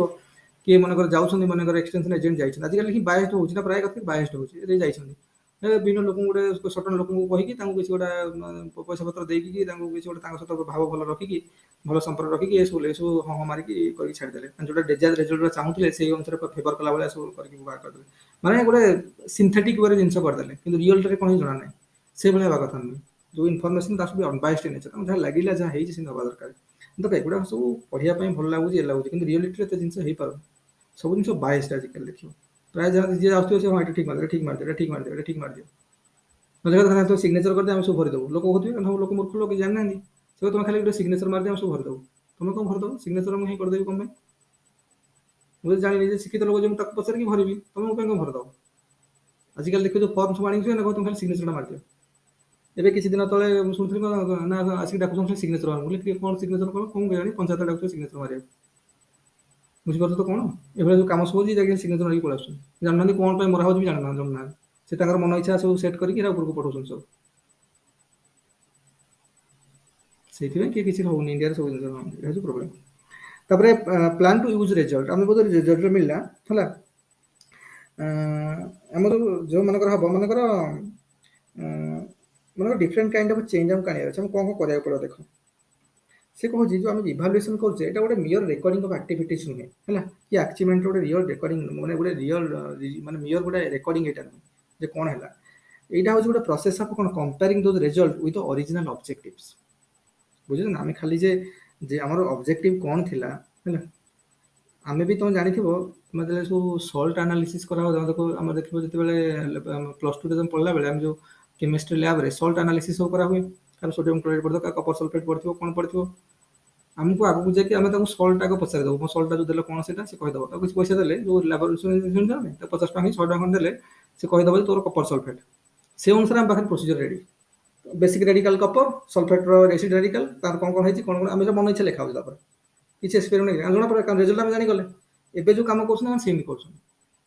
ଯେ ଆମକୁ ଏଇ ରେଜଲ୍ଟ ଦରକାର ତ ସେଇ ଅନୁସାରେ କ'ଣ କ'ଣ ଫେଭରେବୁଲ୍ ହେବ ସେ ଅନୁସାରେ ଲେଖି ଦେଉଛନ୍ତି ମନ ଇଚ୍ଛା ହଉ କି ନ ହଉ ଲେଖିକିନା କାଗଜପତ୍ରରେ ପଢ଼ିଦେଉ ସିଗ୍ନେଚର ମାରିକି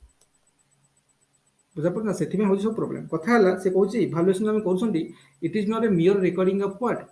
ମିୟର ରେକର୍ଡିଂ ଅଫ୍ ଆକ୍ଟିଭିଟିଜ୍ର କି ଗୋଟେ ରେଜଲ୍ଟର ମିୟର ରେକର୍ଡିଂ ନୁହେଁ ଏତେ ଆମେ କମ୍ପେୟାର କରୁଛନ୍ତି କ'ଣ ଆମକୁ ରେଜଲ୍ଟ ମିଳିଲା ଆଉ ଅରିଜିନାଲ୍ ଅବଜେକ୍ଟିଭ୍ ଆମର କ'ଣ ଥିଲା ସେଇଟା କେତେ ମ୍ୟାଚ୍ କରିଛି କେତେ ପ୍ରୋବ୍ଲେମ୍ସ ହେଇଛି ଆଉ କ'ଣ କ'ଣ କାମ ଦରକାର ଥିଲା କାହିଁକି ହେଲାନି ଦୋଜ୍ ଥିଙ୍ଗସ୍ ୱିଲ୍ ଗେଟ୍ ଆନ୍ ଆଇଡ଼ିଆ ଅଫ୍ ଦୋଜ୍ ଥିଙ୍ଗସ୍ ସେଥିପାଇଁ ଆମକୁ ଇଭାଲୁଏସନ୍ ଦରକାର ଆଉ ଗୋଟେ କ'ଣ ହେଉଛି ଆମକୁ ଯଦି ସକ୍ସେସଫୁଲ୍ ଇଭାଲୁଏସନ୍ ହେଲା ଆମକୁ ଗୋଟେ ପ୍ରପର୍ ଡିରେକ୍ସନ୍ ମିଳିଯିବ କାରଣ ଆମର କେଉଁଠି ଭୁଲ୍ ଭାଲ୍ ରହିଯାଇଛି କ'ଣ ରହିଯାଇଛି ଆମେ ସେଥିରୁ ଜାଣିଯିବା ତ ଆମକୁ ଗୋଟେ ପ୍ରପର୍ ଡିରେକ୍ସନ୍ ମିଳିଯିବ ଗୋଟେ ସକ୍ସେସଫୁଲ୍ ଇଭାଲୁଏସନ୍ର ଆମକୁ ହେଲେ ଆମକୁ ଗୋଟେ ପ୍ରପର୍ ଡିରେକ୍ସନ୍ ମିଳିବ ସକ୍ସେସଫୁଲ୍ ଇଭାଲୁଏସନ୍ ତ ସେଥିପାଇଁ ଆମକୁ ଇଭାଲୁଏସନ୍ ଦରକାର ନା ଖାଲି ଗୋଟେ ମିୟର ରେକର୍ଡିଂସ୍ ନୁହେଁ ଏଇଟା କ'ଣ ହେଲା ଖାଲି ଆକ୍ଟିଭିଟିଜ୍କୁ ବା ଆଚିଭମେଣ୍ଟର ଗୋଟେ ରେକର୍ଡିଂ ନୁହେଁ ଏଇଟା ତାପରେ ଆମକୁ ଏଇଟା ଗୋଟେ କ'ଣ ଯେ କହିଛି ଇଭାଲୁଏସନ୍ ଯେଉଁ ଆକ୍ଟିଭିଟିଜ୍ ହେବ should be undertaken jointly by extension staff the village institution and panchayat samiti ସମସ୍ତଙ୍କର ମିଳିତ ଉଦ୍ୟମରେ ଏଇଟା ଅଣ୍ଡରଟେକେନ୍ ହେବା ଦରକାର ସମସ୍ତଙ୍କ କିନ୍ତୁ କଥା ହେଉଛି ମାନେ ସମସ୍ତେ ଯେଉଁ ଗୋଟେ କାର୍ଟେଲ୍ ବନେଇକି ଆଜିକାଲି କାମ କରୁଛନ୍ତି ସେଥିପାଇଁ ପ୍ରୋବ୍ଲେମ୍ ହେଉଛି ସମସ୍ତେ ଇଣ୍ଡିଭିଜୁଆଲି ପାର୍ଟିସିପେଟ୍ କରିକି ଦେଖିବା ଦରକାର ଯେ କ'ଣ ହେଇଛି କ'ଣ ପ୍ରୋବ୍ଲେମ୍ ହେଇଛି ଆଉ କ'ଣ ଇମ୍ପ୍ରୁଭମେଣ୍ଟ କରିହେବ ଏଇଭଳି ହେବା ଦରକାର ସେଥିପାଇଁ ଆମକୁ ଶିକ୍ଷିତ ଲୋକ ଦରକାର ସବୁ ଆମର ପଲିଟିକ୍ସରେ ହେଲା ଆମ ସମାଜ ଯେଉଁଦିନ ଚେଞ୍ଜ ହେବ ମାଇଣ୍ଡ ସେଟ୍ ପଲିଟିକ୍ସରେ ଶିକ୍ଷିତ ଲୋକମାନେ ଯିବାକୁ ଚେଷ୍ଟା କରିବେ ସେଦିନକୁ ଆସ୍ତେ ଆସ୍ତେ କିଛିଟା ହେବ ତାପରେ each future programme should be based on evaluation of results of the previous one ହେଲା ଆମକୁ ସବୁବେଳେ ଯାହା ବି ଫ୍ୟୁଚର ପ୍ରୋଗ୍ରାମ ଆମେ ହେବ ଆମେ ଯଦି ପୂର୍ବଟା ଇଭାଲୁଏଟ୍ କଲେ ଆମକୁ ଜଣାପଡ଼ିଗଲା ଯେ କମି କ'ଣ ରହିଯାଇଥିଲା ଗତ ଥର ମନେକର ଗତ ଆଟେମ୍ପ୍ଟ ଆମେ ସବୁ ଦେଇଥିଲେ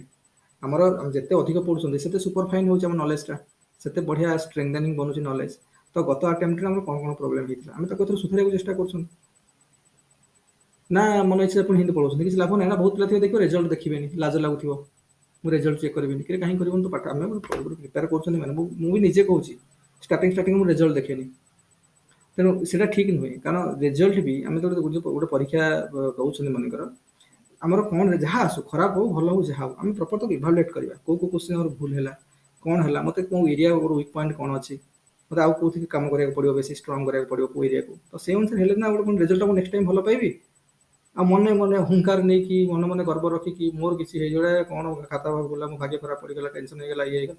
ଏଇଟା କରିପାରିନି ଏଥର ଭଲ କରିଦେବି ପୁଣି ସେମ୍ ରେଜଲ୍ଟ ରିପିଟ୍ ହେବ ରିପିଟ୍ ହେବ ଯଦି ଆମେ ଇତିହାସରୁ ଶିଖିବାନି ଇତିହାସ ରିପିଟ୍ ହେବ ଏଇଟା କୁହାଯାଇଛି ଆଗରୁ ଭାବରେ ସେମାନେ କହିକି ଯାଇଛନ୍ତି ତେଣୁ ଯଦି ଆମେ ସେଥିରୁ ଭୁଲ ନ ଶିଖିଲେ ନା ସେ ଭୁଲ ପୁଣି ରିପିଟ୍ ହେବ ଥରେ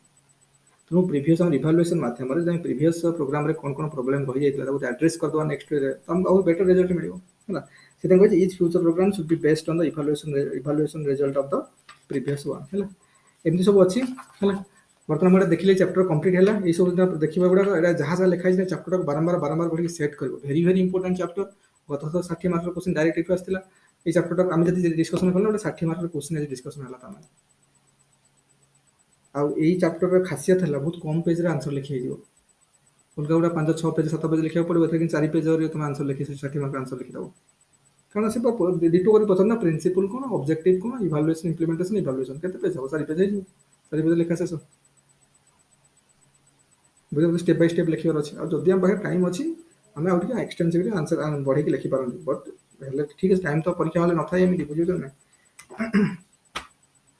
ତ this is the end of the class. ଆଉ ଯଦି କିଛି ପଚାରିବାର ଅଛି କୁହ ମୋତେ। ଆଜି କେତେ ହେଇଗଲା କି? 11:33 ହେଇଗଲା।